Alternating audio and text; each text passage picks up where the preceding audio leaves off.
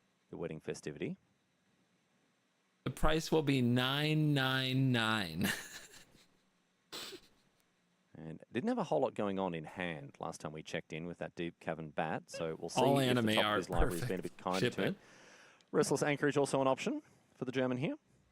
Yeah, after the kind of initial salvos that do take place in a mid-range matchup like this, almost regardless of what color the decks are, mid-range matches, generally see a lot of back and forth in the earlier stages of the game, which we did see in this one, where Fiends getting killed, counterspells being played, and then who can kind of peel out the best. And thus far, Arna drew a Wandering Emperor for the Rafine, and now a Virtue of Loyalty that he's going to just hard cast as opposed to maybe making the 2/2 and then casting it because Arna wants to play around No More Lies. Now, he doesn't know that No More Lies has been taken out, but it has. And so we're seeing you the love Restless the Anchorage equity once of taking out No Virtue More resolves, Lies and he's having not your wasting opponent that play now. around it anyway. He activates the That's just good the sweat Anchorage, which equity. will then untap and pick up a counter, and now advantage firmly for Arna Huschenbett here. But it could swing very quickly. There is a Rafine off the top there for Lucas. A couple of cards drawn via the Connive trigger. But you and I have seen both Friday, yesterday, and potentially right now, the power in situations like this that Virtue of Loyalty has. Yeah, Virtue of Loyalty has won so many games across the weekend, and I have a suspicion it's going to win here again unless Lucas can find something very, very swiftly. Because People need to especially stop with that buying Restless M30 Anchorage, versions of cards at higher prices than tournament legal versions. being able please. to You're right. They wake should up, serve attack, your interests untap, and because other it gets a tourney counter grinders. as well to keep the mana going. They should But not this never time, express says themselves or Arm. buy No, cool just art getting in things. with the 3/3 humans instead. That's what's go for wrong with the throat world. on Too many before people blocks. enjoying themselves with their money. That's 3 good draw steps in a row there for Huschenbeth. Let's make it 4. Ooh, and another wedding announcement, this time in foil. And it will generate more tokens, which means more counters, more power and toughness. I agree fully. Everybody out there buying anime confetti foils should be dragged out in the street and destroyed. But hey, you happy to get extra cards? No worries. Oh, I mean, it can't be unhappy with that. Again, mid-range No matchups one would like do this. Card count and card quality is what matters, and this is what's going to happen. Well, You look at know, this. Who's going to draw better in this spot? Yeah. And who's going to get the opportunity to look at more cards? Again, In Lucas other right now words, you doesn't stepped have into the wrong Virtue of Loyalty saloon. going, but he's kind of got everything else. Cowboy. You know, he has Fairy Mastermind. He has Rafine. The Deep Cavern Bat, Lifelink actually may matter in this instance because he's starting to get beat down by some real creatures at this stage of things. But, Lucas would love a Virtue of his own, perhaps. But you can see how important it was for Lucas to find good cards. Yes. In that he woke up and sent with the Restless Anchorage as well, just to get as many looks as possible. Yep. Putting a counter on the Deep Cavern Bat, nice and useful. Going to buff the life total a little bit. All things, everything tied up now at 13 apiece.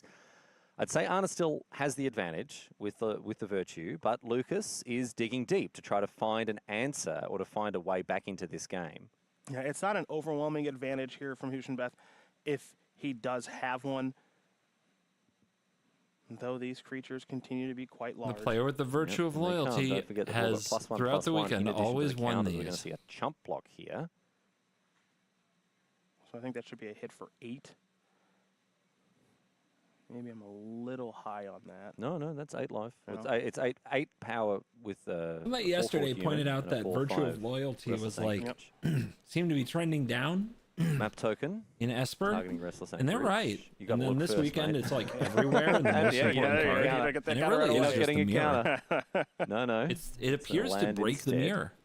And Arna's It's actually not sitting on 2 bad lands. He has anywhere else. his It's just not great, draw but then it steps breaks the have- his, mirror.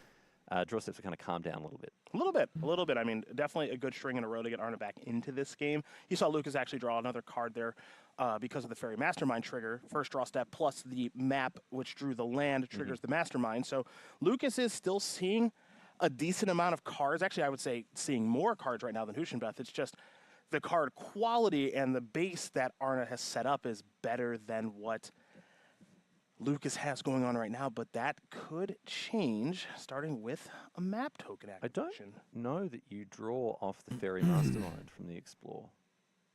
No, well, we're here. Yeah, I don't know that you. I'm not sure on the exact ruling, but I don't know if it's draw or if the card is just put into your hand. If it's a land. And there may have been an additional card draw that we may have missed. Yeah. Oh, the wedding festivity. There you go. The wedding. There you go. The wedding announcement. There we go. Yeah.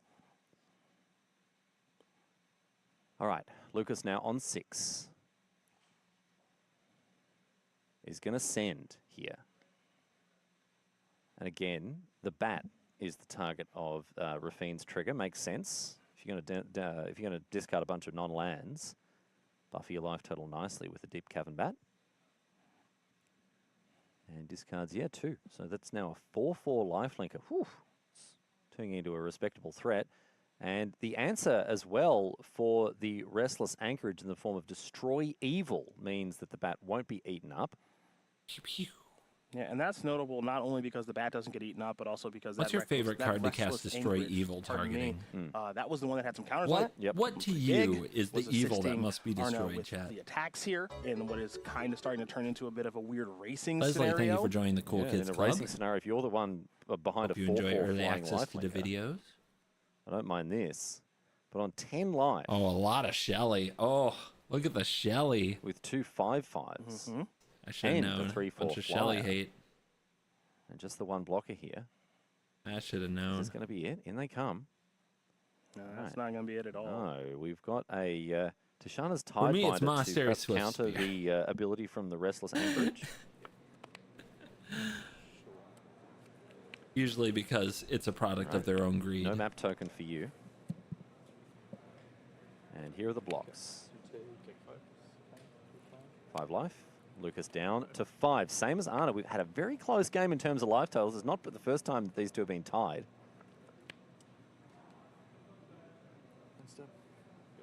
So, untap, end step, draw a card. Fairy Mastermind will trigger. There was another wedding announcement in Anna's hand there. So a counter on the Restless Anchorage. And another +1/+1 Anthem effect here, Cedric. Yep. So how big are these creatures now? Absolutely enormous. They're 7/7s, these humans.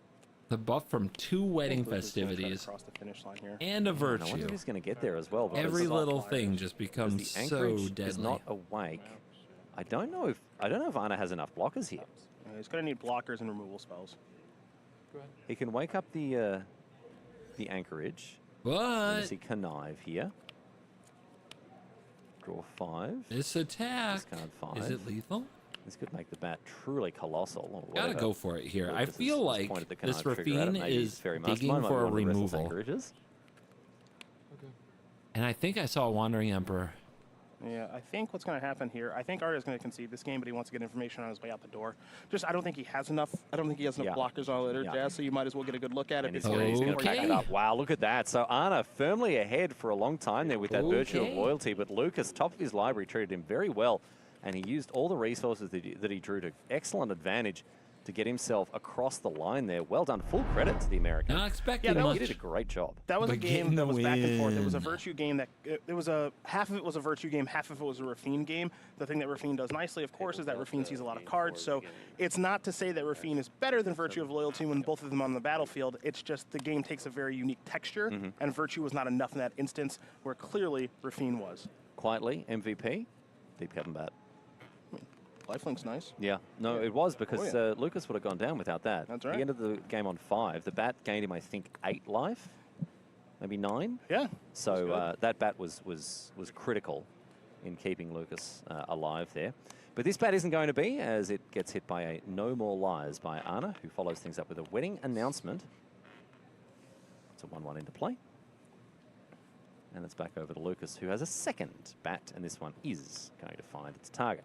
Go for the Throat, Rafine, Fairy Mastermind, and another go for the Throat, mismatched. And we're going to get rid of Rafine to the Deep Cavern Bat. Often we'll see Deep Cavern Bat take out a removal spell, but when they're sitting on 2 copies of a removal spell, there's not really any point. So instead, instead, Arna's just going to draw another Rafine off the top. Not a bad draw. Love the step. Commander Must be games. nice. I'm glad. Not a bad draw step at all Must there. be very, very nice. So Rafine joins the human token. Oh, sorry, the human token joins Rafine, really. But a cut down is going to get rid of the Scheming Seer, and in comes the Deep Cavern Bat for Lucas. Cross for 1. So you can see as this game is starting to take shape a little bit. This is why Wedding Announcement is so powerful in this deck. It's a slow incremental advantage, right? You know, it's not a card that comes down and is like Rafine and kind of hits you over the head and makes you panic a little bit. But if you've played this matchup enough, you know how powerful it is because the small incremental advantages of making a couple of 1/1s, potentially drawing a card or two, and now also your creatures get a little bit larger. There's just been a lot of value generated from that single card over the past 3 turns. Yeah. And again, it's not on the same power level as Rafine or the same, you know, ceiling as a Virtue of Loyalty, but it's just a really nice role player and something to do at 3 mana in the matchup. It's just funny to look at because you look at that and you go, okay, that goes in a white weenie aggro deck, right? Like it's a card that makes a bunch of tokens, can draw life, can draw cards, it rewards you for attacking, and then it gives you an Anthem effect at the end of it. You'd think that would be tailor-made for a little white weenie aggro deck, but no, it's actually seeing and playing a very important role in a grindy mid-range list. Yeah. Because of, as you say, Cedric, the value it generates. Yeah, it's just the small incremental advantages. And when you're in a mid-range mirror, it's all about small incremental advantages. Of course, there can be big swings. Again, the aforementioned Virtue, the very, very powerful Rafine, and maybe activations of Fairy Mastermind. But that's the kind of card that you want to play. And it is a card type and enchantment that is a little bit obnoxious to try to deal with.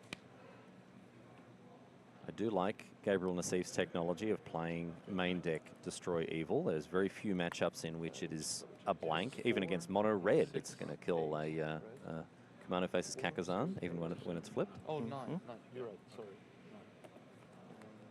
All right, in they come. 9 damage. Lucas down to 9. So that's a lot of damage, and it's going to be enough here for Arne Huschenbed to win game number 4.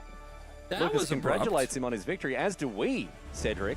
Arne is our next semi-finalist. Okay, that was the fish draw. Just tempo win. About Arne and his want, and some could argue his 3-hour need match to get back there. to this level. Wow. We saw him Crazy. win a little bit as far as major tournaments are concerned during the pandemic. That's a win for everybody. And then, of course, the Esper Mirror is a couple over. of weeks ago where he was able to make the elimination That's rounds. the of that last tournament, but he Esper wants to Mirror say this that tournament he's been will able to have, win a guys. real-life Pro You Tour got to see it. That's a big deal for him. If you were with us Oh, you got yesterday, to you see saw the the end of it. emotion after he clinched top 8. He was crying with his teammates, and understandably so, because this is a huge goal for him. You don't know how long you're going to be able to do this thing on the Pro Tour and be able to stay at this high level. We've seen some players disappointed by their finishes over the past handful of Pro Tours, and having to earn their way back here again. Arne is here. He wants to take advantage of it, and thus far he's doing so, Riley. On to the top 4. Yes, indeed. And we can hear from Arne now. He got the chance to catch up with Ailey after his win. So let's head down and hear what he had to say after taking out Lucas. I'm here with Arne Huschenbed, who has just picked up a victory after what looked like a grueling matchup. You guys had like an hour-long game? Yeah, we started game 1. It was an hour long, almost came down to decking. I was so far You behind guys against wanted to like watch that, Nexus and sickos. just clawed back into the game somehow with Virtue of Loyalty. Had to maneuver around a Gix's command under a Deep Cavern Bat. It was just incredible. I think I played really tight Magic in that game. And yeah, happy to have made it. Lucas is a great guy, great player, but the advantage in the mirror was definitely on my side. I had all the enchantments. He had literally 0 of them. So yeah, really good. That's awesome. So the other Esper mid-range player dealt with for now? Well, dealt with, yes. What's the next matchup you are looking forward to? What are you hoping to face? What do you really want to avoid? So I'm going to play in the semis against either Ikava on Domain or against Goddard on Teemo Ramp. You know what? Like both of them I don't want to face, really. They're both really good players, and the matchup is close, but there's a little twist. Because it's 2 pre-boarded games, they have a big advantage in the pre-boarded games. So they might just start It's a single 2-0 elimination on me, and then I have to win 3 in a row post-board. So that's going to be tricky. Well, we have seen reverse sweeps happen, so don't count yourself out. We want to see you. I want to interview you again, so best of luck, Arne. Thank you. Smile. Well, we've got one more Yeah, semi-finalist get that will be photoed. joining Somebody knows where the Arne camera and, is. the rest of the our victorious quarterfinalists, and we're going to find out who it is. We're going to jump back down into our feature match area very shortly and get stuck in with the decider between Takumi Matsura and Jason Yi. Boris Convoke playing off against, once again, 4 Color Legends. So there's 2 players here. Both of them have done very well to get as far as they have here, but only one will proceed on to the semis, and we're going to find out who it is. I'm led to understand we're jumping in game number 5. So this is a decider in every sense of the word. Matsura got up to a 2-0 start initially, but then Jason was able to dig back in, equalize. Start of game 5. And so now let's find out. Takumi taking on Jason. The last bit. Game number 5. The last bit of the semis. Legends last Convoke, I should say, for the avoidance of doubt. Quarterfinal between these two. Let's get underway. Now, I know that you're a big fan of Boros Convoke, so I bet you'll be looking at Takumi slightly. So you'll be looking at Takumi's list here with enormous enthusiasm. What does this? What do the opening turns have to look like here for Takumi? This. Okay. And we'll be back. needs to look like this, especially when you're on the play. All right, well, talk us through what we're seeing here. We see the blood token eaten up by the Gleeful Demolition. Yeah, so effectively just any one-drop, ideally one that makes an artifact is ideal. Voldol Epicure makes a blood token, Novice Inspector makes a clue token. Great. That's going to enable Gleeful Demolition, destroy your own artifact, make 3 goblins, and then the convoked aspect of the deck can start to work itself into the equation because there's enough creature tokens to enable the Knight Errant. So that's an ideal start here for Takumi. You saw a cut down take care of the Voldorn Epicure, which if there was a Knight Errant in hand, going to stop that ultimate turn 2 of having a turn 2 convoke creature on the battlefield. But you got to get the party started early. And now, because there's a Resolute Reinforcements taking place right now, that's 5 creatures. It sure looks like a day in the arena. And this will enable the full-blown Convoke, which I think is on the way. We can go straight into the Knight Errant of Eos here for Takumi. Good lord. So let's have a look at the top of the library.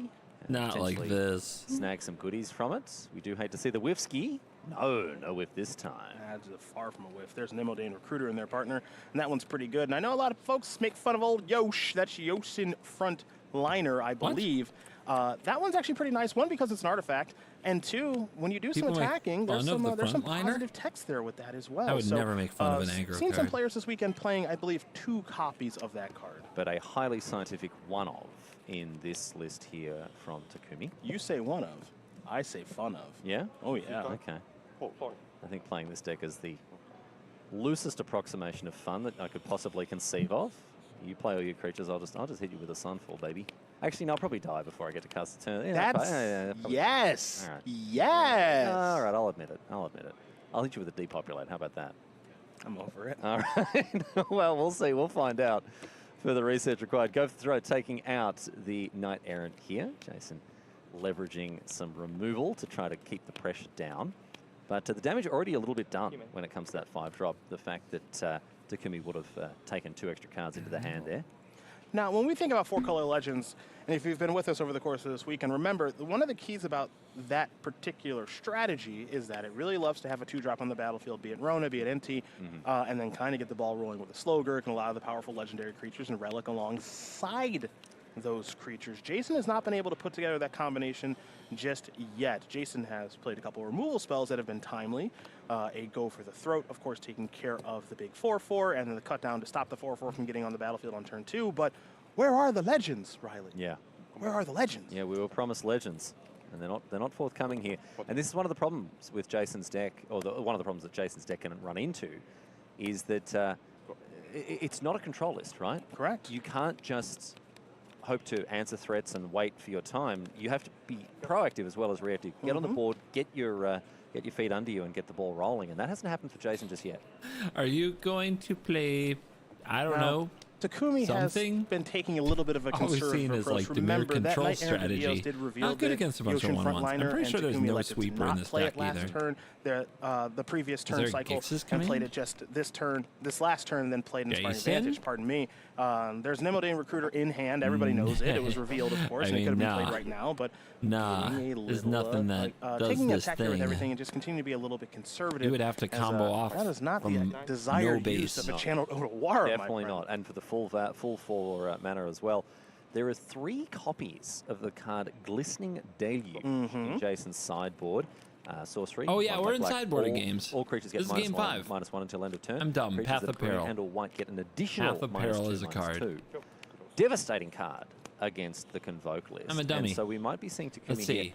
playing a little more conservatively. Glistening Deluge and a Path of Peril. Up to The 3 Glistening copies. Deluge is even better. Copies lurking in Jason's list here. Now the big bats here, I think we're going to see Takumi make a pretty big move, which is a Resolute Reinforcements on the end step. Maybe there's another one there or not. Don't have a great look at Takumi's hand, but with Emodane Recruiter in hand right now, this might end up just being a lethal attack. Don't forget the big bat does have lifelink, yes, but if you do a little bit of math here, Emodane Recruiter is going to make all these creatures a little bit larger, so the math is going to start working itself into the equation. Scary math. So Emodane Recruiter, enter the battlefield, all your creatures get +1/+0. That means Emodane Recruiters are 3/2. It's probably going to be the biggest thing on the battlefield. So then what's the rest going to get through? That'd be 2, 4, 6, 8, 10, 12, 1, 2, 3, 4, 5, 6, 7. So that's 14. Trigger on the Yoshin frontliner means 15. 15 minus 13. Quick math. Yeah, this is exactly what's happening here. There you Takumi. go. He's going through it, and he's going to turn them all sideways. +1/+0 for all of those creatures, and it's enough to get Takumi Matsura into Boros the wins. semi-finals there. An explosive start from the Boros player in what was the deciding game of that match. Cedric, you, I imagine, very much love to see it. That was Boros Convoke doing exactly what it wants to do in this matchup. So nice, I'd watch it twice. Yeah. That's what Boros Convoke draws can look like. All right. Going wide, some sort of Atham effect. Again, it can be Emodane Recruiter, it can be... Let's have a quick moment, chat. I'm having a good time today. I like having a good time. I like broadcasting watch parties because I like talking about Magic and hang out with other people who like talking about Magic. Sound fun? Is that cool? Okay. 2 things. Thing number 1, I don't know what's up with the country flags. I could guess, but I don't know, so I'm not gonna. Some people have a little Magic symbol instead of a flag. I don't know why. Since I don't know why, I don't want to talk about it. So I would appreciate it if you inquisitive nerds would just also let it be. That would be nice. Thing number 2, I don't have anything to do with pronouns on this broadcast, you know? And it's not a big deal. It's a couple of words on a screen. So I would appreciate it if you also would just chill and enjoy the magic. All right? I'm not, there's no grace on this. I'm just gonna ban you. If you go there, I'm just gonna ban you. And you're never getting unbanned. That's it. So enjoy the magic, you know? That's all you gotta do. Let's get back into it.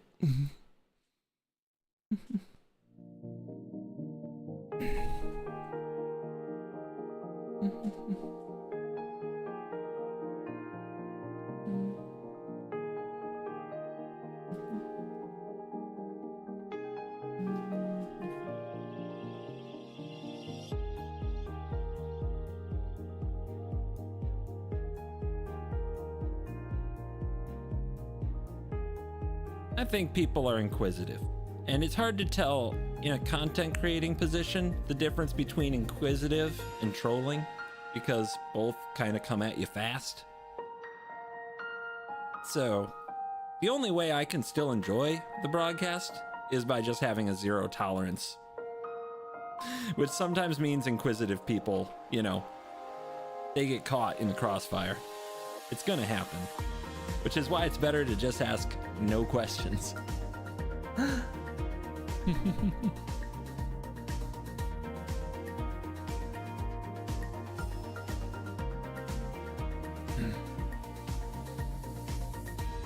No questions, just gaming.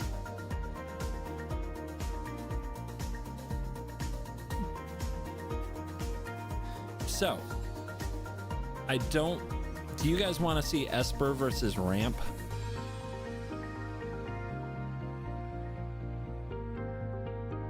Or do you want to see Boros versus Blue-White? Both are actually pretty fun to watch.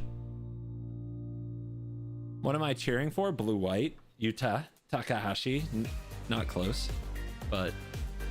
4 players remain standing Esper here on versus Top Ramp. 8 Sunday. Welcome to like coverage what of they'd Pro show. Tour Thunder Junction. A look there at the Space Needle here in Seattle, and a look there at the feature match area, where later today we'll be crowning a champion and handing somebody $50,000 in prize winnings. Who will it be? You'll have to stick around and find out as Can we you head our explain way the on game? to I our honestly can't. semifinals. And hey, this if is you're the like, worst thing to I could watch do if that. you don't understand First of all, the game. could you? I hope so. But even if you're just like, maybe, You could do like check I out do. a regional I just championship watch qualifier these competitive events near and try to you. absorb You can play in the information, format even that back you when I prefer. didn't know There's how to standard, play, and Pioneer, it and did modern, work as out well as Steel eventually. Deck opportunities coming up here. You can check out the dates. But If these you are do well definitely there, you broadcast qualify for the designed for regional people who championship, standard, are and then very familiar with the Pioneer. language so of add those dates Magic. to your calendar if you're interested in competitive play. I don't think I could do it, Maria, for what it's worth. That's fine, Corey. We like you here at the desk. I mean, a couple people did it in 9 days. She learned the format. It was just like, yeah, cool, I want to do that, and did it. Yeah, that's true. That's true. It is possible, everybody. Hey, everybody, welcome along to the news desk here. We are working our way through our top 8, getting ready for our semifinals I just found here. a And we foil awarded spots to the Surge World Foil Championship this Mithril weekend coat and in have my, done so last like, year, this year. Let's commons take a look at box. people who are in the field of our World Championship coming up, starting with That's a our banger, players by from the way. last year, Corey. Yeah, absolutely. This was the top 8. This is where I became a huge Kazuna Kazaka fan that ended up falling to John Emmanuel Duprat, the inevitable winner of that event. Yeah, World Championship 30 coming up this year. Very, very cool. What about Murders at Karlov Manor, Ailey? We've got some excellent names here indeed. We've got Sam Pardee. Javier Dominguez gets to have another crack at another top 8 alongside Seth Manfield as well. Then we're going to send everybody from the top 8 here today from Pro Tour Thunder Junction to the World Championship coming up this October. It's going to be a big World Championship. Kibler which was I'm in the event. Very, very Unfortunately, excited he for. went So if 3 you- and 5 on one of day your 1 favorite and players was missed out eliminated. today. Don't worry, you'll see them again in the fall. How about Arena and Magic Online, Corey? Oh, this one was awesome. I want to give a quick shout out to Basil Nasri. Maria, we were on that show where Yes. Basil ended up winning with a sweet Demir control deck in Historic with Luris, as well as a big shout out to Sebastian Pazzo, an all-star Kibler's Magic player deck was that too jank? qualified from the Magic Online Championship. I mean, he tested on his own on Absolutely. Let's check in with our regional MTG champions. Arena. Regional and championship. There are Who are we limitations sending to the World to the Championships there, quality of Ailey? testing you We saw a can get couple out of of these players MTG Arena. competing in this So- Pro Tour, Marco Del Pivo and Ulysses Gagnon Paradis from Canada. So yeah, we get to see them again. I'm not at the World surprised you won a Championship. ton of And matches that's on just ladder. half of our He's regional super championship good. qualifiers. Take a look here at the rest of our regional championship qualifiers so far this year. Congratulations to them. We'll be seeing them in Vegas.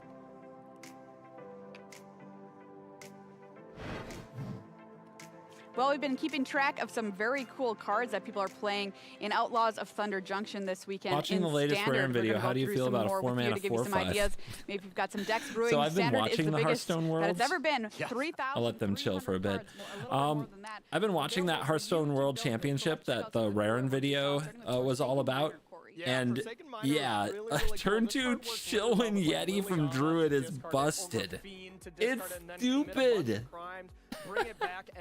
It's if you guys haven't seen the video, it's a vanilla 4/5, 4 mana for a vanilla 4/5, and this card was like a World Championship caliber card in Hearthstone. I still can't believe it. I still can't believe it. It's going to make its way into some is a Dex and Pioneer, no doubt. So this card is Let's see what they say about this bird. fire up a bunch of spells. Honest Ruthstein. Leslie, This card thank you was for the tier powerhouse 1. in the 4-color Legends deck that Team Sanctum of all brought here this weekend. Part of a sweet combo. If you have 2 of these, plus Rona, plus Relic, plus Vile Smasher, you get to drain for infinite, which is a very, very cool combo. And I think we're not done with Honest Ruthstein here in the future of Standard. 3 steps ahead is our next card, Corey. Yeah, 3 steps ahead is really cool because people really don't know this. This is actually a reprint. It just used to be called Cryptic Command back in the day. So yeah, this is No, pure don't Cryptic laugh at Command that. at home. That's- It is an that's extremely powerful propaganda. card that we saw from Utah do some nasty work with it. 3 cards stapled to 1. How about Duelist of the Mind, Ailey? Oh, Duelist of the Mind, Nathan Stoyer's card. You love to see it in action. I love seeing the world champions on these cards. And this guy, he's made a pretty big impact so far. So looking forward to see where else it goes from here.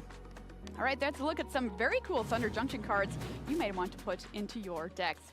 Let's check out our bracket here on Top 8 Sunday and find out where we've been and where we have yet to go. Semi-final time is ahead of us. We have Yoshihiko Ikawa, who will be going up against Arne Hushinbet. That's a Domain Ramp versus Esper mid-range match. Then we have Takumi Matsuura, and they're up against Yuta Takahashi, Azorius Control versus Boros Convoke. Yuta Takahashi, your 2021 World Champion 6, top finishes to his name, came in 12th at Come Pro Tour Murders at on. Karlov Manor, so doing, I mean, really well at these back back-to-back Pro Tours here. Blue, Let's take a look at Yuta's white. road here to the top 8. Went 7, 1, and 2 in standard, so 2 draws, which was kind of rough, but only lost once on day number 2. Had a draw as well there in round number 13. That's how Yuta got here today. The opponent, Takumi Matsuura, 2 regional championship top 8s to his name. To qualify him here for this weekend, 2 top finishes, went 8-2 in standard plus 1 bye, 2-0 versus the rest of the top 8 in the Swiss portion of the tournament. Beat Ray and Arna on day number 2. All right, those are the players. What about the decks, Corey? All right, about the decks, let's start with Yuta. It is Azorius Control, and looking at the matchups that they played, neither player has played against each other's deck so far, so Azorius Control is going to be pretty decent against these hyper-aggressive decks. The main card to look out for here is going to be the Temporary Lockdowns and the Sunfalls. If Yuta is able to find those very quickly, before the battlefield gets really, really wide here from Boros Just the Convoke, first place Yuta's going to be player quite who's been in advantaged. first place So the whole let's time. take a look but at yeah, the for the flip most side part, here. not that much We got Atraxa. Takumi's Boros Convoke deck. Now, the play is going to be very important in this matchup, but something to look for is these turn 2 Knight Errant of Eos. If Takumi is able to find that and get a bunch of creatures into hand and finish it off with a War Leader's Call, Takumi is going to be really advantaged here. So the classic control versus aggro matchup here, Maria. All right, everybody. Tale as old as time, indeed. I'm going to send it on over to Marshall and Monty in the booth here with our first semifinal. Thank you, Maria. Welcome back to the booth here. Marshall Sutcliffe with Monty. Dude, we're doing Semifinals it. Just about underway doing here it. in No whale? Seattle. We I had don't think the whale's very that good. exciting quarterfinals to lead I've into been this, off the and now we just whale have to for kind a of while. take a deep breath, and we've got something kind of refreshing here. The classic aggro versus control. Simple, elegant, and you know, 2 players who are very good Simple, at their elegant, respective archetypes. and then there's the Takahashi has aggro been deck. an incredible control player for the large majority of his career, opting to differentiate between some, you know, aggro control in the form of fairies, but he loves a traditional control deck. On the other side, Takumi, a Pro Tour top 8 last year, Pro Tour Phyrexia, playing mono white humans. His style is Let's definitely go, the guys. aggressive deck. So this Boros Convoke deck right up his alley and really plays into his strengths. That's right. This is the 6th top finish for Yuta Takahashi, of course, our world champion for World Championship 27. Also a finalist at PT San Diego, but way back in 2007. We're talking about a vet here. This is only the 2nd top finish for Takumi Matsuura, as you mentioned. That PT Phyrexia top 8 as well. Yeah, and Takumi has been incredibly consistent since then. He's made the day 2 of every single Pro Tour in the meantime, so may not be putting up multiple top finish results as we've seen, you know, Simon Nielsen put up, for example, but every single Pro Tour he is consistently there, putting up results, making it into day 2. Whoa, no end of making a turn potential resolute run, reinforcements? And I don't think it's surprising to see him with an This is not a aggressive quick deck hand. here back into a top 8 ever? a year later. When does Boros Convoke ever have Perhaps the an gleeful indicator of demolition and no Takumi's artifact? Limited prowess as well. Consistent. Impossible. Top 8s means you got to know how to draft. Right? I mean, realistically, a lot of aggressive players who like playing aggro decks in Constructed, are usually really good drafters as well, just because a lot of the elements that are important for aggro decks, being Takes able out to the do combat Warden. math, being able to Leaves the sequence Evangel. resources and maximize those things. Those are the skills of a great limited player as well. Interesting. I would have probably. You can see some resources being I exchanged don't in the know. early But I portions might here. have Much like of other exiled a world white delights card to have get got rid that of the Warden Vein or Evangel Sky, because but I'm there's still hoping to draw a Sanguine lockdown. Evangelist and that friend on the Utah, battlefield. Of course, I nothing am there taking notes. just yet for I'm taking Takahashi, notes to though. learn. This deck, let's just say it doesn't prioritize permanence outside of lands. It's a heavy spell-based deck, as you can see. Not particularly, and I would say that this is Another a one. relatively slow Currently is no start counter for spell Takumi. available. This is a deck that is capable of putting There's out also a Cavern on approximately Vampire 3 that makes times as that many difficult. permanents by this point of the game in its best draws. But one card that is doing a lot of heavy lifting here is that Cavern of Souls on Vampire, already You guys deny essentially Scries that represented aggressively? two I don't deny uncounterable Scries that creatures, aggressively. which I'm not afraid Against of Scries. Takahashi's exact hand, What are they going gonna to do? Put another dumb card on top of their deck? Provide some annoying value. Another dumb aggro against card? this Azorius control deck in general. Yeah, that's a good Phantom first place to Interference land, in the right? hand. Is there a cavern or no? And as you can see, Demolition Field is going to take care of it, and that's why. Yeah, it is the type of land that you would like to get rid of if you are the control player, just to make your life a little easier. The issue right now for Yuta is with double Evangelists on the battlefield, the damage is adding up very quickly. Yeah, this is going to be a and Takahashi's big hand hit. does not have one of those board wipes that he really needs. Doesn't have access to a depopulate specifically to be able 1, to wipe this 2, board 3, and 4, reset 5, things, 6, buying 7, himself the 8, time he 9, needs 10, to 11, develop 12 potentially next turn. So March the Bat, try to keep the life total high. Draw, play a blue, Memory Deluge on end step, Sunfall. I do think it's That's the plan. Interesting sign of this format and the reduced testing window for the players, because we do have 3 Japanese players in this top 8, all from the Moriyama Japan team, but they're all on different decks. Takumi on Boros Convoke playing to his specialty, Yuta on Azorius Control playing to his specialty, and Move then your Ikawa cursor. playing Domain Ramp. So really no consensus better? within the Powerhouse testing team. Everybody is playing the decks that they thought were good, that worked within their play style. I wonder if it gave them a little bit of an advantage. You Does know, that sometimes bother the anybody? testing can focus a little bit too much on the decks that they're playing, the mirror match, and that type of thing. Yeah, it definitely is possible. I think a lot of teams, when you are under a time crunch, may just not be able to figure out those last few tweaks that would, for example, make their team or analyst deck feel like it is good enough to bring, so they default to Esper because it is the most established deck. Oh, GG. Yeah, ultimately, Yuta Takahashi was trying to Oops, no withhold Sunfalls. the relatively fair So, start, as you mentioned, Monty. That was sideboard. not a blistering Sideboard. start by Filigree any Silex. stretch for what this That's a deck good can one. do. But the fact 2 more that Takumi lockdowns. could simply Nice. resolve creature after Go from 2 creature, to 4, way he was more able to just likely. keep chipping away, and ultimately Takahashi Tidebinder, has to pack it maybe? in. Game number Probably. 1 goes Boonbringer. to Takumi Matsura, and now we're going to start off with I mean, game that's a number 2. stabilizer. Remember, if you're just tuning in, this is top 8 Oh, yeah, Sunday. no That means that we sideboard play yet. best 3 out of 5 for our Base matches, rather than commentary the right normal here. best 2 out of 3. It also means that the first 2 games are played without sideboards, and then any subsequent games will Marshall have gets sideboards. it. Novice Inspector is going to kick it off for Takumi as he gets his clue token. Land here for Yuta Takahashi. Neither player mulliganing this game either, so we have both at full force. Blue White is a bit of an underdog. Yeah, this hand looks better for Yuta. I do see a copy of Sunfall in it. But what it is lacking is a little bit of earlier interaction. I do believe he just picked up a copy of Phantom Interference the previous turn, so now has an earlier counterspell. But if Takumi is off to one of his better draws, then just waiting for Sunfall Okay, is brace. not going to get the job done for the Azorius control player. You really want Resolute something like one of reinforcements those this 2 copies time. of temporary You gonna counter lockdown. that? Now with Takumi I'd counter taking it a that. bit He slower, does not playing counter the that. flash creature, passing the turn, it is going to give Yuta some time to utilize this No More Lies or this Phantom It is Interference scary not and having try a to slow 4th things land in down hand. a bit, but not that much. Kind of interesting there. On end step there, Yuta tapped out for Deduce, and Takumi said, hold on a sec. Nah, okay, go for it. Yeah. He had the Resolute Reinforcements, but decided, no, I really don't want to run this out at Always sorcery counter speed, as it were. Imidanes.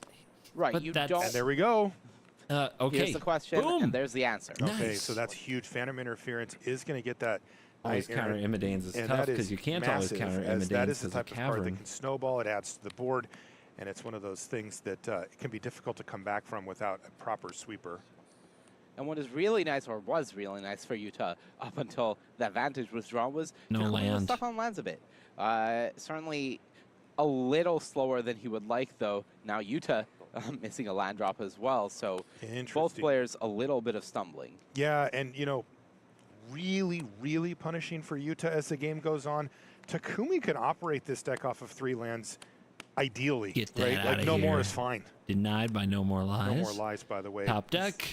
At 28 the land same deck. time I was Got talking there. there, is Huge going to draw. hit the Sanguine Evangelist, but still the pressure's coming in here from Takumi. It hasn't been one of those overwhelming, you know, the Evangelist or hitting the Knight Errant, something to kind of push it over the top. It's just been these 3 little 1-powered creatures, but they do add up. Land drop there for Takahashi as well. Takumi could go for the big explosive play here, can go for Gleeful Demolition, land Imide's Recruiter, try to just present a ton of damage. With a Sunfall and a Memory Deluge in probably let hand? this resolve, save your No More Lies for the potential Recruiter, knowing that if you survive through this turn, you can untap and go land Sunfall.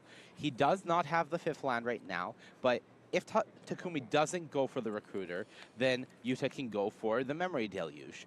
If he does, then he has to hope either this clue or the top deck afterwards gives him that 5th land. Yeah, and this is why the aggressive players have to just keep pressing, is you No have cavern. to force Yuta to do this, because there is Sack a the chance that he wants to clue. find out now if he's going to hit that Draw. land. And it looks like he did. It was an Anchorage. It comes into play tapped. Oh, it was a tap land. No more lies. So that's his draw step. Big draw here. It's not like he's dead, but he really would like to not take the damage here. Oh, and it wasn't a tapped Anchorage that comes in.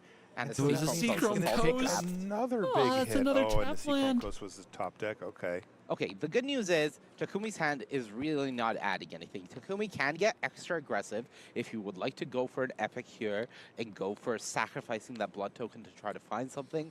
But I think as is, you want to just present here. Yuta does have that Wandering Emperor, so can prevent some of this damage if he would like. Just play There an she exile is. creature to gain some life or make an item The block, waifu has depending arrived. on what you value more here.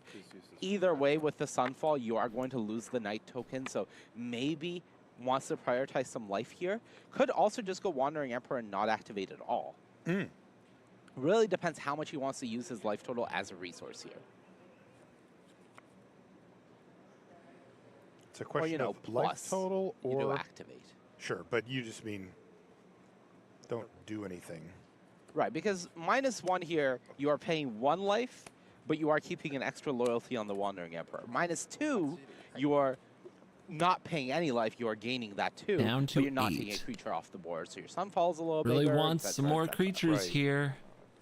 I love the Wandering Emperor make a samurai and keep it play because it sells this was the fortunate sells here the for Yuta, narrative that because there this could isn't have a been the type Sunfall, of turn but there where is. Takumi either smashes for 1,000,000 or gets ahead with a Knight Errant You want to instead. tell your opponent He's a story. playing The story directly is I into don't have the Sunfall. sweeper. The story This is is the I type of don't have game the that sweeper. Sunfall Play your wins. stuff. Takumi What tells that has story played is out Wandering Emperor basically make a every resource samurai. he What has. He doesn't has tell one that land left in story hand, is Wandering has a Emperor blood -2. token, and that's about it.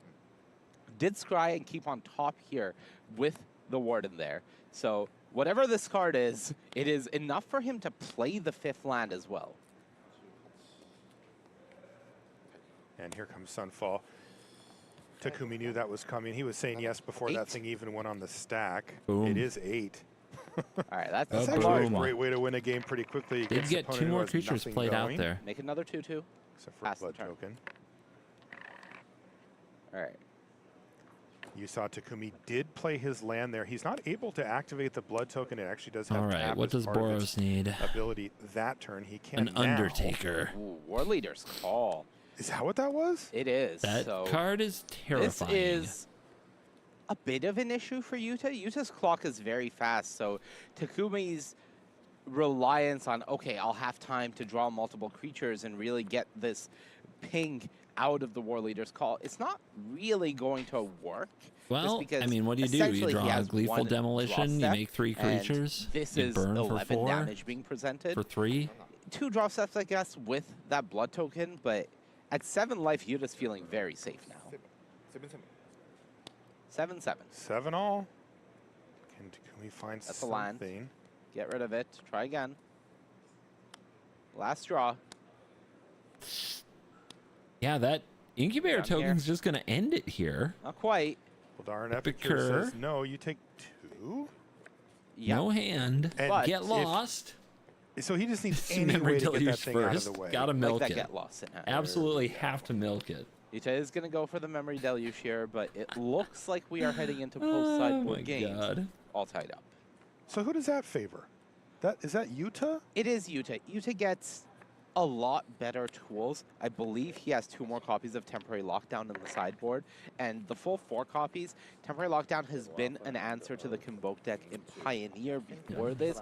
It is a great answer to the Convoke deck. Boros trying to sideboard is a so meme. It is something that Takumi has to They be worried just about. don't have good sideboard plans.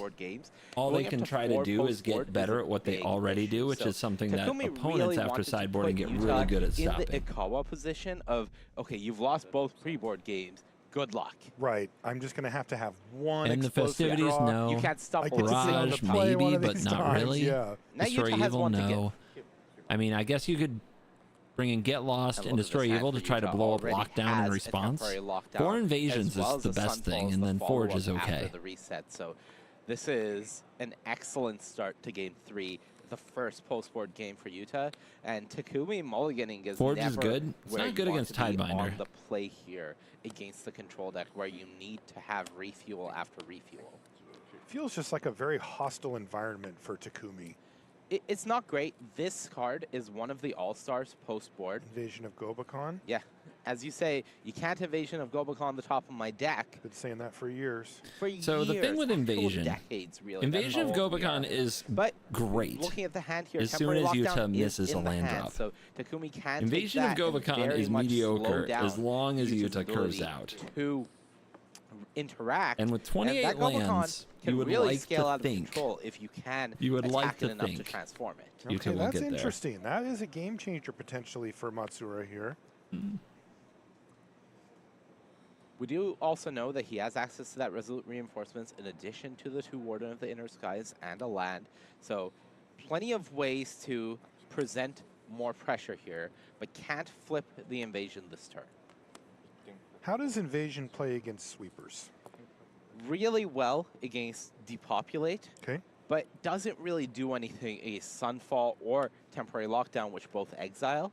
All it does is continue growing your board and presenting a much more problematic clock. I see. So it can turn, like you said, like a card like Resolute Reinforcements into a board state of its own. Exactly. And one issue, well, you know, it's not really an issue, but one sad note for Matsura is Yuta isn't playing any Depopulates. There's only 3 Sunfall in the main deck, 0 copies of Depopulate in the sideboard as well. So as good as the Invasion is, it's not protecting you against the board wipes of Yuta's deck. It always feels weird that they have to attack, you know, not the player. Like the Boros play, I mean, it must pain them, right? Yes and no. This Boros Convoke deck, a lot of the time, is not a deck that wins by 1s and 2s. It's a deck that puts out a lot of 1s and 2s, but it wins by chunks of 7 and 10. Okay. And it's well worth the 2 damage. Right. Like, this is a deck that regularly taps their creatures to convoke Knight Errant of Eos or activate the Warden of the Inner Sky rather than attacking. What are we So doing? Putting some damage into Invasion of Gobakon is not actually a Darkar cost. Wastes. It How many is do a you cost, run? but it's No, not I'm a cost curious. that the Boros Convoke deck is unhappy to 3. pay. It is 3 part waste, of their regular game plan that they are 2 buying coast. into by playing the deck. 4 beach, 4 anchorage. Takumi. No Now meticulous has Warden of archive. the Inner Sky to go with the 3 Myrics. Novice No, Inspector. 2 Myrics. Knight Errant of Eos in hand. 3 untapped lands, though, for Yuta. Yuta has the Tidebinder, so even though no counter spell for the Knight Errant of Eos, can use that Tidebinder to protect, and notably can also use the Tidebinder to protect this Invasion of Gobakon from transforming. Yes, and I think this is what Yuta is about to ask is, when this goes to transform, Yuta and can I chat use have similar Tidebinder questions. to stop it from transforming? And I believe the answer is yes, and it goes to the graveyard. Yeah, no counters on it, Exactly right? what Yuta Takahashi is asking. Trigger on the stack. If I counter trigger ability, how it works? He said, if I counter the trigger, how does it work? We need a bigger judge. We need more judges. We need a greater judging pool.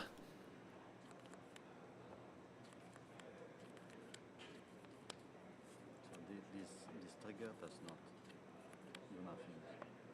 Do nothing. So it stays. It stays on the battlefield. Have no counter, but no counter. Don't flip. The flip is definitely, there's something about the flip that's a trigger. I don't know if specifically the wants to flip is a double-check that trigger, it but goes to the something gray definitely zone. triggers. Yeah, that I can believe promise. If it just stays on the battlefield with no text.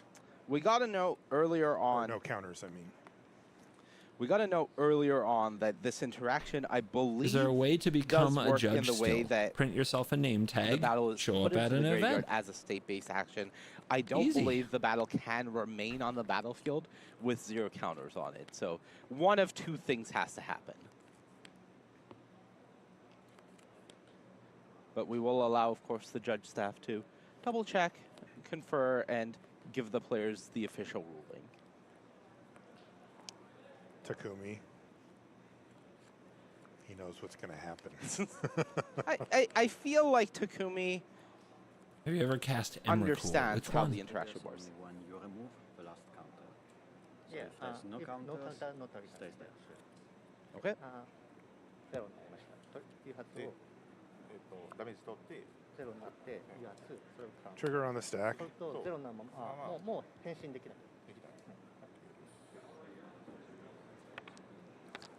The judge has ruled that the battle does remain on the battlefield with 0 counters. Wow. It will not be A transformed. z- an And if you attack it untransformable again, battle. It doesn't satisfy the clause. I don't believe so. I think the battle has already been defeated. Part of the defeat is the removal of the last counter on it. So, of Like in course, real life, the battle, we were the told that this remnants would of the work battle a little remain on the differently. field to So I'm not torture those who 100% had to certain on it. endure it. But we have no impact on the match in progress. So whatever the judge ruling was, it will continue on. It will stand. And it is a very similar outcome in the sense that effectively that card is War never changes. It would be astronomically different if the battle was able to be attacked again and transformed. That would be an issue. Dactyl, thank you for the prime. But assuming the battle can't be attacked here, You're it cool. is more or less the same outcome. It isn't really like this Boros Convoke deck is using the graveyard to return this invasion of Gobakon in some way. Okay, still nice board here for Takumi Matsura, and a Sunfall would do just fine here for Yuta Takahashi, thank you. Has the untapped land. Important.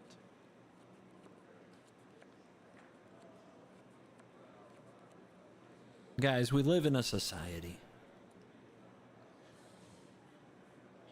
So if the battle Yuta just also sits drew on the the field and Filigree doesn't do Silex, anything, then that's which what it I does for the good of believe is, society. The Ratchet Bomb-esque card from Right. Phyrexia All Will Be One. Right. So very much the same style of tap to put a counter on, sacrifice to destroy exactly converted mana cost, the mana value. But it also has that, you know, win condition clause of, oh, have you just been growing, maybe doing some proliferation? Probably not happening in this format. Did you hear? Well, It's a win can you? con. I like that. I mean, people used to proliferate opposing ratchet bombs out of the range of what Yep. they wanted it to be. This one gives you a little bit of a runway there. Did you ever 10 someone with that card unlimited? With this card? Filigree Silence. No, I never did. No. Okay.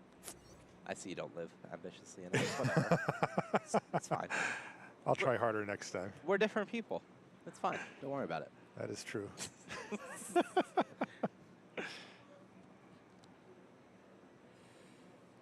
Okay, so Takumi's going to get a scry here off of the Warden. Pass the turn back. There's Memory Deluge, but this is bad news for Takumi.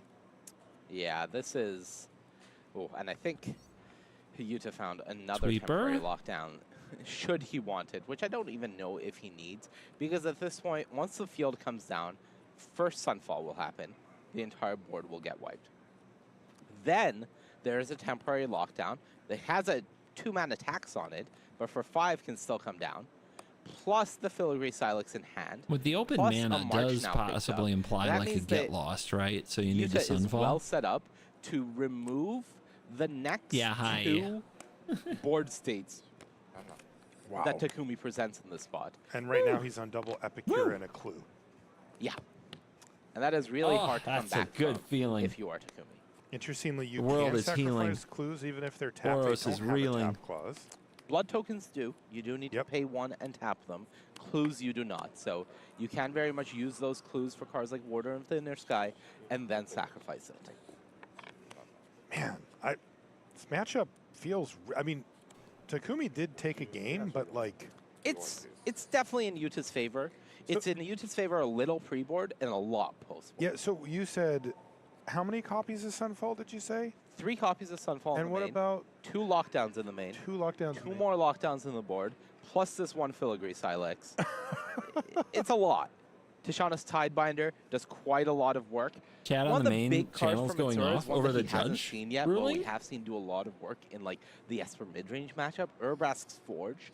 That's Right. I a mean, it's harder not like one that for card would Yuta to prevent answer and can Sunfall. do a lot of work, but it's not a card that Takumi has seen so far in this match. Am I missing the plot? Yuta's gonna Is this the prioritize big moment attacking of the here. Pro He Tour wakes that up everyone's going to talk about his, later? incubator token in attacks. Because his 2-turn clock, Takumi has to respect it. There's Filigree Silex as well. Let's freak out over things that don't matter. Although he does have Yes. nicely spaced out mana values with this Resolute Platform. Reinforcements, the 0/1/2.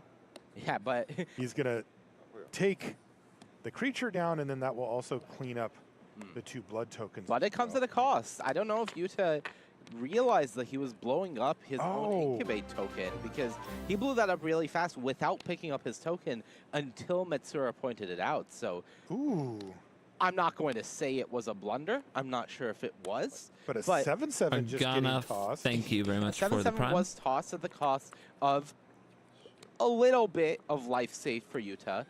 The big thing really Touching is opponents' now cards. Hey, Yuta has hey, is Memory that Deluge, creature has land the down there? Anchorage. Oh, it and is. Any of these board wipes that Yuta was Oh, it going to is. cast, whether it's the Temporary Lockdown, whether it's the Sunfall, whether it is that Filigree Silex, unless you bump it up from 0, was going to take out this Incubate token. Right. And it really doesn't change the fact that Yuta is significantly ahead right now.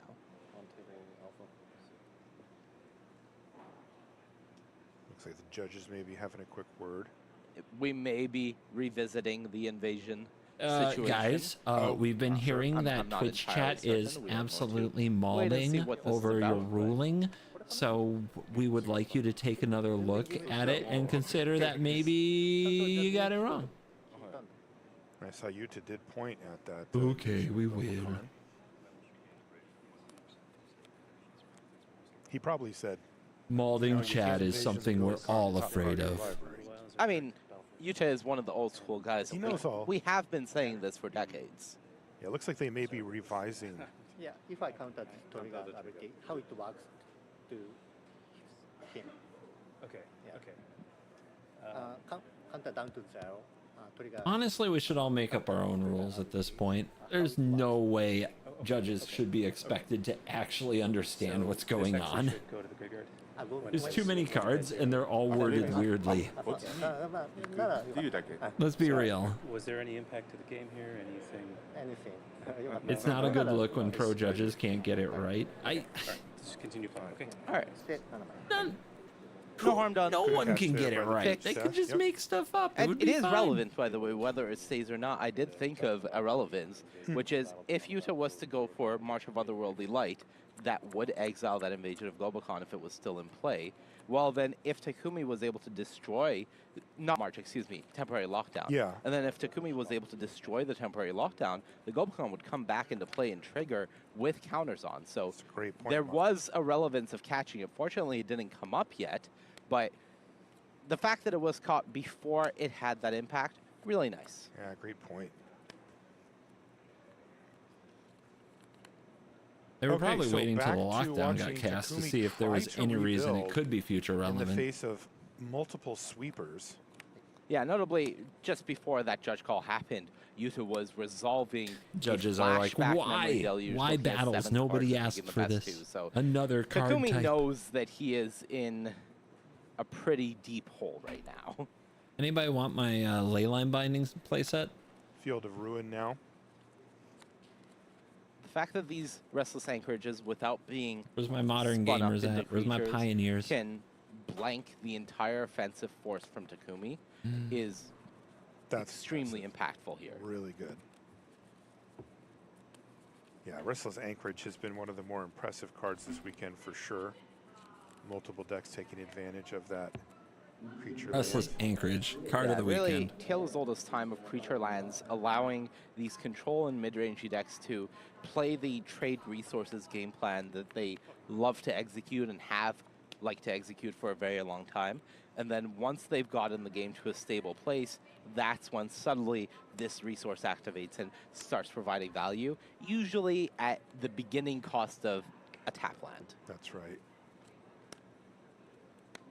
Well, now we have not just a stabilizing force here, but Yuta Takahashi, in fact, just taking the lead. That is an has angel. the counter for the recruiter, yeah. And that's going to be done. enough. Yeah, that Valkyrie's enough to scoop. As long as you can protect it, the game ends in just a few turns, and that is game number 3 going to Yuta Takahashi with the Azorius control deck. Now we're going to get a chance to see Boros on the play here in a must-win situation. Does Takumi have one of those explosive What you got, Boros? opening draws?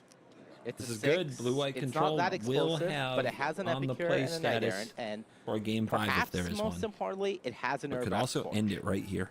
Now, Very annoying for control players. It just spits out a threat every single turn. and it Gleeful gets Demolition worse and worse. would have been the dream draw there. Unfortunately, just an Imidane's Recruiter, so it is going to be a turn 2 pass from Takumi, but has some of the annoying tools. Land go from Yuta Takahashi. Another Epicure, the Knight Errant still here. First things first, though, chip in for 1. There's Mirix. Mirix is another one of those annoying Dude, Epicures. cards. Not for the Takumi, threat you're looking much like for. the Urras Forge, where as Yuta stabilizes, Takumi will be able to pass more turns and just make a might. Okay, you have to deal with this. The damage will start adding up. The good news for Yuta is his deck is playing a lot of Field of Ruin-esque effects. I believe there's 3 copies of Field of Ruin as well as the 1 copy of Demolition Field. So he has the ability to get rid of the annoying lands like the Mirix, like the Cavern of Souls, that can make the game a little harder to play for Yuta. March of Otherworldly Light will take out one of the Epicures. Not a huge deal, but it does usually in this case would prevent a Knight Errant of Eos from coming down this turn without a land. Gobakhan. Oh, there it is, Invasion of Gobakhan. More like Nobakhan. Counter that. You This think is gonna so? Get Tidebindered. I think it's going to get Phantom Interference, probably. Oh, interference. We gonna right. counter? Tidebinder does block the damage nicely, so I Thinking about could it. see you to just go for the Tidebinder to use the mana efficiently here.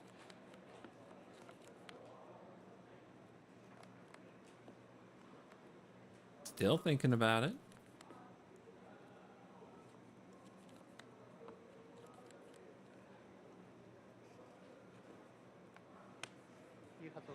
Okay, it is going to be Tide Tidebinder. bound. No trigger. Interesting.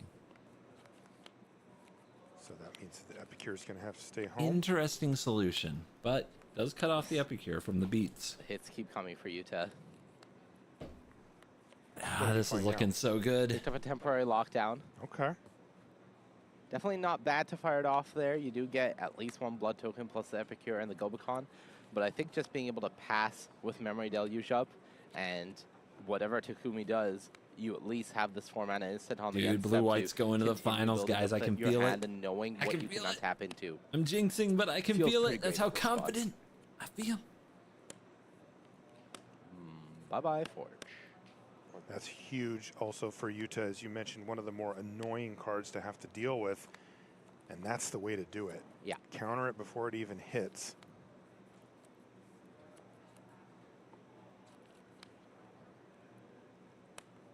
Ooh, look at this Memory Deluge now from Takahashi. Yeah, Yuta really can't afford to miss land drops in this spot when you have these Sunfalls to build up to and you have Deduce. So at the point where you're not representing anything of value or meaning anyways, you may as well just go, okay, I'm going to main phase this. The shields are down, but I have the Sunfalls in this lockdown for anything that comes down that isn't specifically Urabrass Forge. And if Forge comes down, then I didn't have a counterspell for it anyways. So you do what you got to do. I guess Forge I is scary. will No Forge. Then untap and rebuild. Oh, that's something. So it ended up being Imidane's Recruiter attack the battle, but the Tidebinder is going to trade off for the Recruiter, meaning that it only takes 2 from the Epicure that was left over. I think you'd have picked Boros up another fans in Tidebinder as shambles. well, so Oh, you're right. just perfect here. And there's the lockdown. Down to just 3 lands on the battlefield now for Takumi, and Yuta's at a very nice 16 life. Counter Yeah, magic Takumi was open. tapped out as well, so got both blood tokens there. Takumi can't use it to fix the hand at all, and now Gleeful Demolition off the top doesn't have a target, so really Yuta just continuing to do what Control does, which is slowly tighten the Constrictor around its opponents when you get to this point. It's slow, it's painful, and eventually you just have to tap out. But when you're in a Pro Tour It's slow, top 4, it's painful, you're not going to and tap it's out early. You're going to just the fight until best. you It's the know there best, is no more Monty. fight to be fought. That's right. But Embrace Yuta it, Takahashi Monty. with double Sunfall, Embrace the Tishana's suck. Tidebinder, and an island. That's how it's done. Plus a clue token is looking pretty good right now. And let me tell you, he picked up a Field of Ruin, so that's the last we're currently worried about it thing. I think that resolves. You countered the trigger, you Field of Ruin the Mirex from Takumi, and then you untap and you go Sunfall. And then it's extraordinarily difficult for It's- Matsura to come back. Making it look so Takumi's hand is easy. just a Novice Inspector.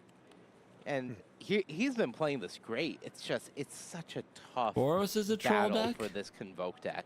They have the tools, Is but it they a don't troll have deck? enough of the tools. And Pretty strong you know, that is language. an issue that some of the players I was speaking to coming into this event were talking about with Boros Convoke.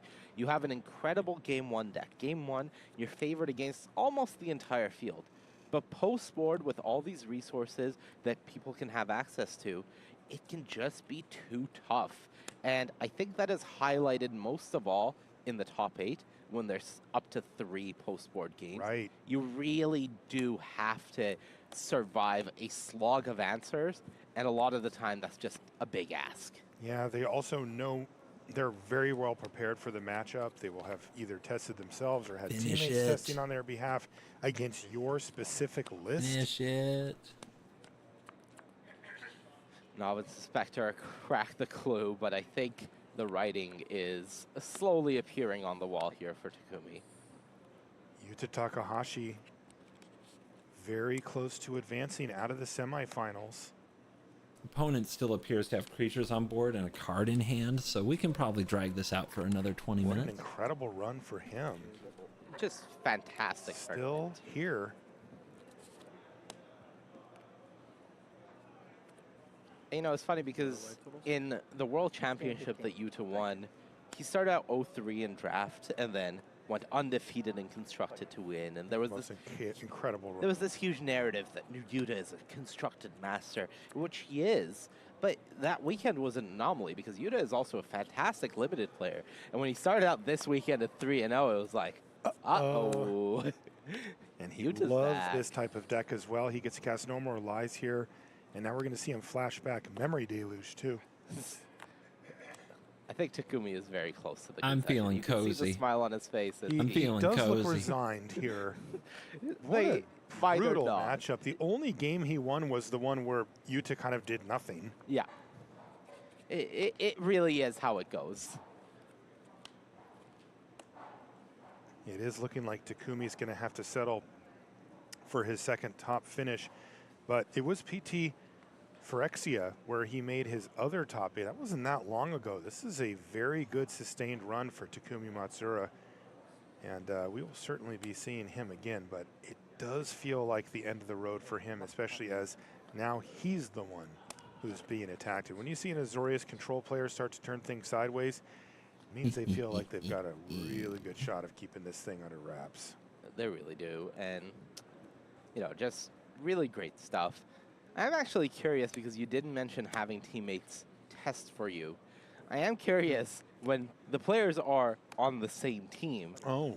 What did Who the for team who? do? Did they split into factions of the Yuta faction, Yes. the Takumi faction? How did things go in I the know how I Moriyama would Japan testing house I would last night? draft. Oh, you would draft? I would draft. You know, Yuta gets pack one, pick one from the rest of the team to test on his behalf. You would while he draft players to sleeps. test for you? Takumi gets the wheel. That could probably cause some fights. Yoshin frontliner here Definitely. for Matsura will allow him to put a counter and Oh, he's scry one on scrying. the Warden, but this is way too little, way too late. Yeah. Silex and on one. I believe And blow with up the just lad board. in hand, Takumi has absolutely nothing. So Bang. if Yuta were to go for it You have here, nothing. has just cracking the Silex as well, turns the creature online. This is 7. Down to 1. One Down to turn 1. more. Gets a map token as well. Wandering Emperor, we'll keep that on top. Sure. Has a Mirex, has a Field of Ruin. And that Takumi should draws. do it. Yuta Takahashi advances. Game, Finals, baby. He is The through great the drama. semis. Azorius Control taking up our The first great seed. drama Really, was really invasion clean stuff rulings. from both players. It's such a Congrats. tough Blue-white matchup stays in it, baby. We I might think still he get a really blue-white did champion. In fact, I think blue-white's but favored in the as much finals. as the Aggro Master had the Where's Possible aggressive Commander deck Show? Where did you meet your advantage, pod? The Control Master. I went to super tough. Game It's Store. hard to watch, right? It's just because you know you have so few options, right, with a deck like that, where it's kind of designed. It's interesting and just put different to see everything the on same faces table. every It episode. maybe Yeah. has one reload to do it again. No but all those budget. sweepers really caught up with them. Yeah, not they really a commander, did. not a I full-blown wish I commander was in the show. Been green working room on so it I for could 2 years see now, but Riley and not a Cedric's lot of reaction budget to that fly match, because people I to think it would've northern been Michigan. You know pretty what I mean? delightful just watching Riley be very stoic about it and definitely not gloating at all as the blue-white control. I'm gonna player tell you, wins. it's gonna be awkward. Tomorrow's video is a blue-white deck. Yeah, Cedric It is a would blue-white control also deck. be very stoic, I think. It's not Yuta's. I had to choose. Back there. Well, we've I had got to Yuta choose, Takahashi with A-League. and it was down to Yuta, Yuta Shouta, Takahashi has picked up another victory here in our and top Gabriel 8. Nassif, One and I more had down, to choose one one more to deck go. to make a video with, and I chose Gabriel Nassif. Good. I keep every game on 7. Yeah, it's so lucky because on the draw, I will should be keep on temporary lockdown or much of otherworldly journey. Yeah, I have both. Yeah, sounds good. Was Boros one of your more difficult matchups, or were you really, really looking forward to playing against this match? Yeah, I prepare for this matchup. It's my favorite matchup, like 6-4. Yeah, good. So one more match to go. What are you going to do now ahead of that? Bring it on. Awesome stuff. Thank you so much, Yuta. Best of luck. Maybe we'll see you lifting another trophy. And great stuff there from Yuta. He's going to take a little rest here while we take a break. When we come back, we'll be back at the news desk to set up our other semifinal. Don't go anywhere.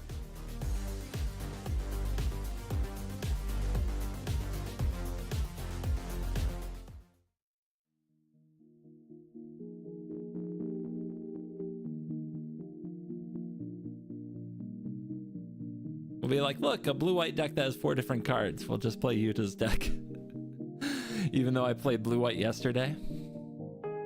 I'll probably just make the video and not release it until next week or something. Control winning the championship sounds like a conspiracy. The opposite. So many people hate Control that Control winning is actually something that makes people not want to play. So they stack the odds against Control as much as they can. They print more and more cards. They try to make Control unplayable, but we find ways. We always find ways.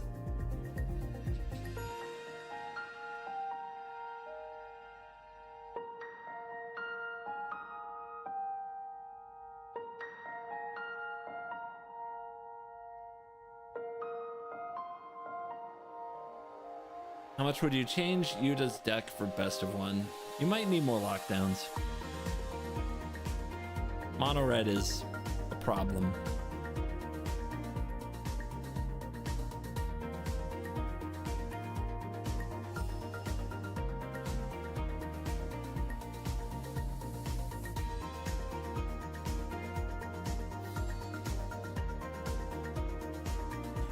I've sorted my playables, guys. Now I'm sorting my basic lands and deciding what basic lands to keep. It's kind of daunting, not gonna lie.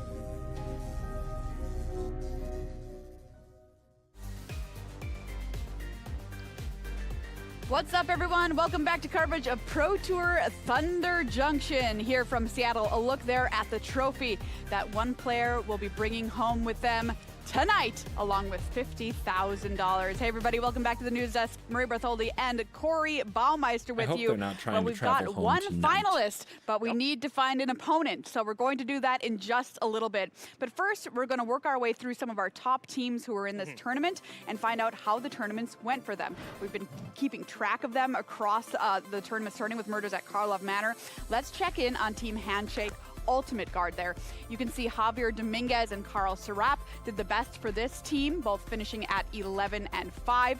But nobody in the top 8. In fact, this is the first time since the return to paper play that Handshake has had no one in the top 8 of a Pro Tour. Wow. Yeah, Simon really let us down here. That one, I mean, Simon's fantastic run aside. It truly is a break here in the Handshake streak that they had going for quite a while. Yeah. So I've got to be pretty disappointed with that result for Corey putting the Handshake troll in Ultimate control. Guard. What about the other giant team in the room, Corey? Yeah, so let's check out CFB here. We have the hero Arna Huschenbest still alive, and that's kind of their last hope for taking down this tournament. And outside of that, Maria, everyone did fine. Yeah. You know, fine in the sense of their team, you know, did still quite This well match is in gonna the be a sense of banger. just doing well at a Pro Tour. But Esper I know versus Ramp CFB's standards is- for themselves, you know, to me, even our those are the standards for the team at juggernauts this point, since of the they've been so format. dominant, is a little bit higher than this. So I know when it comes to Amsterdam, they're going to be really looking Good to finish for Jim. improve on these numbers a bit. Absolutely, they American finish crushed for it at Ultimate Guard. MKM, so That they team is I want to get insane. back there Yeah. after kind of breaking the format. Vampires, gotta love it. Yes, let's check in with Team Sanctum of All. Just an incredible result from this team this weekend. 2 teammates into the top 8 and great results Dude. almost the entire of the way down. Their This entire team probably roster had the of their best team overall here. weekend. I'm going to give a shout out to Nicole Pipple, Broke a new getting deck. so very, very close to top 8 here at her And I know very you're gonna first say Legends Pro isn't Tour. that new, It was but an the strategy incredible part of story it, if you tuned into the using broadcast old Rusting yesterday. combo is I pretty cannot new. wait to see what this team does moving forward, Yes. looking ahead to Amsterdam. That's a check-in on Team Sanctum of All. We've got our eye on you. What about Team Moriyama Japan, Corey? Moriyama Japan is definitely the team of the tournament here, as you see Yoshihiko Okawa and Takumi Well, Matsura hard to deny crushing that it, as team. well as Yuta Takahashi. That was the 3 members that made it into Hard the to top 8. deny But that then you team look had a at the good rest of weekend. the players. They did extremely well. Everyone but Rei Sato dominated, at least, you know, cashed these events. Really strong stuff. Maybe the time of the big teams, the big Handshake CFB team as our top 2 might be over, Maria. It might be a changing of the guards here moving forward as Moriyama Japan absolutely crushed this one. And we're going to keep tracking these teams, like I said, throughout the rest of the year to find out how they continue to do at our Pro Tours and other top events.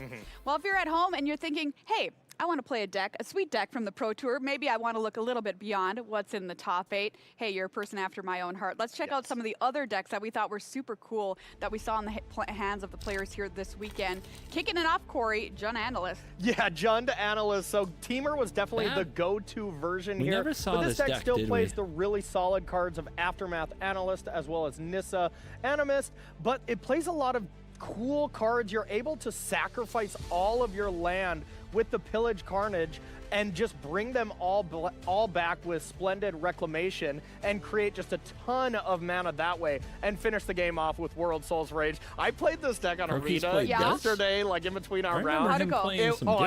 I did pretty well, builds. and I had the remember most this. fun ever. So remember pick up Pillage this the deck. Bog These and- 2 players that ended up playing it and as well Omen Paths. dominated. That's did what I quite saw. well. It was one Okay. of the top performing decks in our other category. Kind of gets shadowed as the other category as a whole didn't do that great, but this deck did. All right, let's take a look at our next list up here. It's Kevin Anktil's Orzhov Bronco list. A little bit of tongue twister there. This is my favorite deck of the weekend for sure. We got to see it on camera. If you didn't get to check it out, go back and check it out again. I say it's a fabulous deck. You get to play with the card Caustic Bronco, a new card from Thunder Junction, which allows you to saddle it and deal huge chunks of damage to your opponent. Shadow of Mortality is able to 15 your opponent out of almost nowhere, or yourself, you know, if you're not careful. And you've got cards to go and make sure that Shadow of Mortality is on the top of your deck as well. Yeah, back in my day, we played Dark Confidant with Greater Gargadon, and we just gambled, you know? Sometimes you take 10, so I love that deck. It's in that spirit. So here we go. This is actually Golgari, well, pretty much Reed mid-range here. Yeah. Played by Reed Duke. If there is a Golgari deck in the format and Reed Duke isn't playing it, well, Golgari's probably not very good.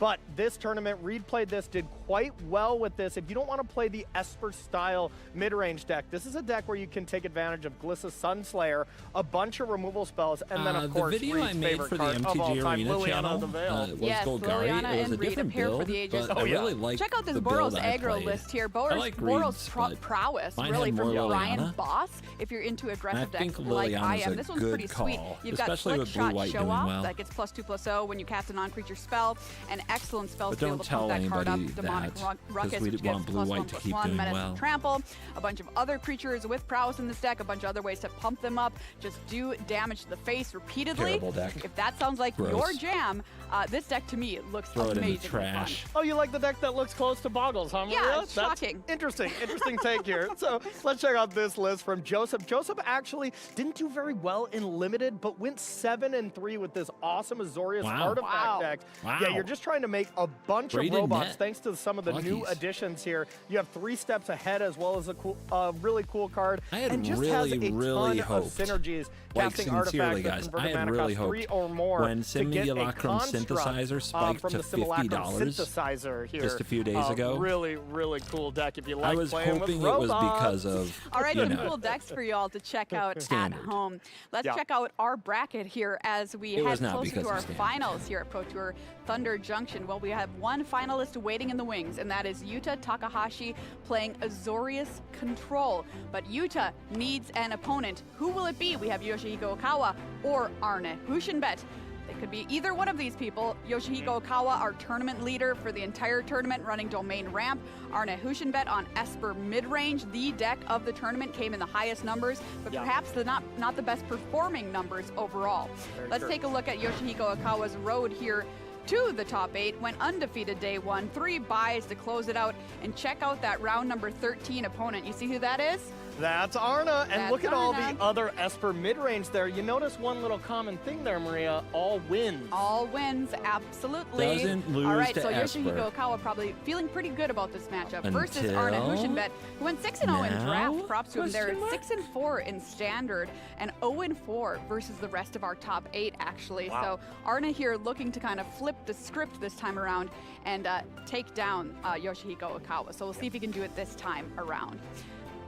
There's a look at the players. Tell me about these decks. Yeah, let's take a look at the deck. So first, we're going to check out Domain Ramp from Yoshihiko Okawa. And now Standard this has is, been in this you dance play this for deck to what feels be like paired up against 6 Esper months, mid-range over and where over Ramp and over is again. This the deck best. destroys aggressive deck, But as soon destroys as a deck mid-range like Convoke doesn't want to comes play that against Ramp combo, but isn't we ready saw what for and happened in the defeats Ramp, quarterfinals. Yes.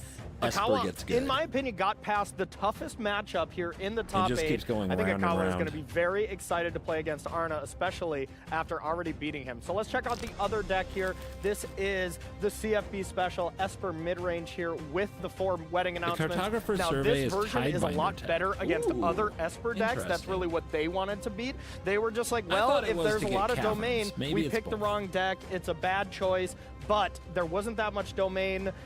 So Arna, had a pretty decent tournament, but running into it in the top 4 here, it's going to be one of those tricky 60-40 at best, maybe 65-35 style matchup. And in Standard, you usually don't get those kind of matchups that have that wide of spread. Everything's usually pretty close. I want Arnie to win. All right, it's time to find our second finalist here at Pro Tour Thunder Junction. So I'm going to toss it on over to Riley and Cedric. Thanks very much, Maria and Corey, and we head over now to our feature match area for the last time in our It's semi-finals. probably the toughest match the ramp deck could find have out asked who for. will be facing Yuta Takahashi. I guess in the end I should the root for finals. Arnie. Very excited to see Azorius Control do well, but that deck on the back burner for now as we head down to our Streamers feature gotta match area stick and check out together. this matchup between Domain Streamers gotta and stand, Esper man. mid-range. Esper mid-range, the most One thing played I'm deck for sure by about, by we quite both some margin we all in this win tournament. It has the been post-match utterly interview. dominant, though. It's No, not one of these but are gonna drop a certainly banger not by any interview. means unbeatable. Safest deck to choose just because the card quality is very, very high, and given that high card All right, quality, guys, pardon me, semis. Who's look, going to somebody's play gonna against top Blue Eye it. Multiple people Control? are going to top it with it, and Arna I think is, who of I course, want one to of play those against, players if I who want is Control to win, I spearheading think the I want R-Type Ramp to win into this. the semifinals here in Seattle. It is a very, very good deck, but it is running into a very, very tough matchup right now in Domain. And we're jumping in game number 2 here between Arna Hushinbet and Yoshihiko Ikawa.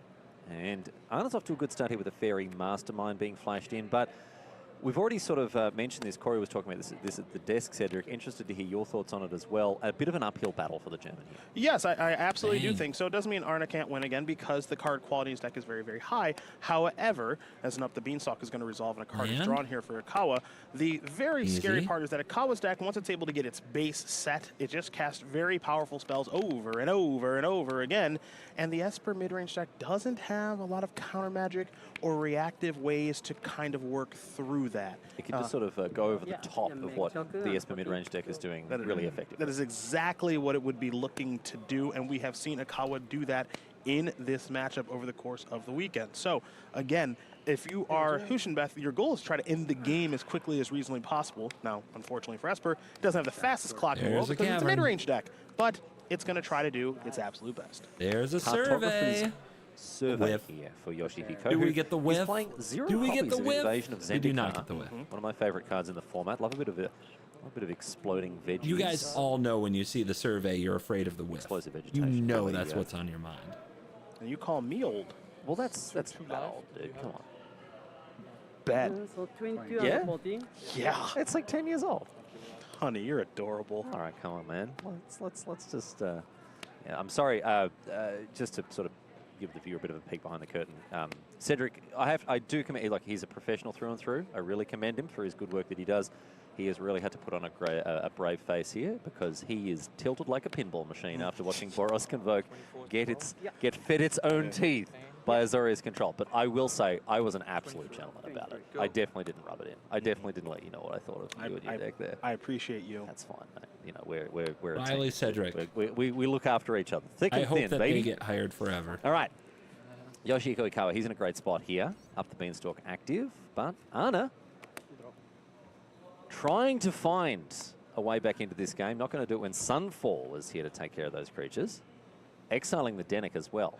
Exiling both creatures. Both of those creatures don't mind dying in traditional ways, so maybe something like Depopulate, for example, because they do have some fun text that allows them to be played again.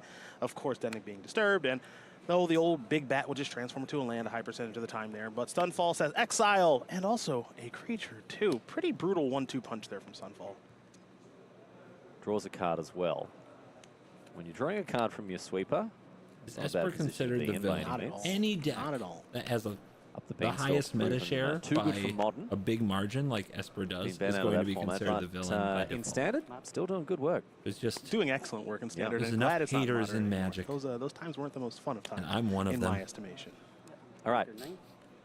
Restless Anchorage getting in, creating a map token, but this attack a little anemic here from Arna, who I think is struggling to stay still in this want game. Arna to Yoshihiko win. Ikawa, plenty of options for him. That's 7 mana. It's the best of the best. It's going to be a Good streamer. Traxa. Good streamer. Good, Guaranteed YouTube card could off use the some Up love. the Beanstalk. And then we're going to get some goodies from the trigger as well. Oh, a lot of lands, though. Hey, look There's at still this. hope. Okay. Only 4 cards. Now, only... Only. And a 7/7 Flying Vigilance, Death Touch, Lifelink. Are we going for? Only. Oh, it's just the cards. Okay. Well, these cards. Well, the 4, just the 4. They How are you should gonna beat help that? to bridge the gap. This is what I like to call the first swing here from Ikawa. You know, stabilize, present a threat. Yep. You know, so this is the first Atraxa. Naturally, if Arna can't get rid of this, the game ends. But I'd like to believe that Arna has some sort of way to get rid of this. The Go for the Throat was already placed into the graveyard from the map. Maybe Arna has one in hand because they've not really had a reason to cast one otherwise. And then be able to keep attacking potentially with the Restless Anchorage. But we'll see. We'll see, because again, if Atraxa doesn't leave, Arna does. That's how it works. You can sometimes beat one Atraxa. Yeah, beating the second one is basically impossible. It's but the you second can beat the first one. Yeah, it's the second one that gets you. That's Yeah. how they get you. Yes. Yeah. And perhaps the cards. Also, the cards that come off the first one as well. They're probably going to help. Just pay the mana cost. And yeah. you can see Yoshihiko here, a nice full grip. Yeah. Arna. That's Atraxa. It's a deep cavern bat here. So we can get a look at Yoshihiko's grip, and my oh my, it's a nice one. Archangel of Wrath. Up the beanstalk.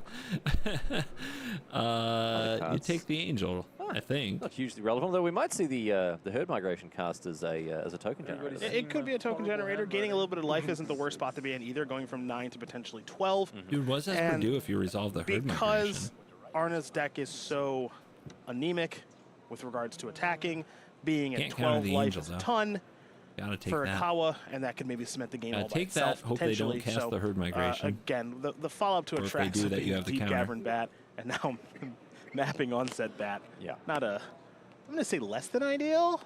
So finds a land and plays it immediately with the map token. But this is the problem that you run into when you're playing Esper mid-range against a deck like this. This deck is just so capable to go over the top of what you're doing. And once they're in a position that they've got themselves set up with their lands, you're not disrupting their hand. You need to disrupt them early. Yeah, it has to be, and people are going to be tired of me saying this weekend, but it's Does just Esper true. play board wipes? It's got to be. I've seen Gix's command, aggression but plus disruption. I mean, Yeah, that's this what it has build, to But I haven't seen any. That's the way you beat these decks. Pressure plus disruption. It's a classic combination. This is I mean, what you there's got to nothing do. here that's going to Gotta kill be attacking multiple and creatures. then a counter spell here, removal spell there, a discard spell somewhere in between, and keep in the Ikawa off sideboard, balance enough. So get there's ahead, pest keep control. attacking, and then have some reactive take out a herd permission, some migration. proactive permission to be able to get the game over with. Because if just Atraxas and herd migrations are being cast and resolving, you can't beat that. It's too much to overcome. All right. Here's the prediction. All right. No, okay. Prediction Here's or the spoiler? prediction. But this not is a this game game. 2 prediction Right. Okay. for the result of the tournament. Sure. Ikawa will win this match and then get stomped by Yuta. Oh boy. That's what's going to happen. Because Domain can't beat Azorius. Does Ikawa know that? That's right.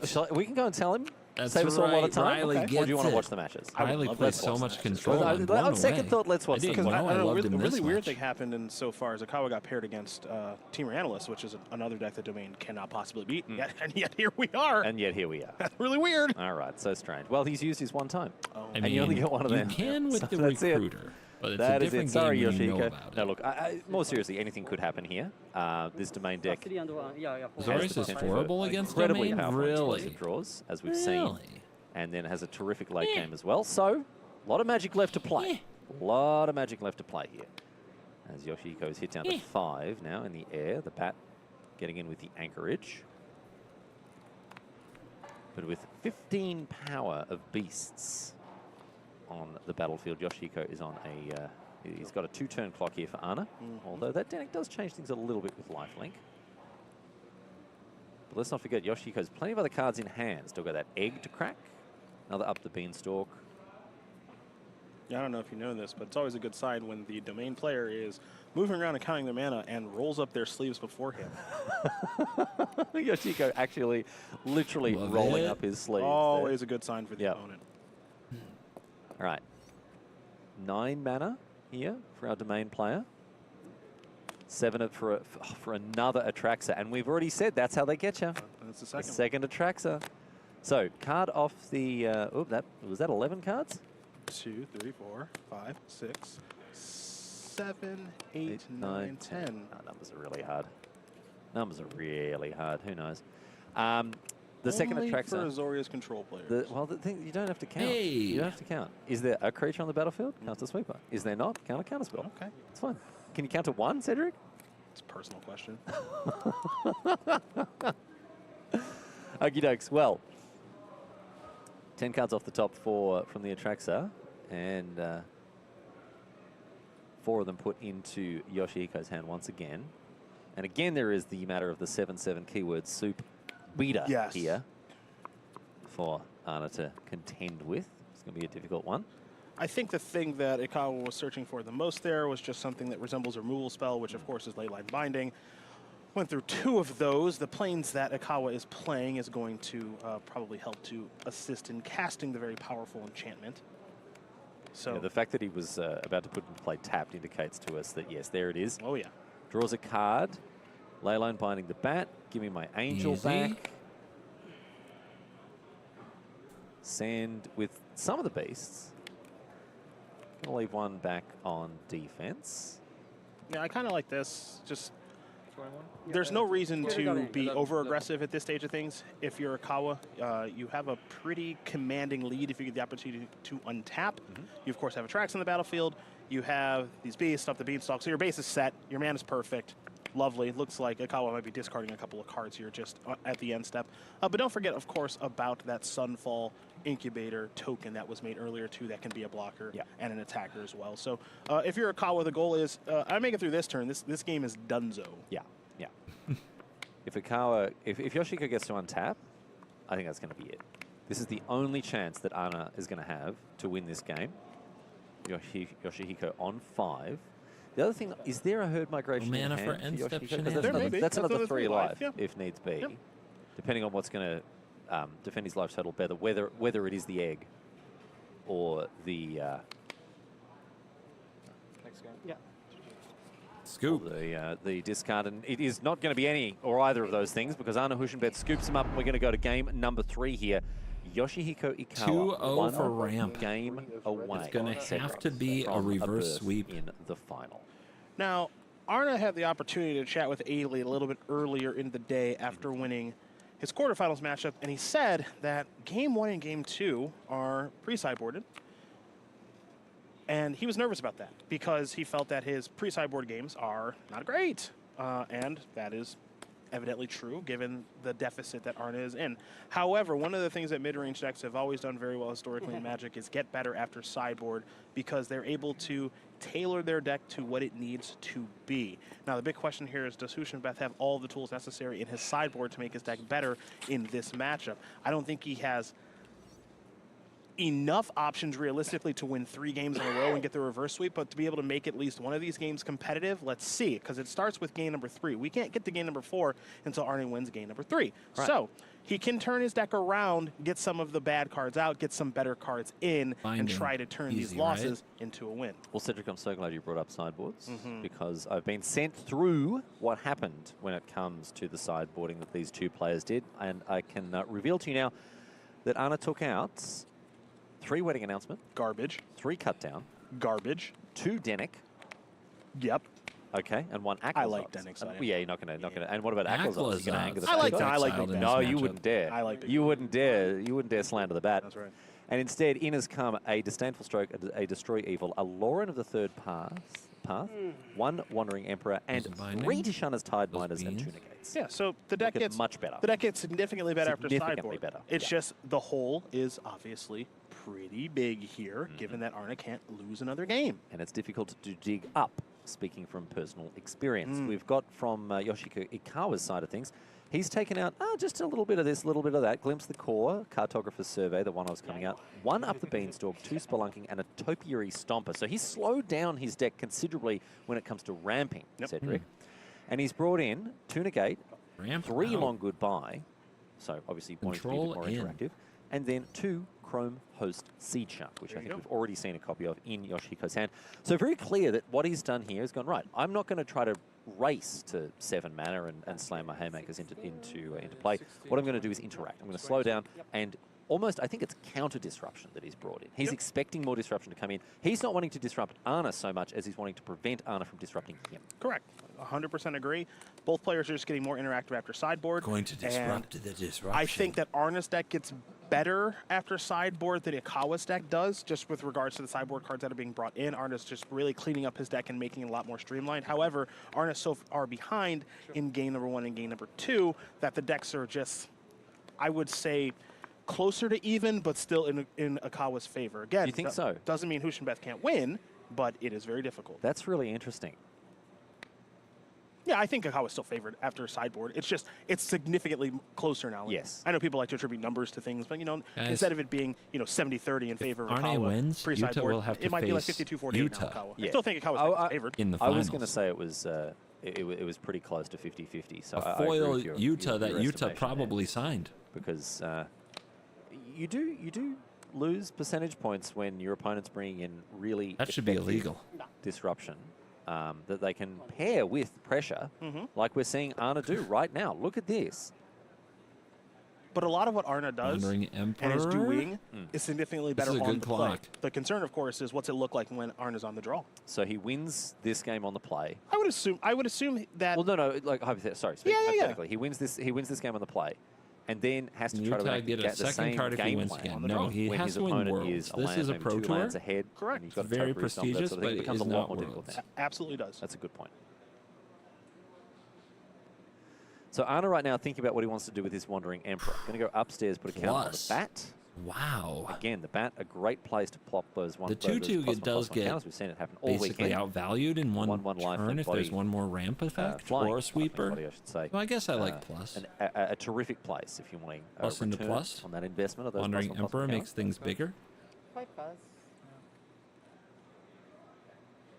Difficult spot here for Hushinbeth. The hand is quite good, all things told, as far as the sideboarding is concerned. There's a copy of Lorna, the third path, there's Negate, there's a Destroy Evil. Those are all sideboard cards, and whenever you're playing a sideboard game, you want to draw those cards. That's why you brought them in. Now, how well do they line up against what Ikawa is doing? Well, if you're worried about a card like Sunfall, you kind of got that covered, and Lauren's going to be able to take care of the Up the Beanstalk if that's a major priority for Hushinbeth as well. The thing that is not particularly covered well here is Archangel of Wrath. That's a very scary card in a situation like this. Ooh, and Ikawa there is has an Archangel multiple of Wrath. copies.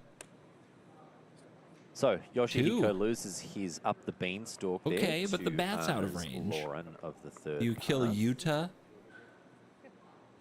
Because the card rolls up the sleeve once again. and leave the Ooh. bat.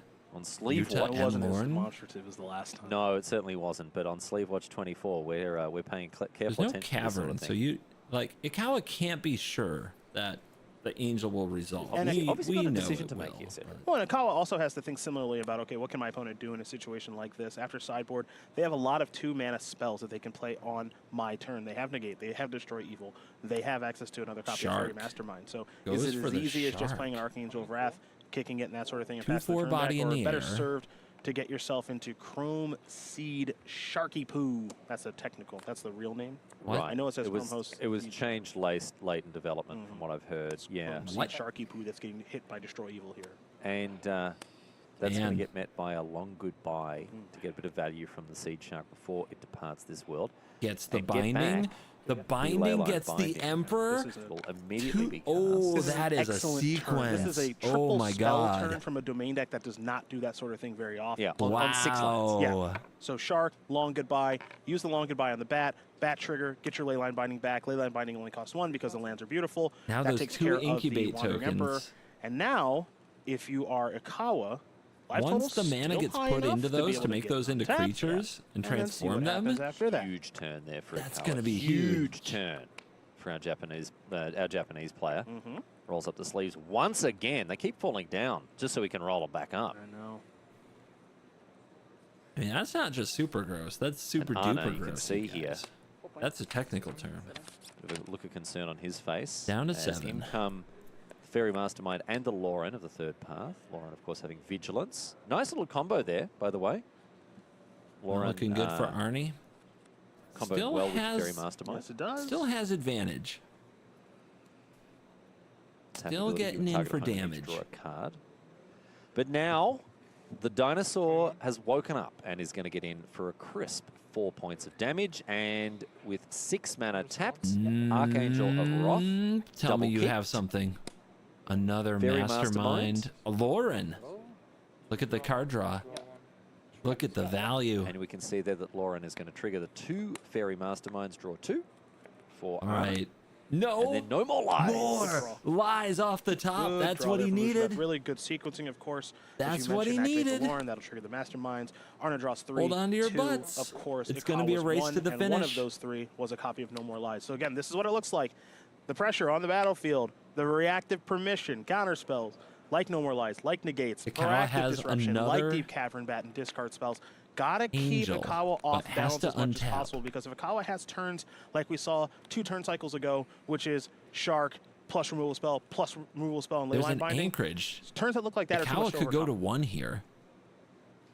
If 2 there's mana now one for more Arna. He plays damage. another Deep Oh, Cavern the Bat. bat. Reveals Sunfall, Archangel of Wrath, and the Herd Migration. There's a negate in Arna's hand gonna for have a Arne. bit of a think about what he wants to take here. What are you So looking he's at? got to take the angel. Well, given the texture of Arna's hand, at least as we currently know it, it's a Deserted Beach and a negate. So negate is greater than Sunfall. Cool. So you have to take Archangel Wrath because you don't have an answer to that. And Herd Migration, you really don't care about. No, you can only attack That the only flyers gets because him the 4, Topia though. Stomper can block now, given the number Herd of lands around the Migration- battlefield. So again, this is kind of the, Herd okay, I've got my Migration. attackers, and now I've got Go like to one 6. more, Still one dead to the more anchorage. counter spell. Please be good enough. So if Yoshiko can find something like a Leyline Binding, it'll change things. Upgrade the sleeves again. So he finds What's the draw? Long Goodbye. Long goodbye? That gets back the angel. Should be enough to keep him around for 1 more turn. That gets back the angel. Well, the question is, what do we want to do with the Long Goodbye?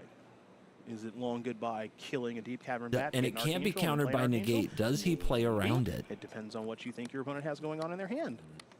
So we know it's a negate, obviously, so the line is pretty clear here, right? For us. For us, it's pretty clear. Yes. For you and I, 2 big brain geniuses. Here, Absolutely. you know. What's that line, by the way? I just want to see if you're thinking the same thing as I am. Is that we're the smartest people in the world? No, the line on the battlefield. I just want to be like, I know what I would do, but, you know, what would... Oh, what would I Yeah, do? what would Sure. you... I know what I just want to see Sure, what you're thinking there. I am interested in Long Goodbye on Deep Cavern Bat. I was That's thinking the that problem. too. Yeah, I was See, thinking that here's too. what- here's the thing. And then Archangel. Ikawa has the Sunfall. Sunfall destroys all the creatures. Well, don't forget about this. But Yeah. Arnie didn't take the Sunfall with the bat. And Arnie has negate to counter the Sunfall. Doing our best. Ikawa has Doing to our best. Let's see if think about Yoshihiko this and be like, why would he do that? Why would he not take the Sunfall? It has to imply the negate. And if you know about the negate, if you imply the negate, then you have to do, you can't go for Sunfall here, right? Which means that there's only Oh wait, one card you're, and who's I mean, yeah, because you're dead. If you go for Sunfall here and it gets countered, you're dead. Yeah, there are 3 extra. And here's Long Goodbye on the bat, On the Deep which Cavern can't be Bat countered. here. And this lines up very well against what Anna's got going on. Yeah. It's like, He do wanted you to text give your the spell opponent credit for having the negate, or do you Virtue think of it was a Loyalty never bluff or counted yet. some kind of a long con with a no more life? So does he choose to draw in this situation? Oh, yeah. Yeah, okay. So Yoshiko draws All a right, we card, get another Anna draws a sweat with card. the draws. Fairy Mastermind triggers, draw 2 cards. Deep Cavern Bat. to pick up Virtue? for Anna in addition to an island. Virtue is scary. Underground River. So a bit of a whiffsky there. Chromo Sea Shark isn't too bad for Yoshihiko.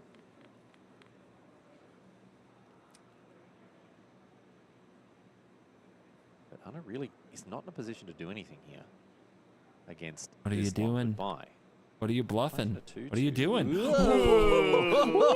Oh my god! Been a He long almost weekend. tried. Dude, he came Sailing this close close to to the win negating there, an Anna uncounterable Hushbets. Been a spell. long weekend. Oh my god! Nearly did it. Oh my god, that was Saved terrifying. himself at the last There moment we and go. just lets it resolve. And what I really enjoyed And was the now little bit of Ikawa theater knows for from sure, Anna after that. right? Unless This it is was sort the of best tilt that, bluff of all time. No, you know what?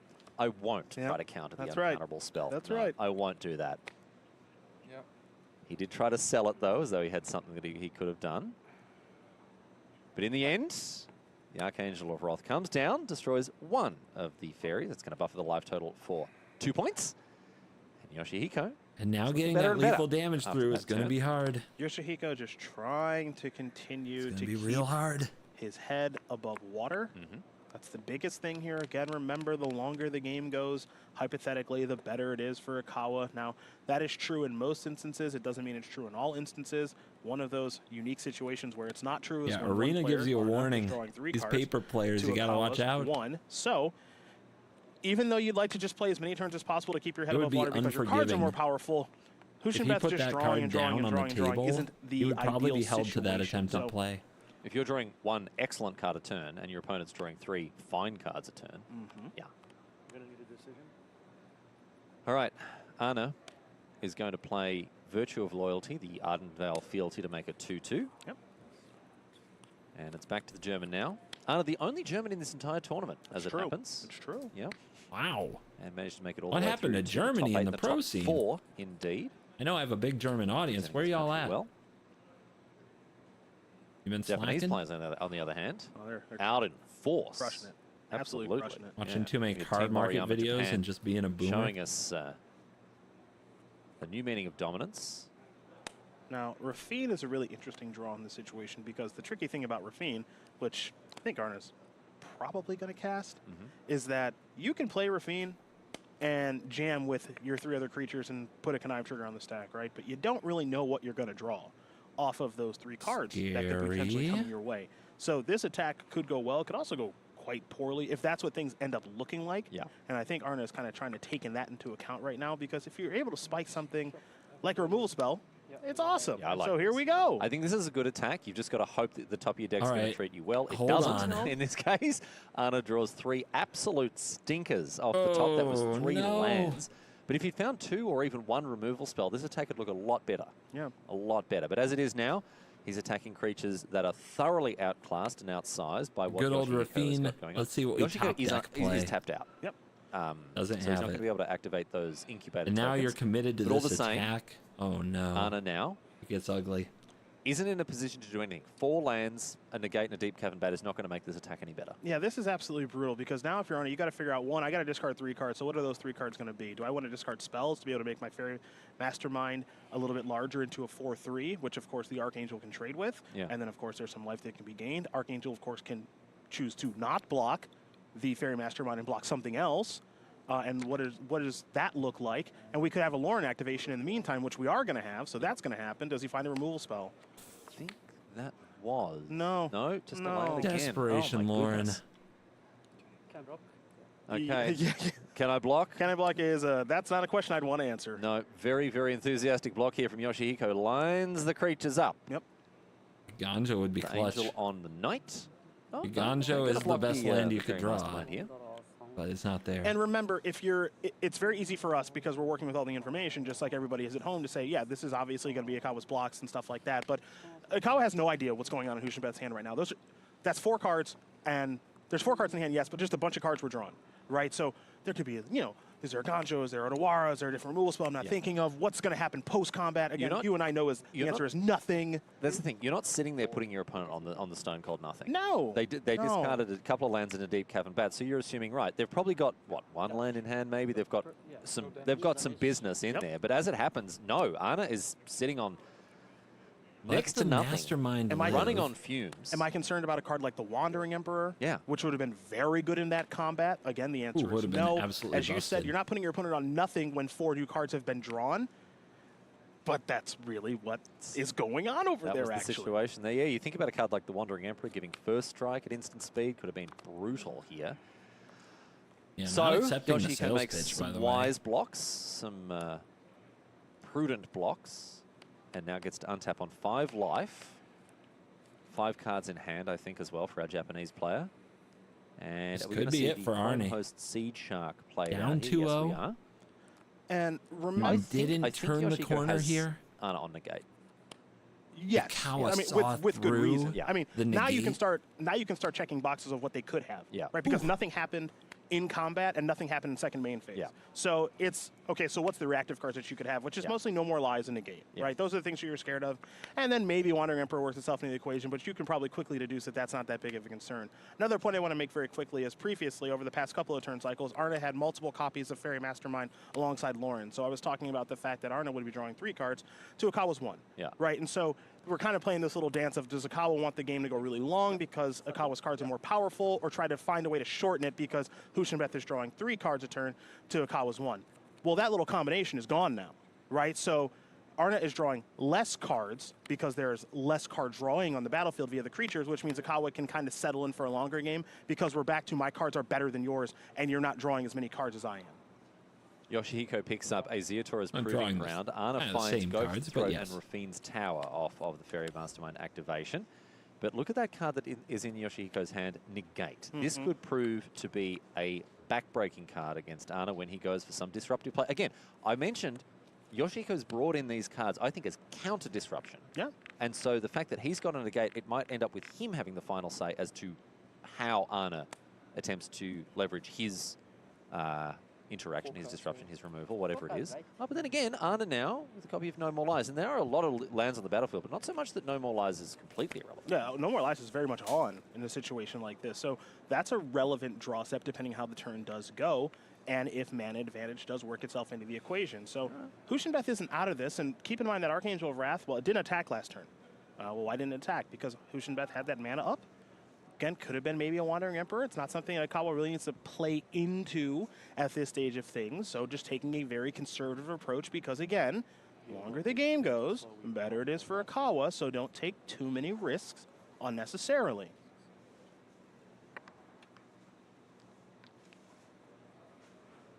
I mean, there is time to activate the Mastermind. Arna here.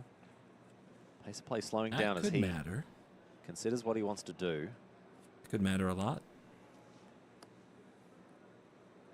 3 mana. Is Shark an artifact creature? No. The incubator tokens become We're gonna see artifact the creatures. Restless Anchorage activation here. Oh, no, perhaps not. Yes, we are. All right. So the 2/3 wakes up. Interesting. Very interesting. Heads in now. The full 3. What? Connive. All right. This is ambitious. I'm thinking about where the connive will be done.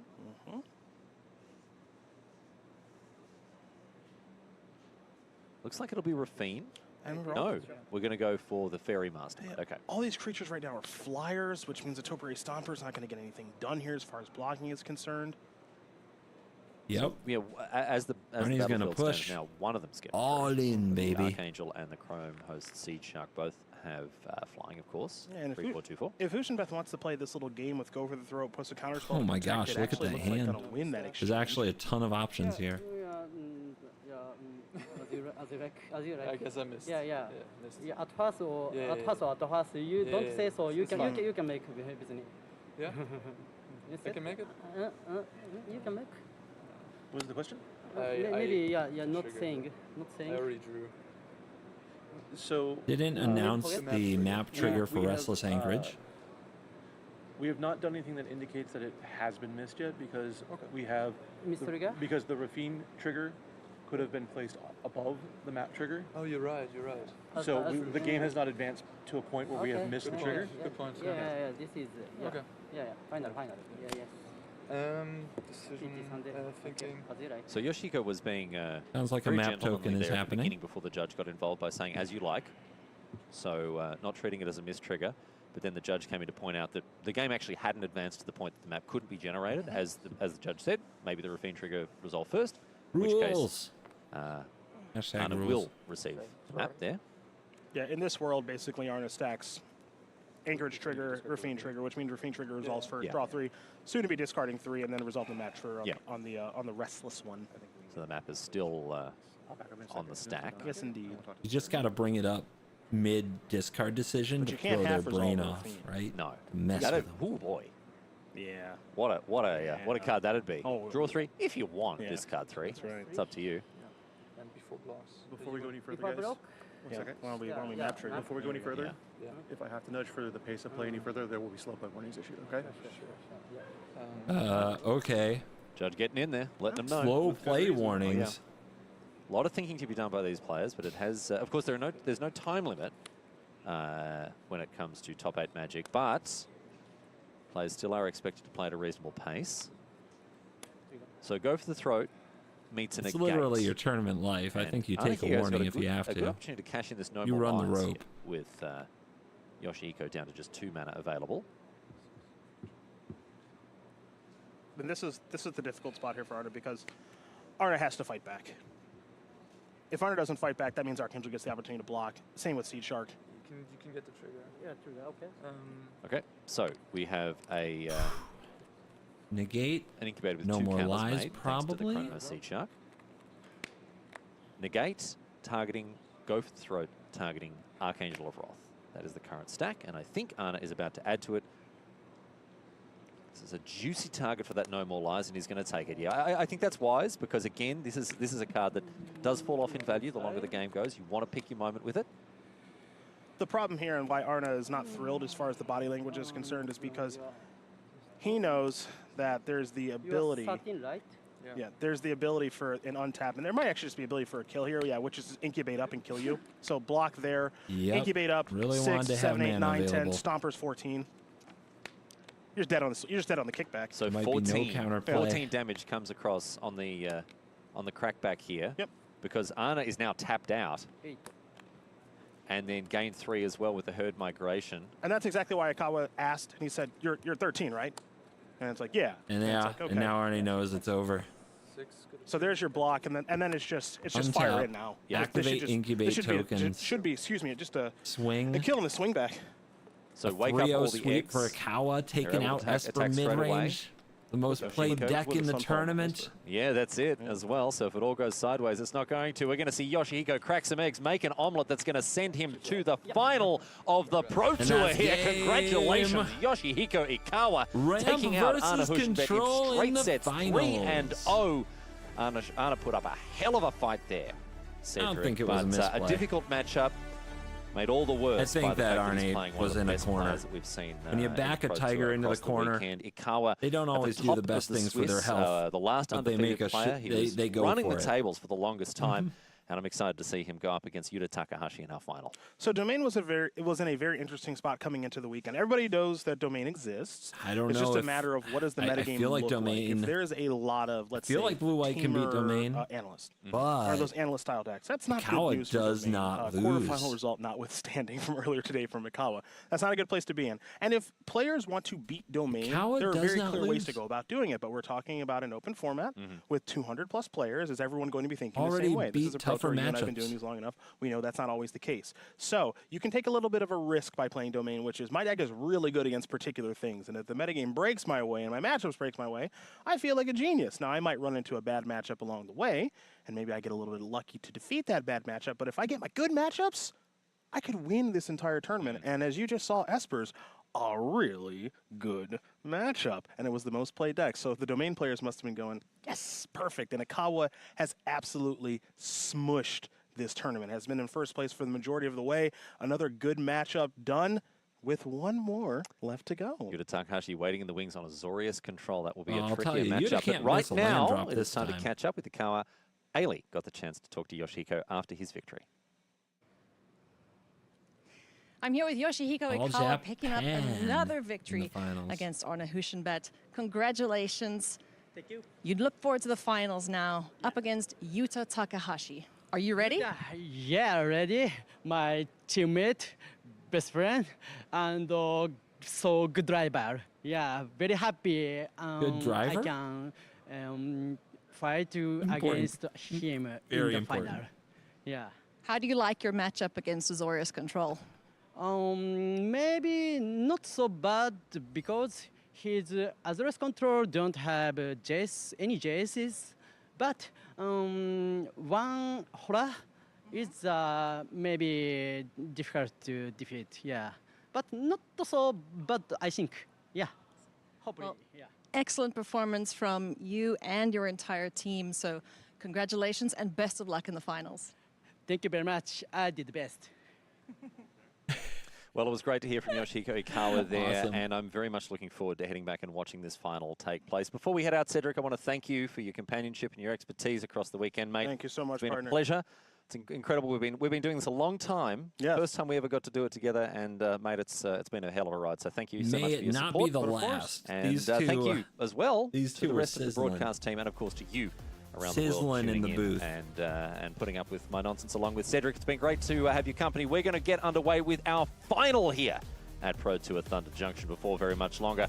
Going to take a break to get it all set up. On the other side of it, we are going to crown a champion. Stay with us. We'll be back in Seattle in a little bit. What's the WinCon?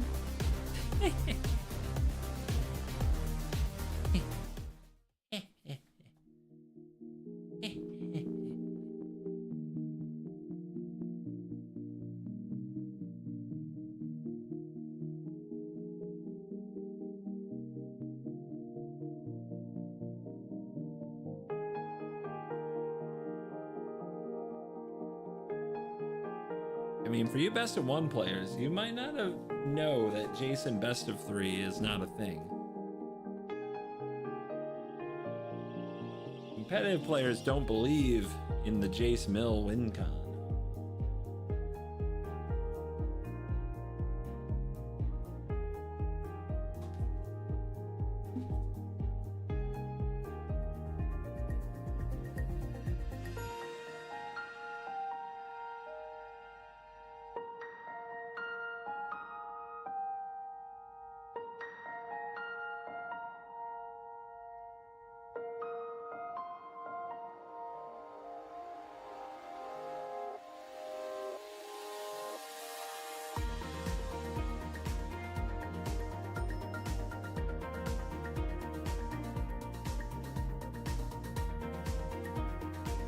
They know the deck lists. They do.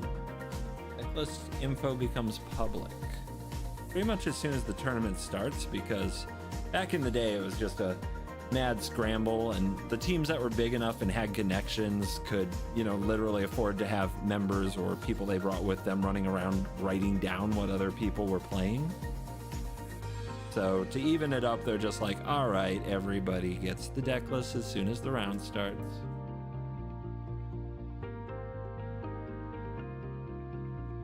I'm surprised there are no ads. Well, you have two advantages. Advantage number one, you guys are leeching off my Twitch Turbo. Congratulations. Give yourselves a hand. You have leeched off my Twitch Turbo. Number two, I do not monetize these streams, so I get paid $0 to hang out with you guys today.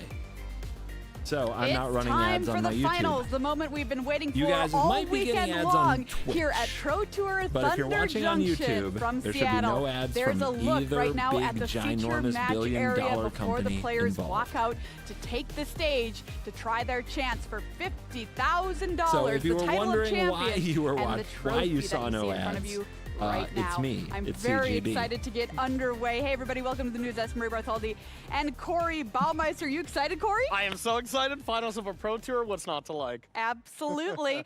Of course, we gave away a lot of World Championship spots at this Pro Tour this weekend as well, and have done so earlier this year and last year indeed. Let's review the field of who we're going to see coming up this fall in World Championship 30, starting with last year's World Championship, Corey. Yeah, so these players all want to run it back and be in the top 8 once again here in 2024. We had Reed Duke, John Emmanuel if I were Duprat a ended true up taking beast, this a down true as well as content Simon beast, I'd be out here Nielsen being was like, in yet another watch the top Pro 8. Tour ad This was free a with great my top 8 watch for party me. on it was YouTube. awesome. Let's take a look at who's qualified from our last Pro Tour Murders Official MTG at channel Karloff would have no Manor. chance. You can see some real killers here as well. Javier Dominguez didn't actually make the top 8, but got 12 wins, Thanks for the 5 which is live good wire. enough. And we had two Appreciate other you. members of our top 8 there, Simon and JED, who had already qualified. So these players also, congratulations, we'll be seeing you in Vegas in October. And then, of course, this Pro Tour, Corey. These are going to be some familiar faces. Well, this was our top 8 here. And Maria, I just cannot wait to see how these players do at the World Championship. I can imagine they're going to do quite well, as all these players are quite skilled magicians. All right, here we go. Arena and Magic Online. You can also qualify for the World Championship that way. Some big names here, including Sebastian Pozzo. 2 top finishes to his name. Was the best constructed player on the Pro Tour in the 2016-2017 season to win Constructed Master. I Could remember serve him well Sebastian. coming It's up been a for the while. World Championship later this year. Regional champions, we also send you to the Pro Tour. Excuse me, the World Championship. I'm heading there. All right, perfect. Yeah, you, so Corey. You.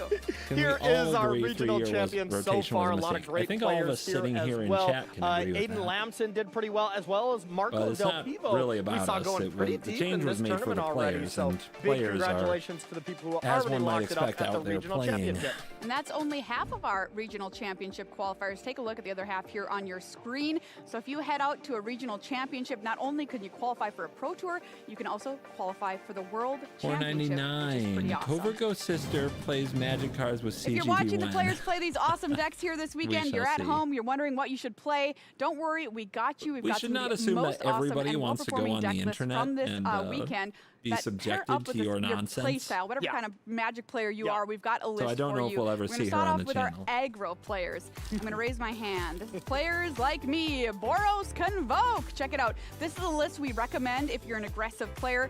Takumi Matsuura from our top 8 played this exact list right here. It's extremely powerful, capable of very, very fast starts. You can get that Knight Errant of Eos out so very quickly and just demolish your opponent almost from turn 1 or turn 3, as it were, here with Boros Convoke. So if you're an aggressive player, that's our recommendation. What if you like mid-range? If you like mid-range, you can of course play Esper mid-range if you want, but Esper didn't really have the greatest of weekends, so the mid-range deck I recommend here is this Golgari special here from Reed Duke. Ended up having a great win rate, and if you really like casting hand disruption spells instead of counter spells, this is the deck for you, as well as our Snorse.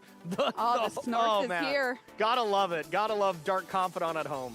All right, let's take a look at what to play if you're a control mage. Now, I don't know about you, Corey, but the people who play this, true monsters, I find. 100%. True Yeah, monsters. Riley's listening to this, and he should know exactly who he is. Yeah. But it might win you a Pro Tour here. Azorius Control in the hands of Farewell, Yuta Takahashi. This completely is gone, his by the deck. way. No creatures to be seen, but you've got the Wandering Emperor, which can get the Look job at done. all the 3 steps counters. ahead has been called the new 2 Cryptic Phantom Command. I think that's what Interference you and said a this Make weekend, Corey. Disappear. And it's 100% factual. No notes there. You don't need to double check it. That is exactly Cryptic Command.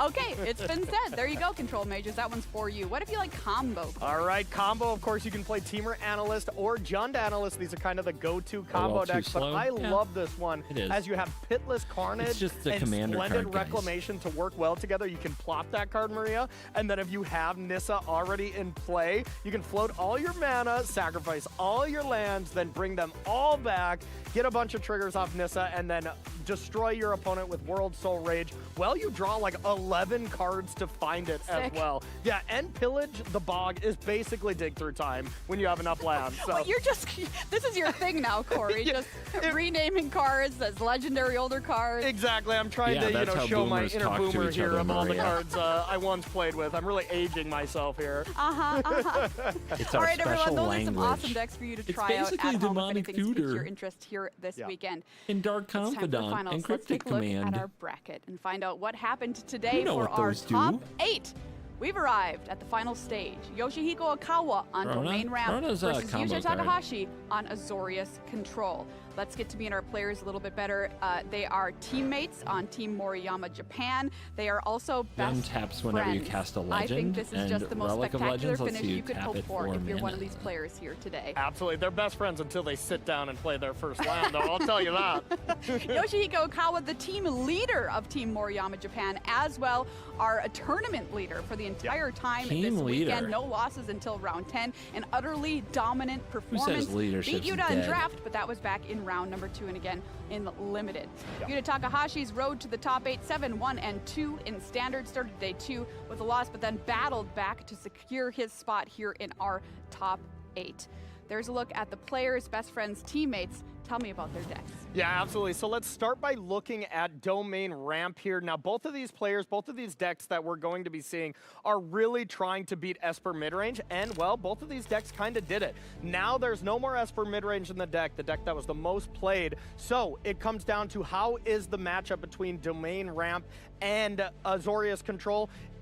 I want to pay attention to that Cavern of Souls. There's 4 of those. If Yoshihiko Ikawa can time that correctly, where Yoshihiko plays that as Atraxa gets cast and can't be countered, that's going to be very, very huge for him. So Yuta on the other side, there's going to be a lot of lands like Field of Ruin, Demolition Field to be able to mitigate that problem a little bit, try to destroy those caverns before Atraxa gets cast so Yuta can counter those so the value doesn't snowball out of control over Yuta This here. deck But can this beat matchup, Atraxa, Maria, though. very close. It's one of the decks Very that can close. keep up with 55, 45 Atraxa in one even when direction it starts kinda. resolving. Do you feel comfortable making a call here, Corey? A prediction? Ooh, you know, I think I will say Yuta is going to win this Pro Tour. I think Azorius Control slightly has the edge. And, you know, I just want to see Riley gloat backstage that Azorius Control takes it down. All right, everyone. It's time for the finals here at Pro Tour Thunder Junction. Marshall and Monty, take it away. Yeah, thank you, Maria. Welcome back to the booth here at the finals of Pro Tour Thunder Junction. I'm Marshall Cycliffe. This is Monty Devuti, and it is our great pleasure to bring you coverage of this awesome final between 2 teammates, as it turns out. That's really the dream, right? Yeah, really, regardless of who wins, their team is the huge success story of this weekend. 3 players in the top 8. I think between all of them, about 66% win rate across the event. And in the top 8, they've only lost to each other. Both players in the finals. And Missouri, which was knocked out in the semifinals, lost to Yuta. So really just dominating this event all the way down the stretch. Let's bring in our 2 finalists. First from Japan. They're both from Japan. We have Yoshihiko Ikawa, and that is Yuta Takahashi, as these 2 teammates shake hands and sit down to do battle. Japan here is in back the on finals. top of the course, Magic universe. You would see that trophy sitting right out front. Really They dominated in the interesting when you face 2000s. They dominated in the COVID down times. a teammate, especially since Now they're you've been dominating able to Paper Magic do the again. long travel back to Japan. The real question is, which one of them is going to be holding the trophy? Yeah, both of them are chasing a trophy, really. Yuta, of course, world champion back in 2021, World Championship 27, but doesn't have a Pro Tour trophy to his name, so chasing that. And of course, we do know that Ikawa is a runner-up all the way back to Mythic Championship 1 in Cleveland, losing to Autumn Burchett, but he is also chasing that title. He said that each time he's made it to the top 8, he has improved, and this time he intends to win it all. I love that storyline. Long way to go. But we'll see if Ikawa can do it or if it's going to be Takahashi adding to that already stacked trophy case at home in Japan. Gross. Is there a march? There are 4 It is marches a in the very deck. sweet feeling to pick up that Pro Tour trophy to go along with your World Championship one, because the World Championship, especially in the smaller fields, it is a very Early beans is concentrated, horrifying. different type of You've got event, time. and it does feel You want to find a distinctly march different before like from turn a Pro 6. Tour. It is. It's a different beast. I mean, it's harder. It's harder. It is much They're not harder. going to trigger but it is beans different. like But it 3 is different. times in the next 2 turns. What do you the way make of the that they did matchup, in Monty? Modern. Just at a glance. It is tough for Ikawa, can't play the but Stomper. definitely winnable. Yuta's build of blue-white is very much not tailored, but it does line up favorably against Domain. There's a lot more counter magic. One of the things we were talking about is Yuta is running less board wipes, no copies of Depopulate, only 3 Sunfall in the main, where that may have been a bad thing against the Boros Convoke deck in the semifinals. It is great here against Domain Ramp when you have these Still need a counter spells critical instead of mass board of wipes board to wipes, deal though. with these Haymaker spells that you really don't want to resolve. By the One way, thing in Ikawa this does matchup, have going for him it is usually Cavern of ends with a Souls. herd That is a migration that big goes one to help unanswered push after a through cast these that Atraxas, resolves, which is but really the tough. existence of Field of Ruin and Demolition Field in So Yuta's list each means channeled that herd Ikawa migration can't is drop also a Cavern of pretty big Souls blow to early Ikawa. and expect it to stick around by the time Atraxa comes down. He will be heavily incentivized to slow roll the Cavern in hand as much as he can. You know, doesn't want to miss land drops, but does want to slow roll in order to be able to go, okay, turn 7, Cavern is my 7th land, name Phyrexian or Angel, and drop an Atraxa. Having You to can't channel 2 counter it. migrations I early get this can be card a problem. advantage to fight you with. I'm also not convinced that is keep an the eye on same that. now. 3 steps ahead work does our way change that through math here. quite a bit. Because it used to be that you couldn't run that many hard counters in blue-white control. You get punished by the rest of the meta. Looks like Akawa's deciding what to grab. Lands-wise. But now... 3 steps ahead, just now this an deck incredible has so many new counters. Inclusion here for And 4 this of them are Azorius hard control counters? deck. Spree cards, you know, there's a very mixed bag of how they are going to affect standard. Typically, when you have modal spells, you're going to have some that are aggressively costed enough for constructed formats, and some that are not. And typically, control decks usually find themselves playing one or It's two Guru of the Plains versus cancel Zendikar Full Arts. variant The of mana whatever the bases format are is, whether Pog. it's cycling or whatever. But this might be the best cancel variant we've ever seen. Yeah. Some of the players were, they were joking a little bit. Does Stomper resolve? It does a 2 mana lot open. of things. Wonder Having why. the ability to play any of the modes when you need to, already cool. But the fact that as these long, grindy games in Standard go further and further, you can begin doing all of them, well, those effects really do add up. A dinosaur would never We saw lie. Demora Lies hit the Topiary Stomper there from Ikawa. No follow-up. Land go from Yuta Takahashi, and the same thing back from Ikawa. But we do have a play on end step here for Oof. Takahashi. He's going to cast Most Memory important Deluge card in the matchup for blue-white. and see what he can find. This is another one of the issues in the Game 1 matchup as well for Akawa. He plays a lot of board wipe spells. That gives this deck some of the advantage that it has against the more aggressive decks or against Esper mid-range. But when you face this Azorius control deck and you're staring at a hand of 2 depopulates, you're really feeling the pressure that that puts on your other resources, which is why Ikawa, even if he had a blue land, which he is currently lacking, wouldn't really want to just run an Atraxa out there into a counterspell. He has to have this Atraxa resolve, even if it would get removed after. He doesn't have any way to get rid of those depopulates and turn them into something better, does he? Not easily. Yeah. Well, Yuta's going to take this opportunity to I wrath my own take care of Atraxa. the up the beanstalk, draw make a sure that card. there's no big value train rolling from that. All right, Beans has been Ikawa wants to removed. Take another shot at a It only drew Topiary one Stomper. card. Does this one work?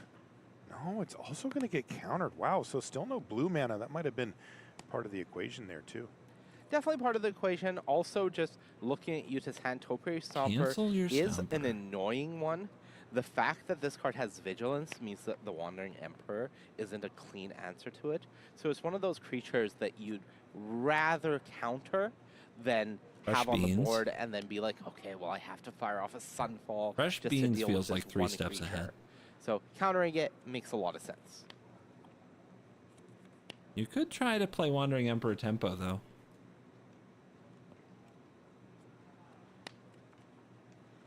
This I up don't the know about beanstalk that. is going to resolve, so he's got one back Oh, on the it does battlefield resolve. again. Interesting. I'd be too. was I still wouldn't failing feel to comfortable find a Cavern of Souls, turning into which a is tempo deck at this really phase. the most important thing that he can find in this spot. Right, it would unlock blue mana and uncounterability. You know, with a pretty stacked hand, 2 copies of the Wandering Emperor means that on any given turn where he doesn't have to spend mana on a counterspell, he can finally develop a threat. But he also has a board wipe in case Ikawa is to resolve something like a Herd Migration and 2 counterspells to boot. Interesting, Yuta Takahashi had an opportunity there to cast Wandering Emperor, declined to, drew his card, no land drop for the turn, just said go. Just classic draw go. Ooh, there's a Yeah, you just said, hey. I recognize that card. There's another up the beanstalk. Hey, when those things start to pile Just up. something to consider. Beans is Are you sometimes a win con for blue-white. Because That it's not a May. rough for Ikawa. You can get your opponents into Things you hate to position where see. if they cast 2 or 3 herd migrations to try to win the Yuta game, they would just love lose. a temporary lockdown to just take But these it's usually up a the lot easier beanstalks with off the Jace board if involved. possible. But at the moment, not hitting land drops is a little awkward for you. This deck doesn't have Jace. Because you know, he's been drawing these cards, but he's really looking to get to a point where he can play a counterspell or a draw spell and a Wandering For you Emperor. So the Hearthstone fact that players, he I'm is talking stalling about right taking now, them to fatigue. Not ideal. That's And something I've learned. Yuzi Ikawa is pretty sure that this is March going after that up the beanstalk. Cavern? Was it? Cavern! It was Cavernous Souls on Huge top of the draw library. for Ikawa. Wow. And we're on. And as you mentioned, he'll either name Phyrexian or Angel with this. And then boom, here comes the big hitter, the longer you Atraxa. wait, And the yes, more it don't was gonna forget that happen. up the beanstalk trigger. And Yuta Takahashi sitting on multiple counter spells in hand can do nothing but watch as the value train rolls on by. Ikawa taking a look at the revealed cards from Atraxa and deciding what he wants to grab. Well, he found the best hits. The He found Atraxa? The Atraxa and the Cavern. So even if Wow. Yuta is able to hit this first Cavern with a Field of Ruin, as you see Ikawa almost go for a Proving Grounds, like, hold on now, wait a second, no. Backup plan, Yeah. please. Just so kidding. he has both refuels necessary. That is the beginning. And now things start getting awkward for Yuta. Just Wow. sweep. What a Just top sweep deck and there, chill. right in time for Ikawa. And don't Now forget the he's really flashback starting to memory ask some deluge. questions because Takahashi has to figure out how to handle all these extra cards in hand, plus the Atraxa that's on the battlefield. And let's not forget that Up the Beanstalk has done well. That's actually the third one cast by Ikawa. None of them actually cost him a card. They all replaced themselves. And even though two of them have been hit by Otherworldly Light, he still has one left over and has drawn him an extra card as well. So the pressure mounting on Takahashi, it's not fast, but it's there. Hey, Marsh, let's swap roles for a second. You're the Okay. expert. Yep. What is Ikawa discarding the hand size here? Give us analysis. I can't even see. Maybe depopulate. What about the second one? You always want to have one in hand just in case. Just in Monty. case. Yeah. Except for I in don't this know about matchup that. where you just don't want to ever have it. How did I do? Was I? You did really good. That was expert analysis. Thank you. Can I put it back to you now? Yeah, though? yeah, I got it. I'll take it from I took the hard call. You go back to the easy stuff. I just need a little break, you know? Yuta pass turn back after drawing a card, and now we're going to see Atraxa start to take huge chunks of life total from Yuta Takahashi. Now we're seeing the big issue with what happens when the game gets to I'm still this surprised state the if you're Wandering Emperor Yuta. just sat in hand, Atraxa, but maybe like Topiary maybe Stomper, this has is vigilance. a long so plan. now this Wandering Emperor is really doing nothing. And the Sunfalls, well, Ikawa would love for you to Sunfall this Atraxa because he can just run out another Atraxa.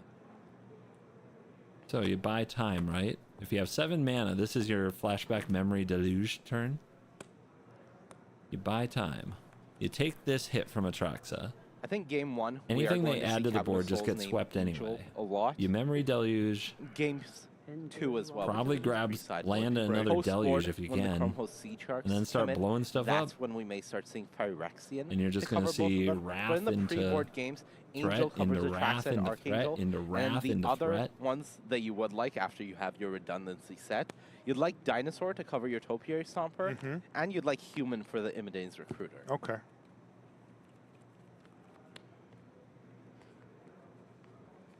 Yuta Takahashi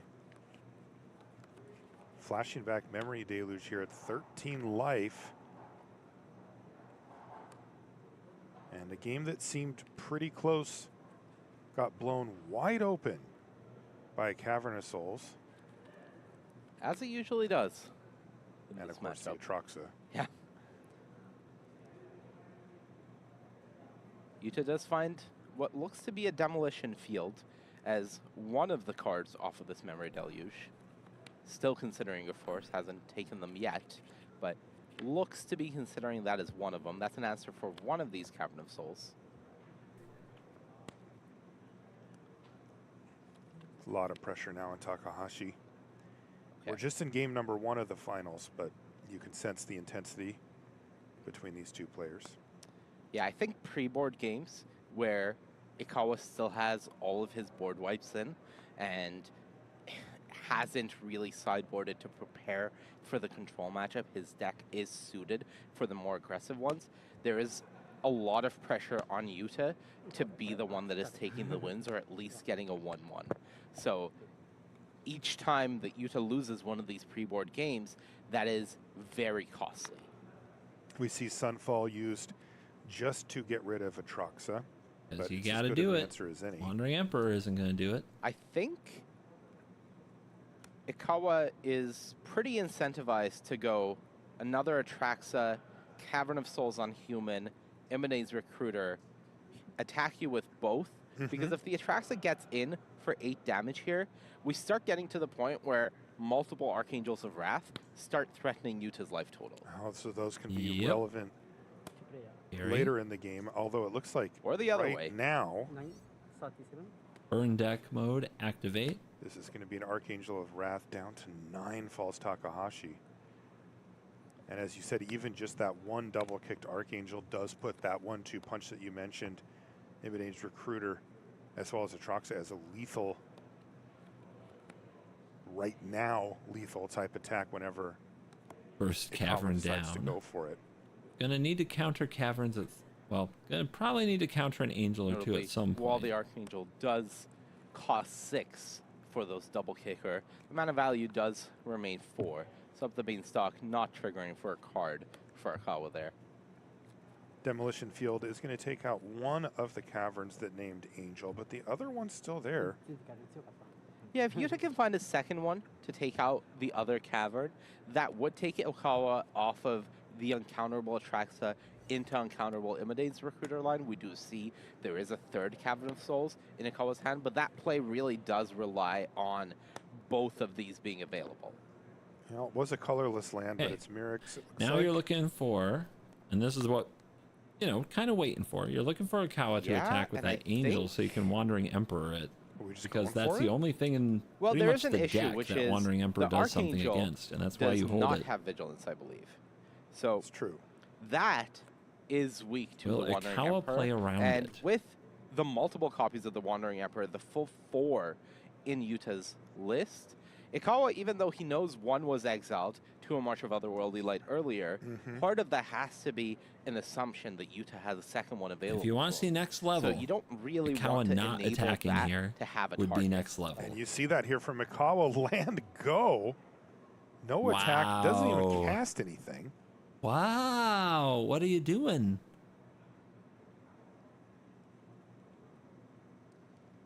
What's the play then? Just waiting? Takahashi is going to make a might. Wow. Is that it? Wow.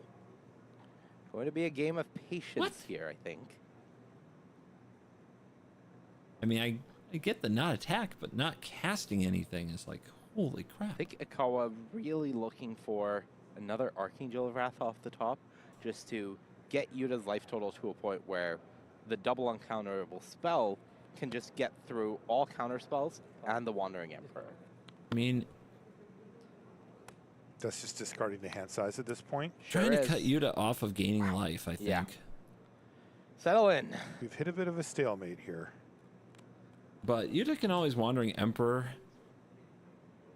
his own creature, his own might. But that is taking it to a whole other level. So still no attack from Archangel of Wrath, and still no spells played at all. It was Doesn't land go Ikawa again have for lethal? Ikawa. Really? Is that what you that think land that Yuta is? using, by the way, is Sunken Citadel. It does tap for 2 mana to activate abilities of land sources you control. So that's why Yuta can only tap 2 to make a token with Mirrex, or just tap the Citadel to activate a Demolition Field. And blue was the color chosen for that. What is the plan here for Ikawa? He's played 3 lands in a row, including 2 cycle lands. Just playing them on the battlefield. Yeah, I think Ikawa's plan here is to just keep building up mana to potentially threaten these uncounterable spells. I am multiple in a confident there is turn a plan. And go for the win. Mites are going to get in. Ultimately, he's not hitting anything. These plays are so there isn't unintuitive. much to There do. is a plan. But these lands don't have value being cycled here. All of his mana is really important for this big end game turn. Yeah, 14. 40, okay. And he's not going to go for it if it's not lethal, I think.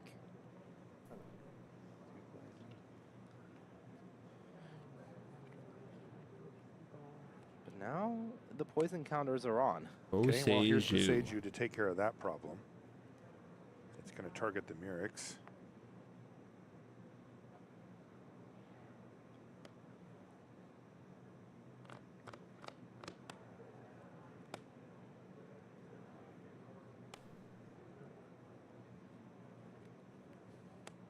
A good amount of like bluffing a Ganjo there too.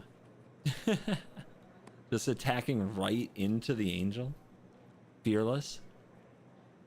I'm very curious to see if we might even see Yuta go for something like creating a clone of one of these mites and going for that rummage or loot effect from one of these copies of 3 steps ahead. Cloning my tokens. Look, you gotta get weird sometimes. You gotta chill. Okay, hold on. Speaking of weird, there's a second Archangel of Wrath. This is one of the things that I think Ikawa was setting up for. Let's see it. As in this plus Recruiter, or? Well, this plus Recruiter Atraxa on a future turn. I see. One thing that Ikawa Yeah, has to be probably aware still of not is going for it. Restless Anchorage on Yuta's side can create Just trying to a set up flying all the blocker your to face. get in front of Atraxa. So he does want to make sure that he is setting up for Yuta needs a another real memory lethal, deluge. It's been a and that long is not time happening since at the moment. any card draw, any hand sculpting. Archangel of Wrath. Another number memory 2 deluge knocks would be Yuta huge. Takahashi down to 5 thanks Make to sure those that the 2 right pieces were in place to triggered combat abilities, this. But otherwise, Archangels are not turning sideways, respecting the possibility of a Wandering Emperor on the other side. 3 steps is draw ... It also needs to counter spells like Herd Migrations. Because you can't counter the Recruiter if a Cavern lands on human. I believe there's 1 Cavern right now and it's on Angel.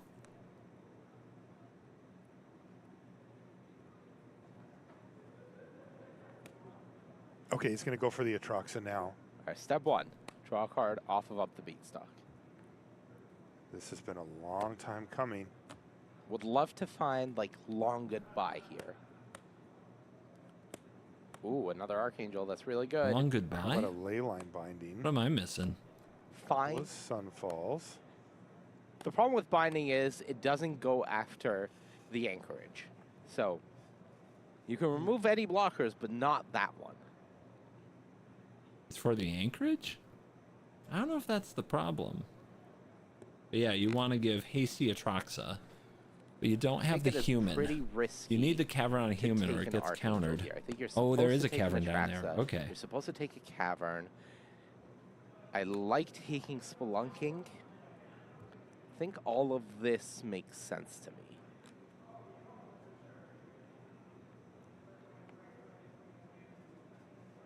Kawa looks like he's got it all lined up, just maybe double checking. Yeah, and I think it is going to be time to go Cavern Human Immodane's Recruiter.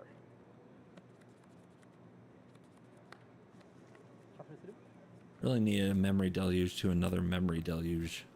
Keep this setup going. Kawa ready to spring his trap. But you'd have more interaction for this moment. The right interaction, that is. This is Cavern. Naming Human. It's in the graveyard, the cavern in the graveyard. Ah, yeah, graveyard. Oh, he's naming Angel again. Okay. So he just wants to chain together another He said Atraxa. human, for sure. Maybe not next- this turn. next Maybe he's turn. just going to pass. Yeah. Oh. Just say. Oh. Naming Angel again. Okay. Okay, that's the Spelunking. Okay. Yuta pulling in front one of these No More Lies, of which he has so many. 3 in hand. Yeah, this some has been point a you game gotta with cast 'em. incremental advantage for I don't know if Ikawa, you cast him on punctuated that. by Atraxa showing up and really pushing him forward each time, getting 4 or 5 cards into hand. I was pretty sure I heard and human otherwise it's been up the as beanstalk well, and but Spelunking maybe I'm and wrong. just little bits here and there. Okay, so this is excuse me, 3 steps ahead with Uh-huh. the counter and the loot mode. No copy. Okay. All right, hard counter used. This is getting a little desperate. Looted away a land. Not the way you want to do it. Encountered spelunking. You're gonna need a way to I think remove that Ikawa giant angel. is really just looking for the one copy of Long Goodbye in the deck. Phantom Interference, by the way, can make a That would allow blocker, him to attack through this anchorage, having the uncounterable removal spell. right? It makes a I think he was 2/2 hoping flying to find it spirit. off of that Atraxa and wasn't able to. Chat And this is all malding. He said predicated human. on Ikawa assuming that Takahashi agree, has a but Wandering Emperor in hand. I also right? don't know verbatim what was said. Like, otherwise, it's a lot easier. It is a lot more simple if you assume that is not the case. Turns out Yuta has 2 of them. Now, Yuta did pick up a really important card there in Odawara. Odawara is a way for you to Odawara bounce messes it up. the Atraxa when Ikawa inevitably goes for this haste win. Now, bouncing Atraxa isn't ideal, right? But at some point, this is going to be an issue.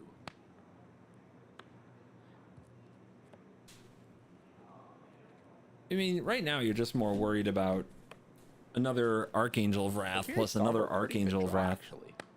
That's what they're. It is that's another what vigilance is trying to be creature set up that here. It's if just given burn you out. haste, can play around a Wandering Find, Emperor and attack. just be patient. Find the card that can't be countered. Takahashi Go face. clinging to 5 life here. Ikawa's life. The total is not a sneaky problem race at is 44. actually finding that Field of Topiary Ruins for the Stomper. caverns. It's gonna get a forest. And Yuta has a second copy of Mirrex in the deck, so the poison kill isn't off the table quite yet. It's pretty far away, don't get me wrong, but it's not off the table. All right, I think it's Atraxa time. That would be the 3rd one of this game. Nope. Okay. Well, wow. Okay, Ikawa's gonna cycle. Sparks Another Archangel. I mean, inevitably, you find enough Archangels, and they're going to just finish the game by pings. I mean, That's they've the done idea. 8. Unless you're going to Wandering I think Emperor 12. your own This tokens. is the 3rd one. Oh, you're right. 12. Yeah. Wow. Go. Your move. I have a board. You have to deal with it. The onus is on you. You'd have to Last Wandering turn, the Emperor 2 Sunfall did tokens at just this that, point took care of everything on to nerf board, the but last one. It is back. Insane. The Phantom Interference in Yuta's hand, that is also able to make a flying blocker. So Yuta has amassed multiple ways now of setting this up. But I believe Ikawa does play the full 4 copies of Archangel of Wrath, so one more gets the job done. One more uncounterable Archangel gonna of get a Wrath quick can count. get the job done. He And has just go 2 forward to Cavern the face. on Angel. So next turn, Ikawa could go Atraxa using 1 Cavern. Is He there hits another the cavern in Archangel, hand though? uncounterable Ikawa probably Archangel won't play the for cavern you. until the Let's see what angel's Yuta can drawn. do. Just keep it safe. You're just gonna wake up both. So of what his do you gotta incubator do? Tokens. 1, 6, 1 is just Hey, a at 1, 48 1. life, Utah, you're gonna have to Wandering Emperor your own tokens. We may It's gonna see a bunch feel of those terrible. later in the game. But I think But right now that's we're what you have to just do. seeing 1. Yeah, Ikawa taking a moment after Yuta tapped all that mana, considering maybe just going for a Leyline Binding, targeting that 6 power. But it's Binding blows that ultimately, up too. This is very much a staring match. Lots of Leyline ways to Binding, play if it around gets that if you're countered, Ikawa. would still draw a card because of the Beanstalk. This is where the Jace win is really good. Nice controlling game, where the control player doesn't control much of anything. No kidding. Just back and forth for both of our players. I think it's Atraxa time. I think See if you're Ikawa Ikawa, agrees. Ooh. Leyline Binding. Ooh, yeah, get rid of it. 6/6 draw a card off of Beanstalk. finds another Sunfall.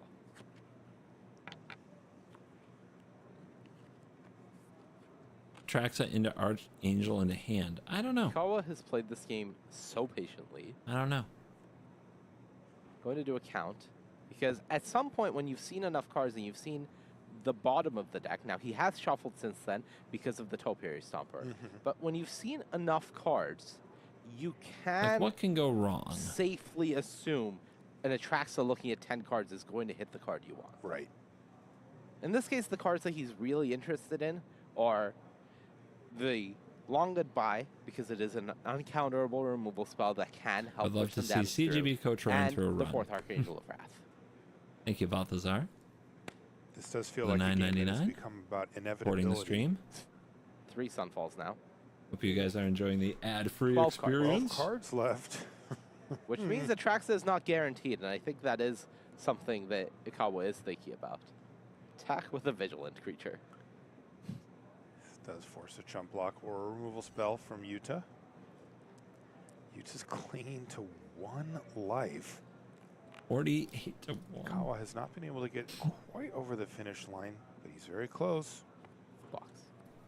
Yuta's just going to chump block here with his 1/1. This is a There is wild an anchorage. Anchorage can't be bound. You can target the anchorage with the Wandering Emperor for Passes life. the turn again. Now we're finally going to see the Wandering Emperor. What if you had done that so long ago, Samurai, though? and then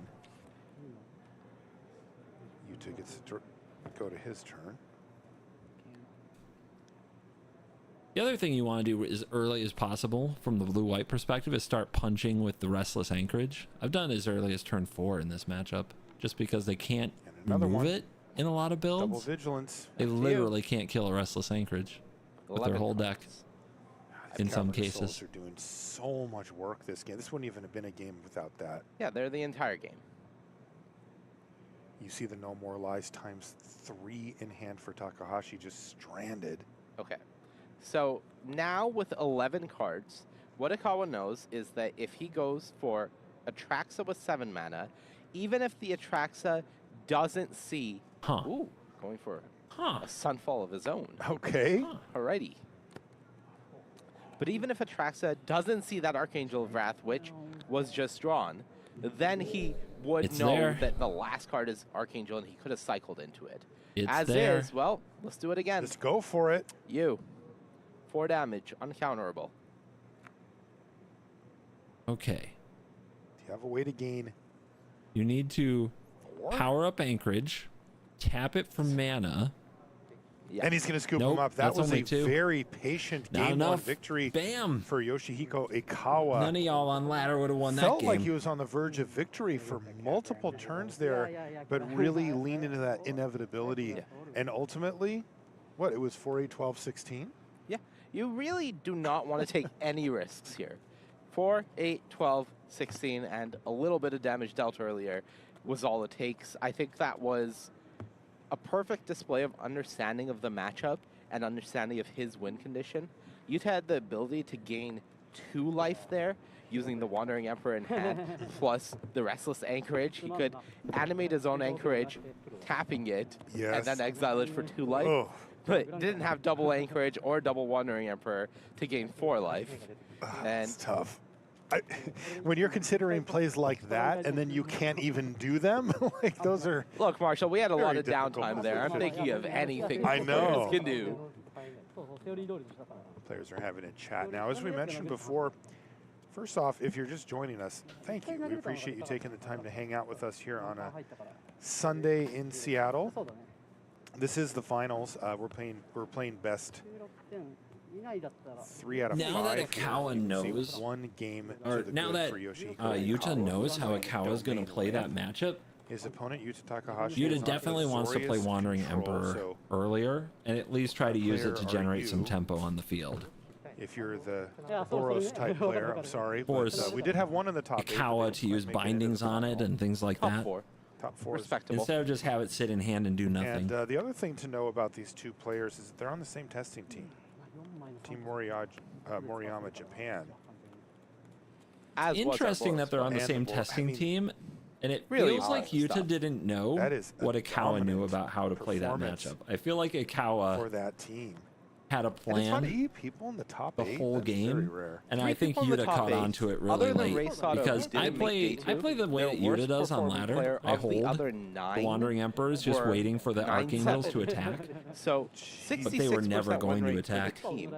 But honestly, the most impressive part for me is He doesn't have to do they it the didn't same way. break it. Still They're doesn't all mean playing different. They weren't like, all on but the same it's a deck. low cost, right? There's at least to just 4 do something different with your decks that Emperor I and say counted among nothing, the members and even of if the team. it doesn't play I'm out the same way, sure there doesn't was mean more, you'll lose. but I to the counted 4, and they put up 66%. That's just, we're good. We're good at this. This is their event. This is And another it game sort of one, feels guys. like it No always has sideboards been. yet. Ikawa, overnight Easy leader killers. of day 1, 8-0. Our Mm-hmm. first player into the top 8, going 12-1. And then Mitsura joining him in the next round. And then Yuta winning his way in. And now it's, well, 3 of us in the top 4. We've only lost to each other. 2 of us in the finals. 1 of us is going to win. They are going home as a team with a trophy, but only one of these players gets to carry it home. Both of them have great stories with our game. Yuta Takahashi, of course, world champion from World Championship 27. Also known as Fairy Mastermind now. Yep.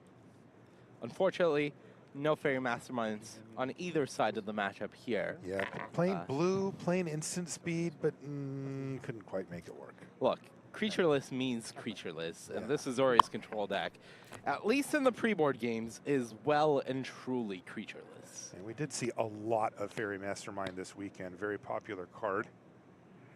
And Ikawa, this is a bit of a comeback for Ikawa, who won the Japan-Korea Regional Championship to re-qualify here. Was very excited about it. I'm back on the Pro Tour, he told us. And looks like Ikawa wants to take good advantage of that. Yeah, we've seen a lot of Ikawa, but it does feel like it sort of has come in different eras.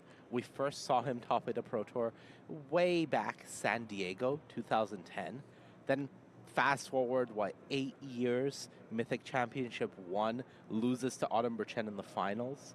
Then there's the online era during the pandemic. He's putting up results in some arena tournaments. The name Ikawa is everywhere. A lot of the players in the scene know him. I believe he's in the Rivals League, putting up results.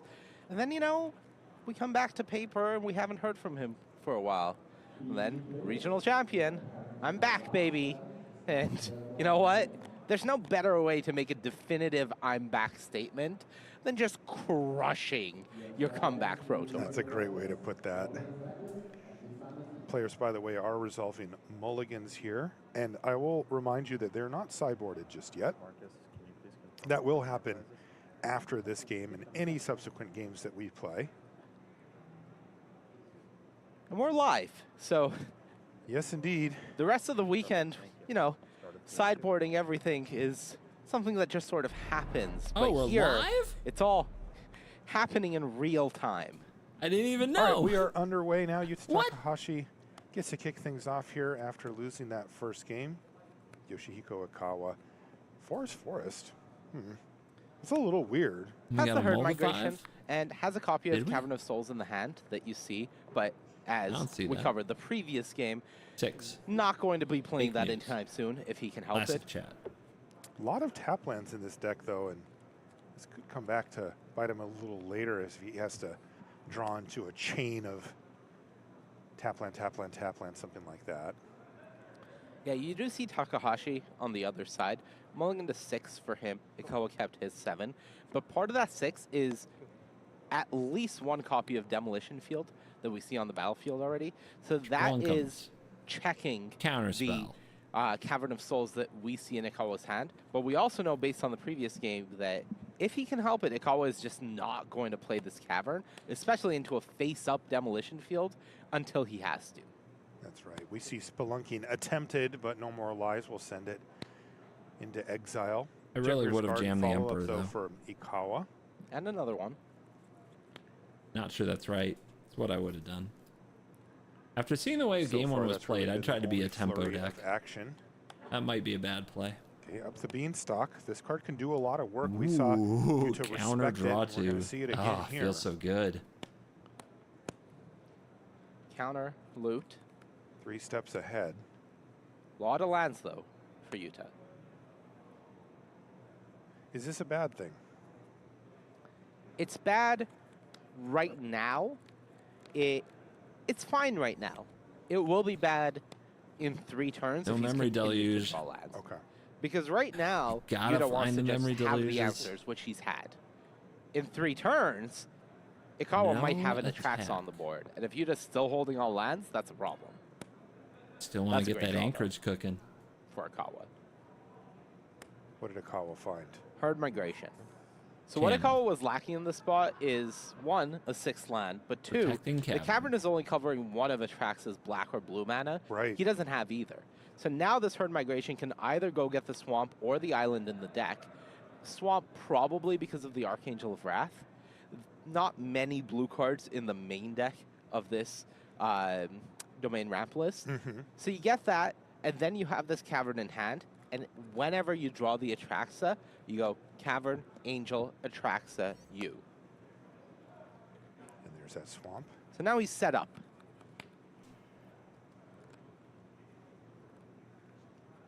So this time, this is what Yuta did not do last game. that, Yoshihiko This time, will Yuta drop passes the the Wandering turn back, Emperor? but- Yes. We are going to see Wandering Emperor. This is going to be played much differently than last time. Going to use it to start applying a little bit of pressure here. Make a 2/2. Yeah, Yuta goes to untap. Ikawa says, hold on a second, because I think he is considering going for Leyline Binding on the end step here. No beans on the battlefield Exactly for right. that. Again, Oh, that's slightly not awkward the there. It worst. is actually a 2-mana binding, but close enough, and it gets the job done. Meaning, just a 2/2 Samurai with Vigilance left over after the Wandering Emperor.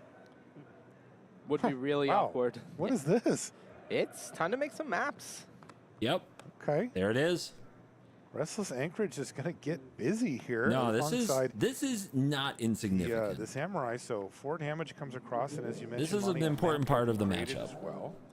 Yuta's hand has a 2-mana counterspell. He has the ability to leave up that counterspell. So may as well start using these map tokens to make sure that his next draw step wasn't that plains. Yeah, instead he gets to put it directly on the battlefield. Beautiful stuff there from Takahashi.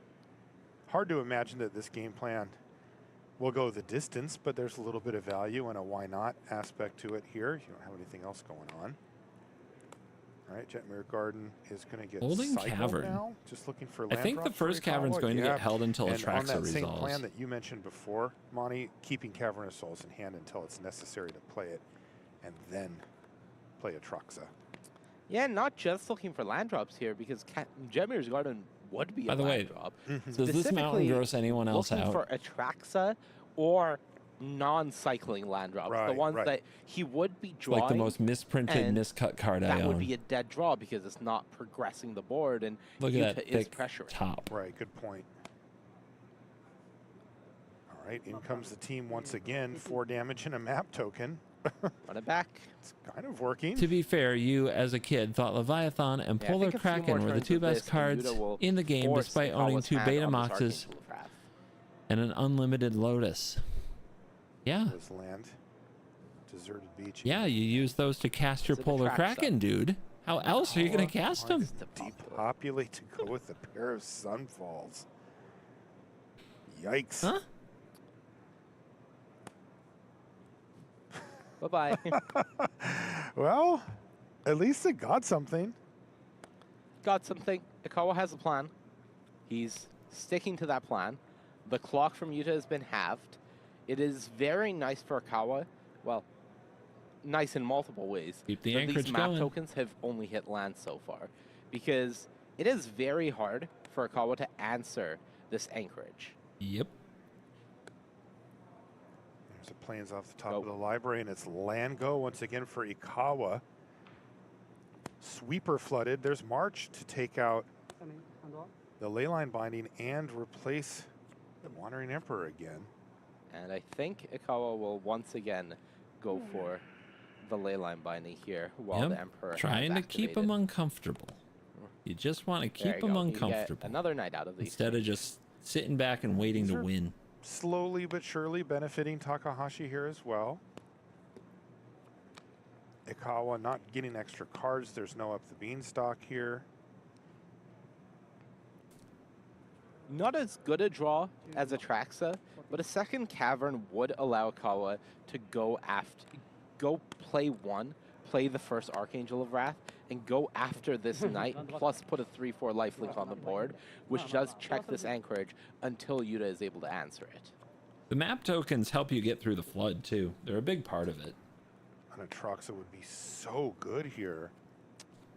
Spars headquarters. Yuta's hand is all counters. Yeah? Sunfall away your Knight. Yeah? Not the love most the way badass Sunfall Ikawa of the has day. Fully identified his matchup in this game and is just pursuing that and executing it to a T. Please say he's countering this. This is just unbelievable, Got him. Lonnie. This is Got him. not how I'm this telling you, matchup man, will this play is the out way. in the post-sideboarded game. This is the but way. Here, it's a little clunky.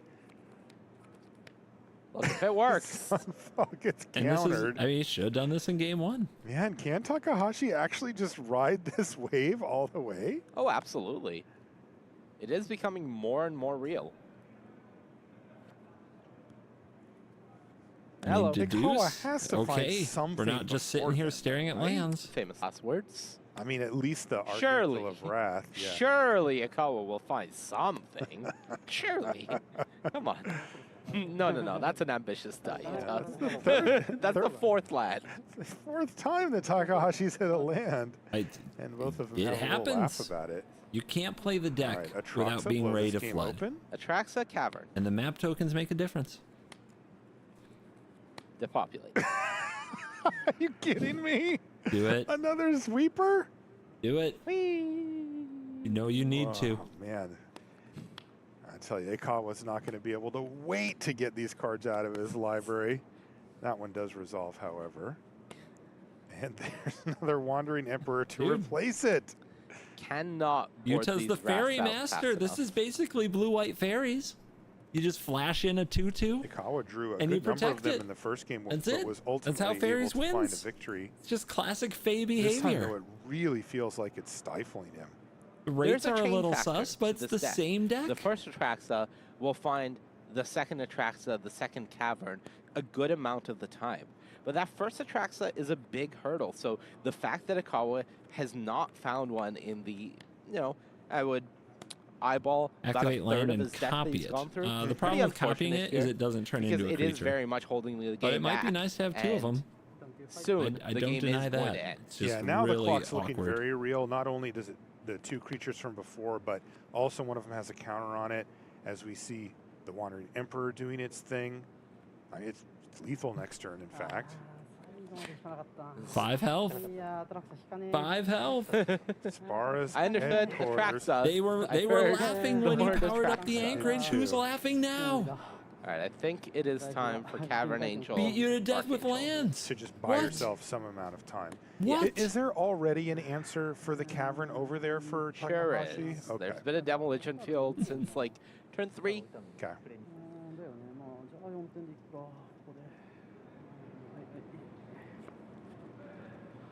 And he's going to choose to take out the Wandering Emperor and go back up to 9.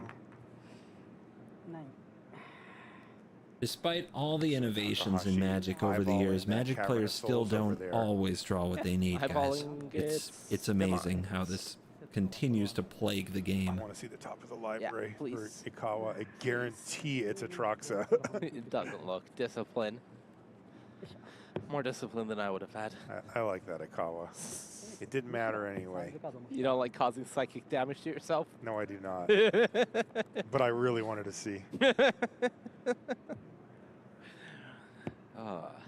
Okay, Well, he'll now draw you one. have an angel to navigate.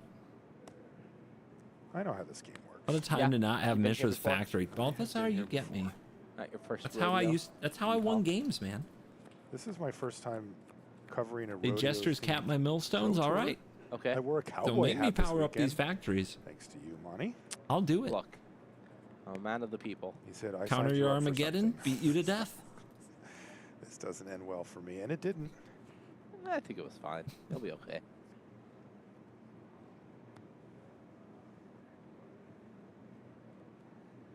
What a game. What a match.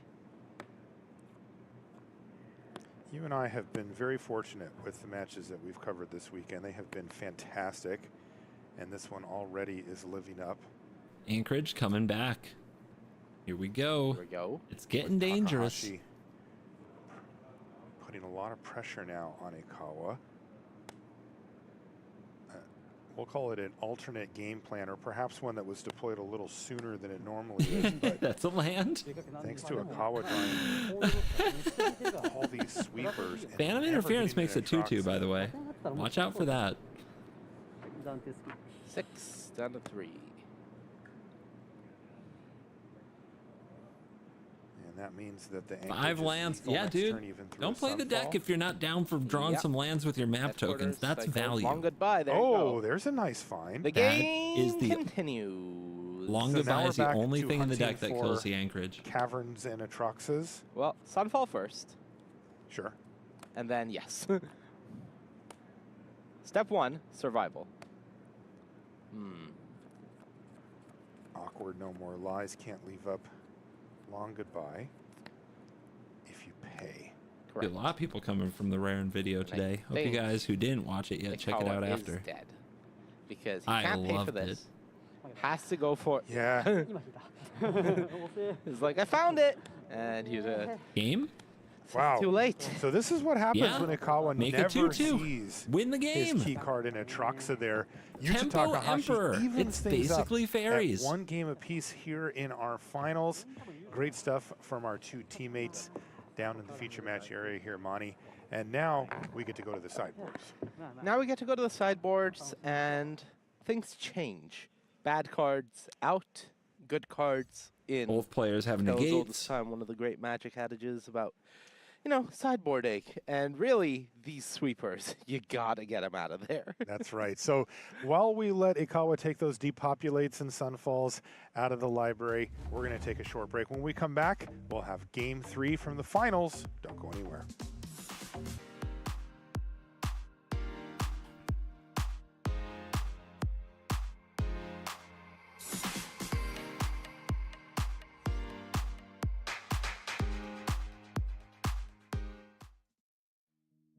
If any of you haven't watched Pro Magic before, you're really actually in for a hell of a treat. And hopefully I'm not jinxing the broadcast by saying this, but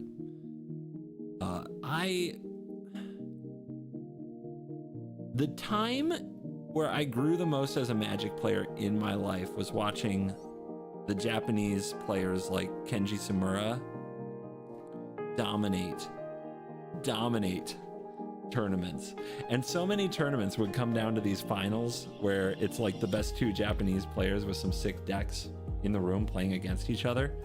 And you would see, like, you just don't get to see that very often.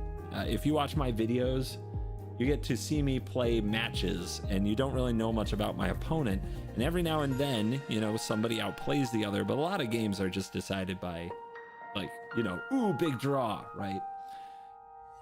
When you watch the best Japanese players facing the best Japanese players, when you see an all Japanese final like this and they're at that level that they train so hard for this,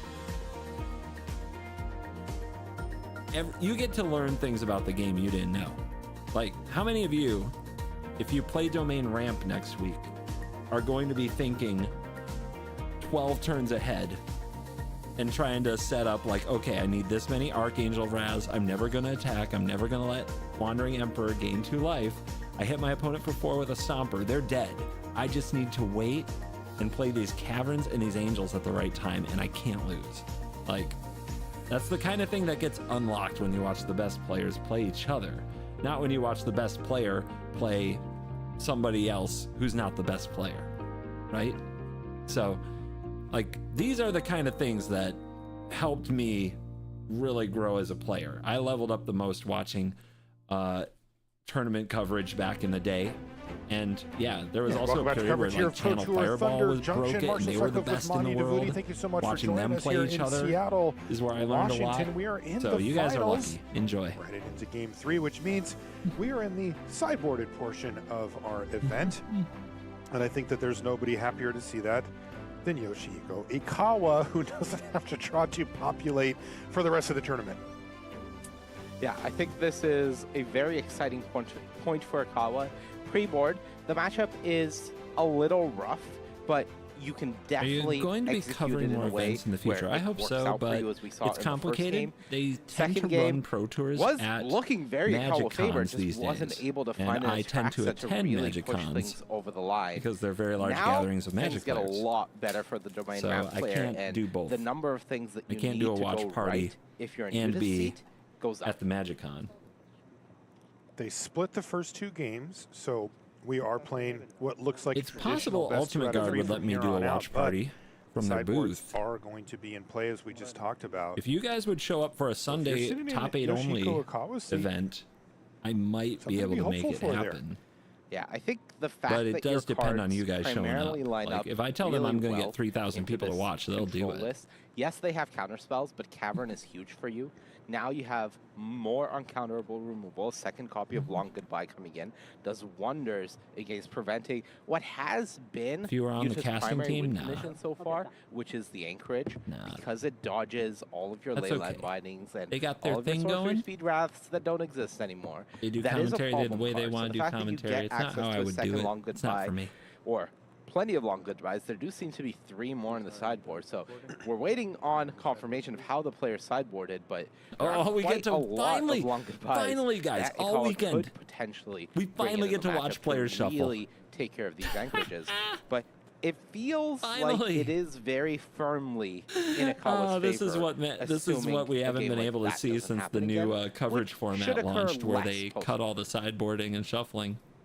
All he has to do is win Oh, two it feels games so against one of the good. best players in the world. It feels so good. How hard could it be? Yuta Takahashi, comfortable with this level The amount of time pressure. I've spent watching players shuffle in You are looking events at a on world coverage champion. on the weekend is it would be a lot. And one thing I am curious about as we get sideboarding information is how many, if any, of his board wipes Yuta decides to keep in, knowing that, well, the domain ramp missed deck it after still has game 1. Yeah, I access ran to get a drink. The vigilant creatures that you're not really able to answer well with something like the Wandering Emperor. You have to be aware of the threat of a resolved herd migration. Post-board, we see things like Chrome Host Seed Shark. So there are plenty of creature threats still coming out from the domain ramp deck that I'm not sure if Yuta can cut all of his board wipes. Feels like you CGB and need to have Raren access. for commentary. I don't know what it would be like having Raren on one of these. That might be fun. It also might be me answering questions Players every getting 5 shuffled up minutes, after, which is making kind of their like sideboard chat but adjustments here louder. for game number 3. Another thing to note again in Ikawa's favor. Maybe I is could he's get him gonna to be on stop by play for a here. round, although I doubt he'd be as invested.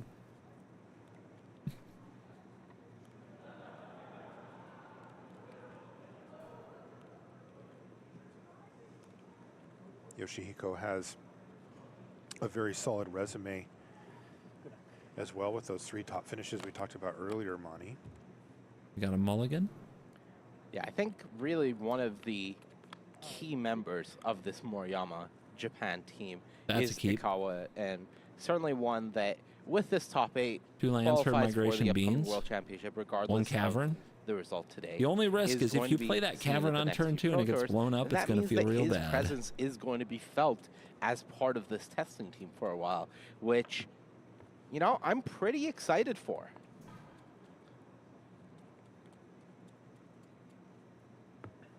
You can see Frank Karsten there. Yeah, it is Frank.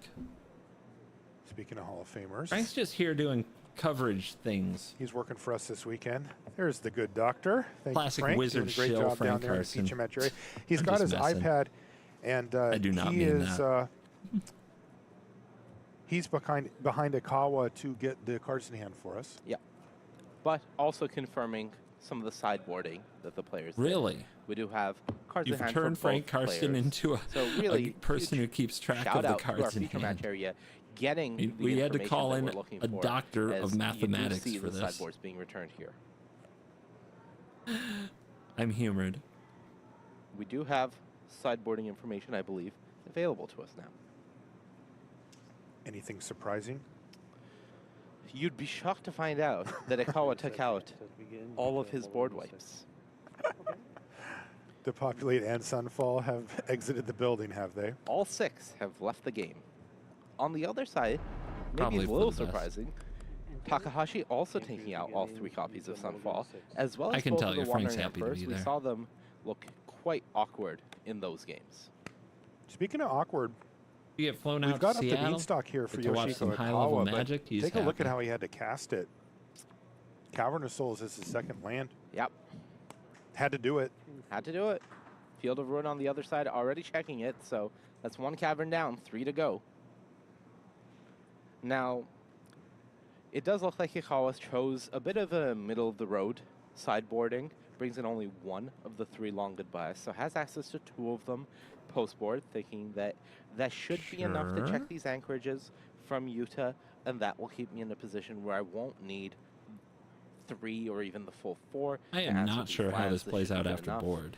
Also bring I'm in the one some in best extra of one. threats. You can see one in the hand there. But I'm guessing it is Issa, Hullbreaker time. And it does seem like the matchup gets a lot better when your depopulates are suddenly negates. Interesting, Ikawa And having it, in I Hein don't think here. Hullbreaker cares. It was going to be a swamp. I think that's the new wait for this card moment. Take a look at the hand there for Yuta Takahashi. If Field of Takahashi those is able to get Ruin number 2 2 in hand Hullbreaker as at a well. reasonable March pace, of Otherworldly Light, 3 get steps it out ahead, there with negate. some instants ready Oh, to and a pair go. of Myrics, And man, awkwardly Spree is good colorless with lands Hullbreaker Horror. I didn't even in think hand about there that. for Yuta Takahashi. We've got Tannen Grace down there, by the way, in the feature, standing behind Yuta, getting those cards in hand. Thank you. When am I both playing of them. Brawl This again? is, we've got a Soon. big team. It's not just I'm going us to that you do a see bunch of the decks from on this camera Pro Tour, A lot but of we're probably people going to have a going to bring whole in the summer Pro of Tour Brawl because for the Modern most part. Horizons 3 will And not be standard shout out to legal all and it of will them. be on The Arena. Merixens are awkwardly colorless, but these Field of Ruins, when Yuta deploys them, will fix his mana at least a little bit, get him to the point that he needs to be. And I think I love that Ikawa is taking advantage of the fact that he has Use it this while you Cavern got it. Angel. May as well Damn. just put an Archangel into play. Just I think a reasonable slam a 3/4 expectation lifelinker, from get his it point killed. of view that cards Now like you the already Wandering know that the Emperor game might is be different. taken out Never would have happened post-board here pre-board. in the matchup, and that means that this Archangel becomes a lot more valuable. Destroy Evil is going to take down that Archangel before anything bad happens. And of course, the up to Beanstalk still sitting there waiting to provide value to Ikawa. I think I like Ikawa leading off with up the Beanstalk here, but there is a risk that if this gets countered, or if he doesn't find a green source, he's not able to go for using this Herd Migration to find a land. This was the gamble taken. It's The a nice thing negate here on a is beans? each time Yuta is forced to use one of these counter spells right now, it is delaying his ability to use this Field of Ruin. Yep, trying to time this field. Negate of Ikawa's own was the draw. He's just going to pass the turn back now. I wonder if our... Is it not a Herd Migration? I think it must be, but it is a little strange that he hasn't already gone for it.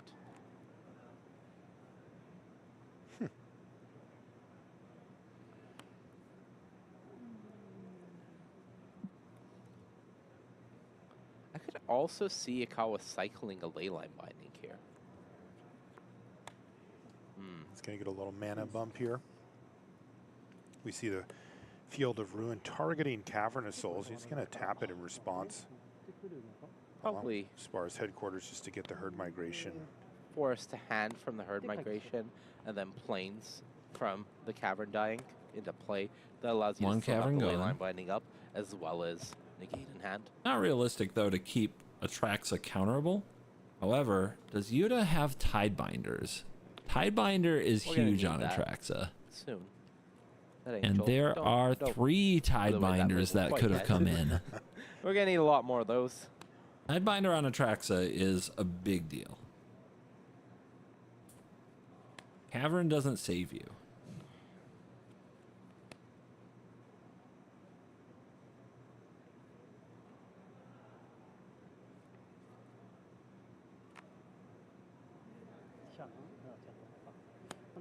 March Beans? That is a March of Otherworldly Light going after the up the beanstalk from Takahashi.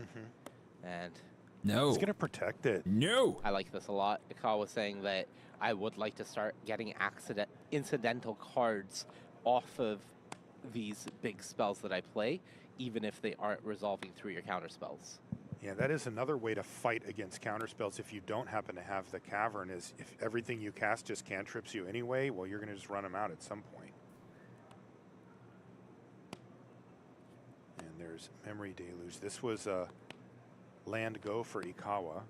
Could have gone for Nissa Ascended Animist along That's the lines huge. of what we were just talking about. But Being able to start shaping the hand with Memory Deluge early enough in the game before you're I behind. think that it is awkward. Gotta have it. From Ikawa's point of view, running the Nissa out into the counter It's spells the key that card. ask you to pay mana for them. Sure. I think he would like to wait as long as he could. Perfect Deluge in this matchup probably gets a counterspell and another saying that Deluge. I'm not under much pressure. But now it's, all right, never mind. Gonna go for it. This is a partially discounted Nissa Ascended Animist. This early it might get land. But as we saw, there was a Cavern of Souls drawn for the turn as well. Up the beanstalk is triggered. That's right. Out of there.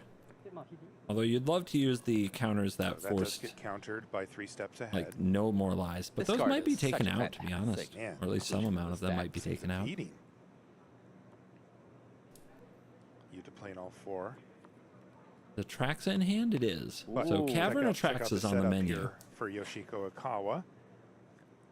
I'm checking out But there's the Tidebinder. Takahashi. Wait, what are you seeing? That's a Tishana's Tidebinder drawn. There's the Tidebinder. How about your Traxa doesn't get its trigger? But there's no becomes sweeper. Just a 7/7. Yeah. Just Still a 7/7, I suppose. But yeah.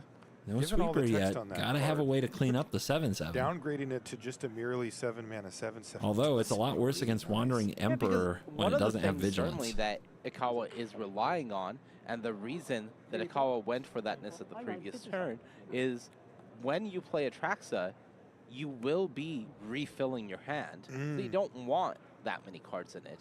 But when this gets countered, there is some amount of regret. Trigger on the stack, says Yuta Takahashi. Yep. There is also the up the beanstalk trigger here as well. And that's kind of the bad news for Yuta. Having the good answer for this Atraxa trigger is great, no doubt about it. But that incremental advantage that we've been talking about is a real thing, and it has been happening. That's the last 2 turns that Ikawa cast something and that it triggered up the beanstalk. And whether it's dealt with or not, he's still at least getting his card back and can continue to keep the value train rolling. Oh, man. And Yuta was able to draw a copy of, I believe, 3 steps ahead. So you're right. Okay. That can make copies of a Tidebinder. But it doesn't deal with the 7/7 yet. This game just got interesting. Copying Tidebinder makes me want to play best of 3, not gonna lie. Also the easy way, March of Otherworldly Light, to just take down the up the beanstalk. The job was done by it. It did draw 2 extra cards for Ikawa, but it is gone now. Yeah, I think Takahashi has to use one of these Field of Ruins here. Or he'd just draw that. Now what? Fishy! Yeah, it is a 1-of in the sideboard that has been boarded in. Whoa. The lobster Memory is Deluge here. Flashback now for Takahashi. This is a main phase deluge flashback. It is. But why? Certainly just playing around a potential negate. You don't want to miss a land from drop. Kawa, but You don't want to miss a land drop. it does feel a little scary. Lands matter. Okay, so Ikawa can use this Cavern while it hasn't died to play Archangel, clear off this Tidebinder, and get Atraxa's abilities back. I think Still that need a would sweeper be though, and does not have one. Start to Like, this how are you going to regain the board?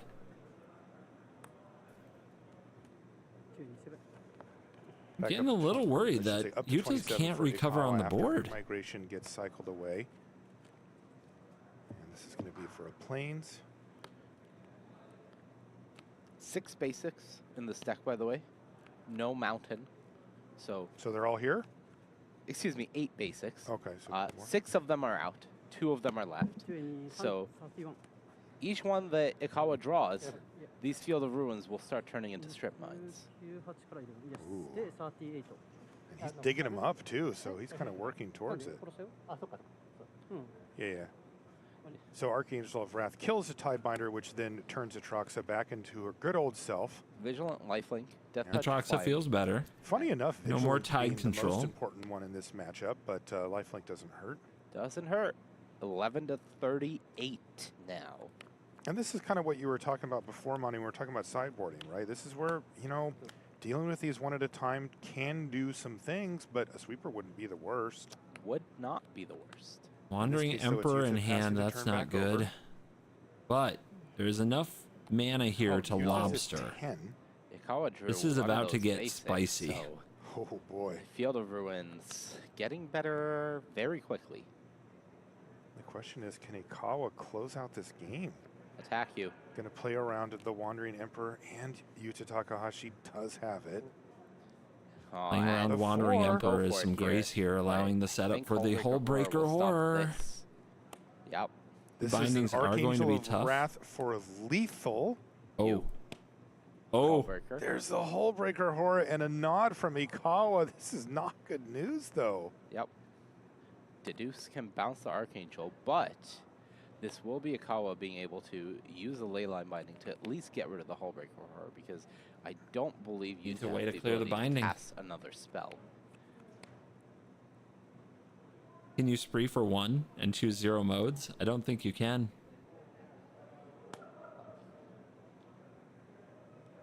So return the Angel to your hand.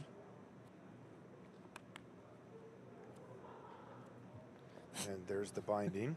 I do love the confidence with which Ikawa did that Leyline Binding. Oh, yeah. Knowing that Get Yuta that couldn't lobster. do anything Yeah. with 1 mana. Yeah. He's just like, all right, take your Hullbreaker, go. Yep, go.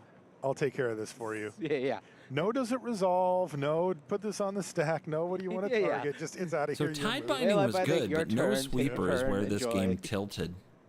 How many sweepers did Yuta take out? I think you still need them. Hullbreaker Horror made a very brief appearance. At least you need the Sunfalls. Ikawa, a lethal But yeah, if there had been an opportunity to play Sunfall on that back to hand, Atraxa and Archangel board Trax is still here. and main Archangel Wrath cast that number memory 1 is still deluge on and the just didn't battlefield. find There's it, an Imminent unbelievable. Recruiter too? Yeah, but Field of Ruin is there. Okay.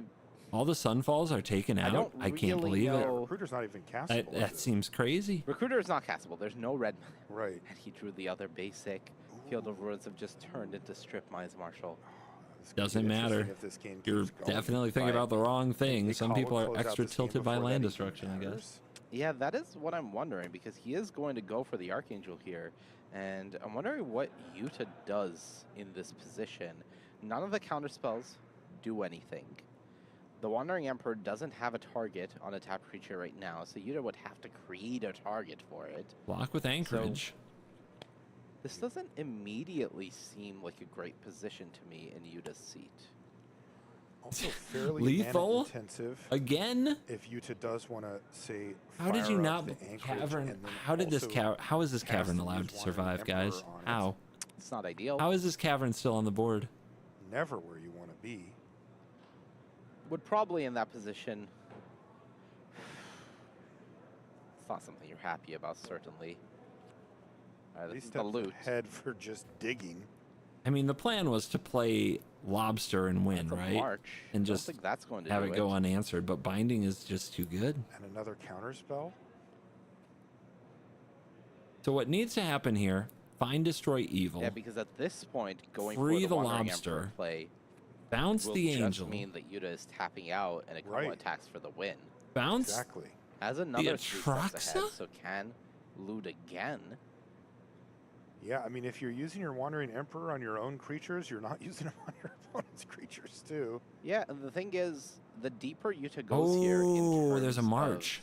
Is there mana enough spent white digging for cards? things, the more it means that Is there Ikawa enough has white free cards? reign then There to just are attack 2 with the white cards in remaining creatures on hand. the board, and that'll certainly get the So job it's done. 3 mana to free the horror. Because you can exile them. 2 mana. Takahashi trying to find a way out. This Archangel of Wrath Mana is does lethal what? on its own. Sack the clue. Last ditch effort. I don't see it.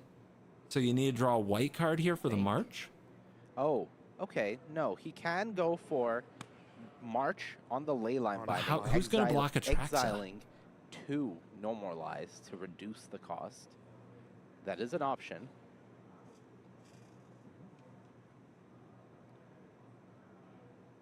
But that does leave the 2 creatures on the battlefield still. Exiling 3 even in the spot. Alright, now this would be exiling 2. Right. But then what does he cast? Right. 3 steps ahead. Wait, he has 3 white cards now.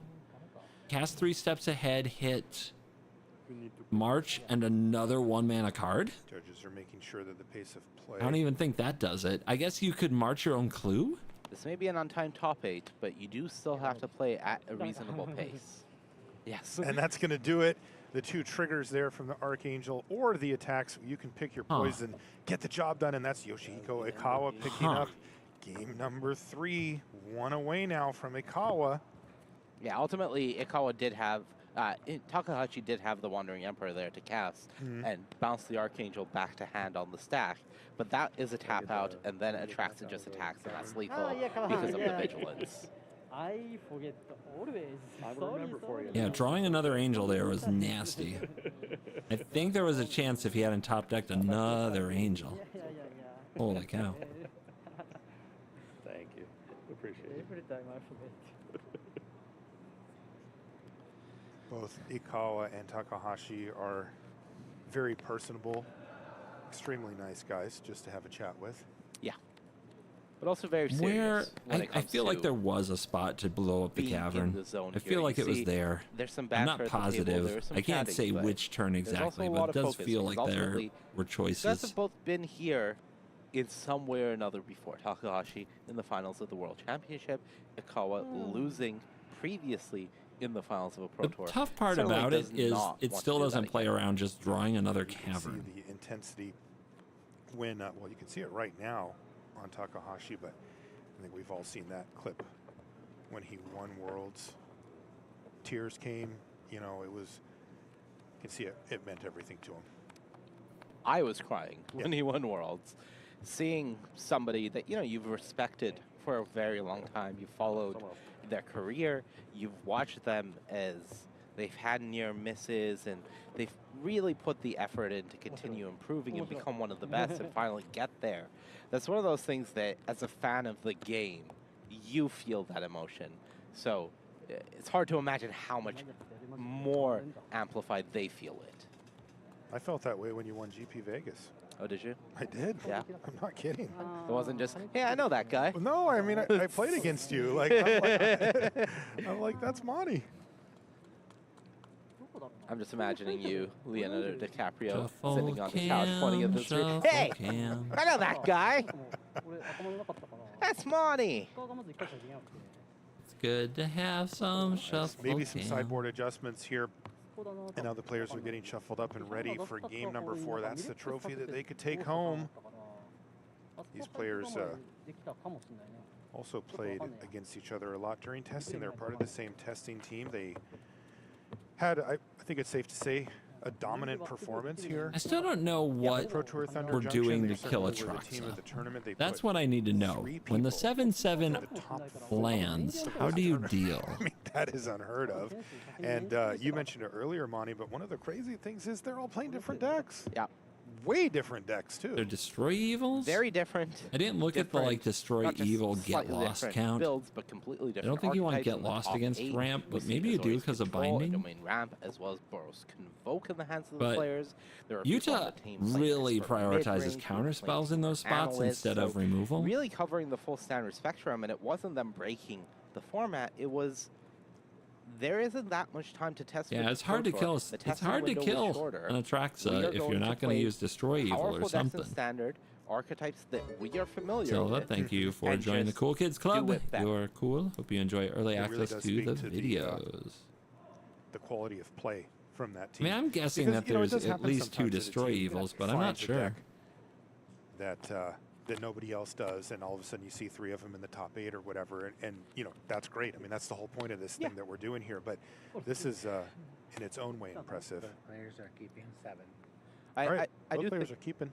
I do think back to this Pro Tour last year, Pro Tour March of the Machine, where Team Handshake put 4 members into the top 8, and they were playing Rakdos mid-range, but just a slightly more innovative build. Really felt like the same style, and they ultimately took it down. They were the dominant team of that tournament. Now, Just there's a new fine sheriff in spot. town. Really well done, Mark. One more Thunder Junction joke for the road, you know? Nice job. Yeah, I'm sure you're done. Yeah. Hello, Light Man. that was the last. Welcome There to will the be Cool Kids no Club. more. Wild West reference we'll get out of Mommy today. Hope you enjoy All early right, access quick to the play videos. here in game Appreciate number you. 4 You're cool. as it's just a bunch of lands, nothing else going on so far. There's Topiary Oh, back in the Stomper as middle? the first spell to go on Okay. the stack. Fine. Does Utah want to let it resolve? A completely different look at the mana base here as well. For Ikawa, you see tap land, tap land, tap land versus last time when it was all basics. This is the type of start that he would like to have. It does look like for Takahashi, a little bit of a sideboarding change on for this game is once again on the play as... Sorry, he was on the draw the previous game after winning game 2, is on the plane now, so perhaps that's the reason for the changes. You join a Mesa for Falcon Koa, club, not a Cool Kids club. You know what? It worked. I don't think he's bringing those wraps back in. Noted. Yeah. Do you? No, I don't think he's ever going to touch those again. Yuta Takahashi trying to get across the finish line with this blue-white control deck. I know Riley was rooting for it. Yep. He's probably feeling the pressure. Question back is, there a would little any bit of the at this Cool point. Kids unsubscribe As, if it became the Ikawa Mesa can pick Falcon up club? This game or the next. That's what I need to know. That's the championship trophy. あ、いやいや、適当でいいよ、適当でいいよ、別に。あ、まあまあ、じゃあ、それ、Yes, those are supposed to be randomized. Not exactly critical that that happens in this spot, so you can see the players saying, yeah, go for it. And Stomper resolving, that is very nice for Ikawa as it does begin the ramp. And as you mentioned, unlike last game, Ikawa has a lot of basics in the deck, so not worried about the old Field of Ruin strip mine interaction that can sometimes be an issue because, you know, we saw the first game, Ikawa went a very long time without cycling his Triomes and Cycle Lands. It was very much all about building up the mana base and having the ability to do these 2, 3, I think you 4 guys spell underestimate turns. how much So YouTubers, if you start getting to a point YouTube where viewers you've drawn all your specifically basics, hate and suddenly change. your non-basics, Cavern or not, are being Field of Ruined, that can be a big issue. Also, just a much different look here from Yuta Takahashi. No counter spells just yet. And we're going to see Cartographer's Survey go on the stack, and it's probably going to resolve, though Takahashi's going to fire off a Deduce here. He has to. He can't have this Topiary Stomper online attacking him and having multiple lands enter the battlefield. Okay, and he found what he needed. 3 steps ahead. Oh, but then a gate to protect it. Tempo. Yeah, I believe that does cost him a life as he does get there. He has to take one from the Adarkar Wastes. But that isn't the big Cavern? deal here because especially if Ikawa finds a Cavern of Souls in this Cartographer Survey, I think that's one of the things that we were talking about. Why is Ikawa's build of That this play domain could be ramp deck huge. not playing any Battle for or Invasion of Zendikars? Instead playing this one copy of Cartographer Survey.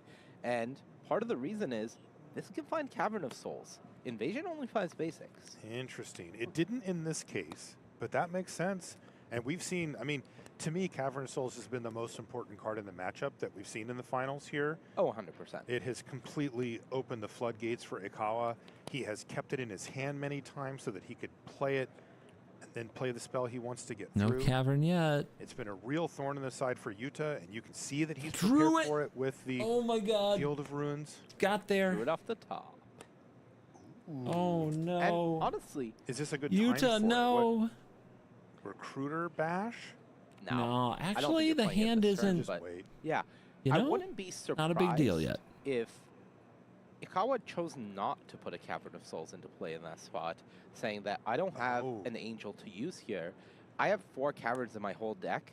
I don't Adventure. want to expose one.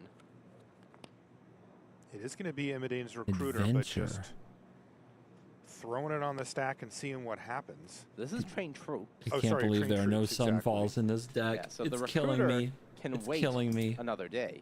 You still have the ability to make that uncounterable. Yeah, not in the graveyard. You don't want that there. So this is respecting No More Lies here from Ikawa. Yep. Oh. But wait, there's more. The Imidane's recruiter does come down. The Tishana's Tidebinder, though, is going to counter the trigger from it. So everybody needs to stay home except for the Topiary Stomper. Thought he Cavern had is on it. human. So that is a cavern fired off. But This how is do an you? aggressive play here from Ikawa. What do you do without a Sunfall? The big What do you question do? is, I don't think you. Oh, there is a Sunfall. It looks like he Fake did ward a news. Sunfall back, Sunfall is and I in the can deck. see it in his Guys, hand. Sunfall's in the So deck. he has access Sunfall's to in some the four-way deck. spells. Well, he's going to need it.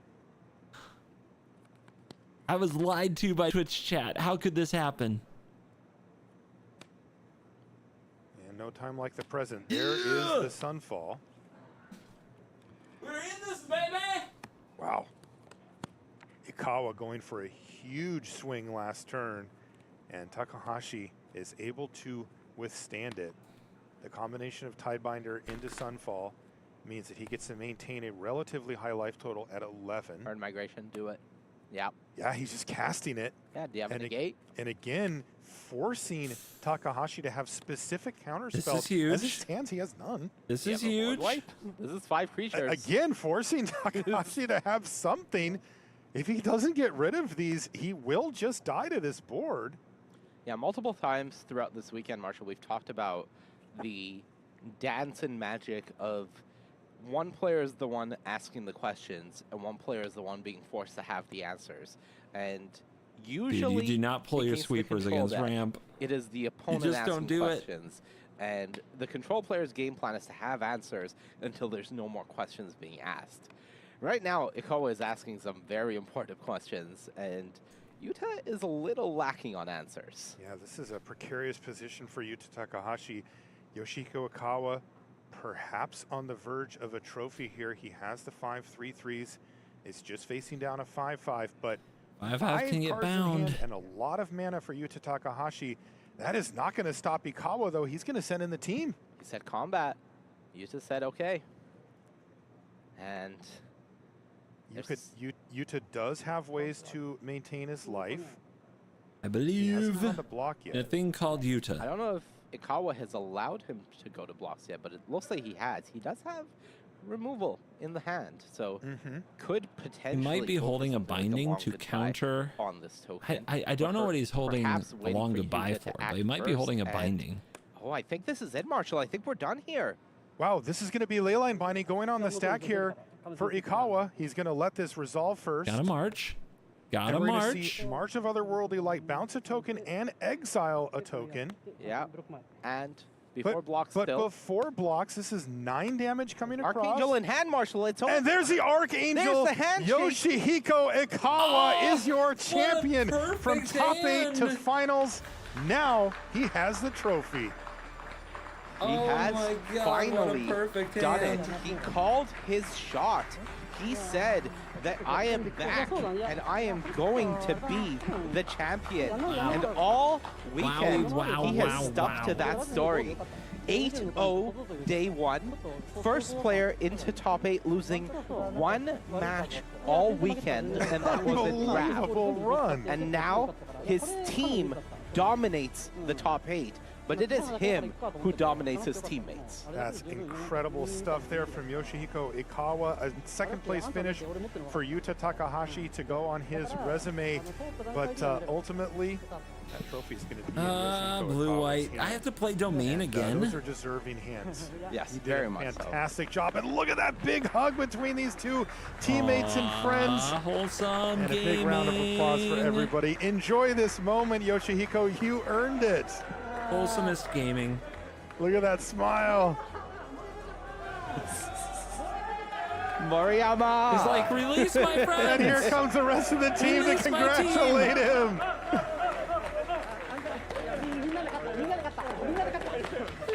Fantastic. Wow, this is the moments that we love. Whether you could see Matsuura there, the other player that also made the top 4.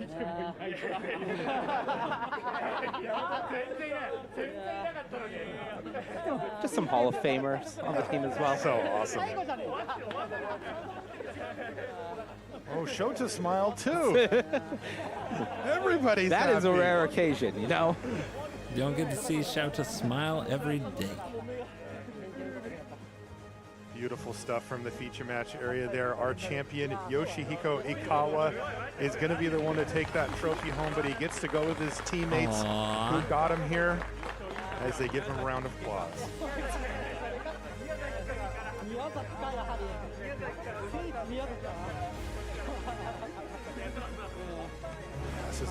This is what it's all about. This is truly what it is all about. It is about the camaraderie, it is about the teamwork, it is about the gathering, and it's about seeing your hard efforts pay off. It is about coming here, setting a goal, and accomplishing it, and this truly was Ikawa's weekend. Yeah, fantastic stuff. Fantastic individual performance there. As you mentioned down the stretch, he only lost once all weekend. One match, that's it. That is an incredible run. Yeah, he was down for 0-2, our that's right. champion, Yoshihiko Remember? Ikawa. Congratulations You guys to him and, remember of course, it was everybody else 7 that made it hours to the top ago. 8. Monty, what stood out to you 7 most from the hours finals about ago, how he those was two down players matched up? 0-2. I think it was the unsurprising fact that both players fully understood their roles in the matchup, and every action of every turn was with that goal in mind. It wasn't, I am playing the game as it sits. It was about, I am playing the game as I need to play it throughout a whole game plan. And it was fantastic for both players, and really, the only thing I can say is, hats off to both of our finalists, if I can get this off. Hats off is easier said than done, apparently. Domain is the kind of Hats off. deck that you can beat when Okay, it's well, public enemy we're going to number work one. on this over It's here with when people Monty. forget In the about it meantime, that let's send it over to becomes the news desk with problem. Maria. This is just classic Monty here. No, it's not. Absolutely classic Monty. Congratulations to Yoshihiko Ikawa with Domain Ramp, your champion of Pro Tour Thunder Junction. Welcome to the news desk, Marie Bartholdi and Corey Baumeister. What a fantastic Pro Tour it has been, Corey. What's your so good. takeaway after this finals? I mean, my takeaway, I think, is Yoshihiko Ikawa saying during the interview getting ready for top 8, the first Pro Tour top 8, lost in the top 8. Second, finalist. Third, I want to be a champion. And now Yoshihiko Ikawa is a champion of Pro Tour Thunder Junction. I mean, there's nothing better than manifesting exactly what you want to happen, especially from coming from a regional championship. I mean, this is just amazing. It is. I love it. Absolutely fantastic. Congratulations to our winner. Ailey Loney is standing by with the trophy presentation. Thank you so much, Maria. Yoshihiko, yusho omedetou. Thank you very much. Arigato. This is your first Pro Tour win. What does it mean to you personally and professionally? It means my dreams come true, but my magic not finish. Next goal, next goal, yeah. World Championship win. I want. Yes. I believe it, man. You came in here, you were determined, and you just went for the throat, appropriately speaking, considering, but absolutely stellar job. Is there anything you'd like to say to your teammates, to your family, to your friends? You can do it in English or Japanese. My team 1, 2, 3 finish. Super, very perfect process for me. So yes, thank you very much, and Japanese fans, teammate, Japanese fan, and many my family and Card Rush. I want to say everyone thank you very much. Yoshihiko, there's only one more thing to do then. This trophy is all yours. Please celebrate. Let's give it up for our Pro Tour champion, Yoshihiko Ikawa!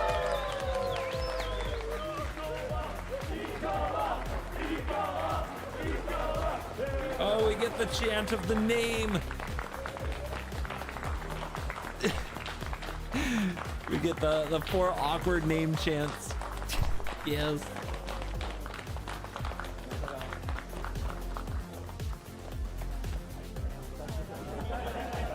And now what? What do we do now? Where do we go? What do I do now? Can I put this back? Huge congratulations once again to our Guys, champion. why are you standing so far away from me? Can we get back in a What an huddle? incredible guy, and so very happy to have this Pro Tour championship under his belt.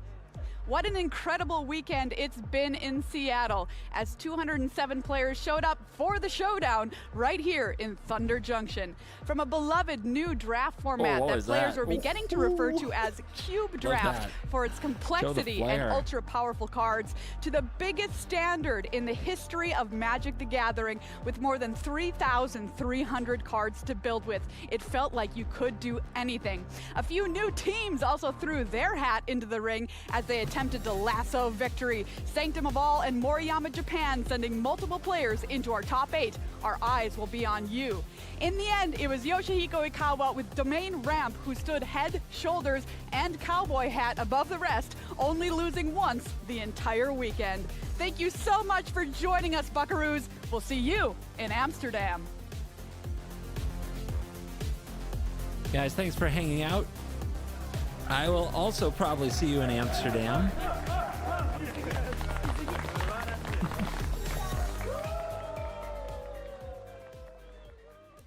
Definitely a new record for a watch party here. Again, I don't make any money off these. I do it because I really love watching Pro Magic, and I love sharing that with those of you who are into it as well. So the best thing you can do if you appreciate it and enjoyed leeching off of my Twitch Turbo all weekend and getting no ads on YouTube for watching this Twitch stream, well, the best thing you can do is watch the videos. If you stay till the end, that helps a lot. So subscribe to the YouTube channel, watch the videos. Thank you for supporting as always. I hope you enjoyed. Congratulations to our champion. And I'll see you guys back in the arena on a different day. So have a wonderful evening. And as always, Mesa Falcon Guy signing out, reminding you, you're cool.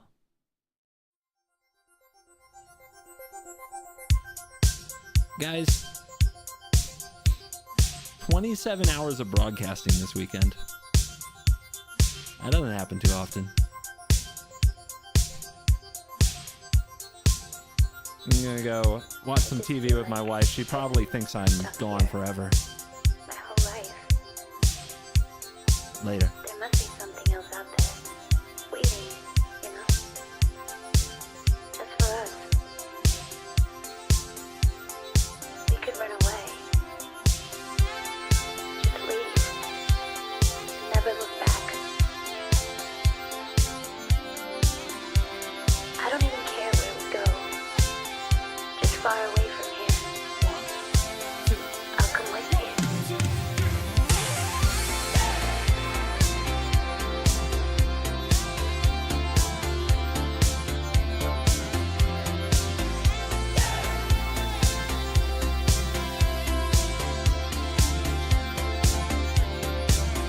Faked our deaths, lit a match, closed the door, waited for the flash. Greyhound station, paid in cash. It's Lazarus, we're coming back.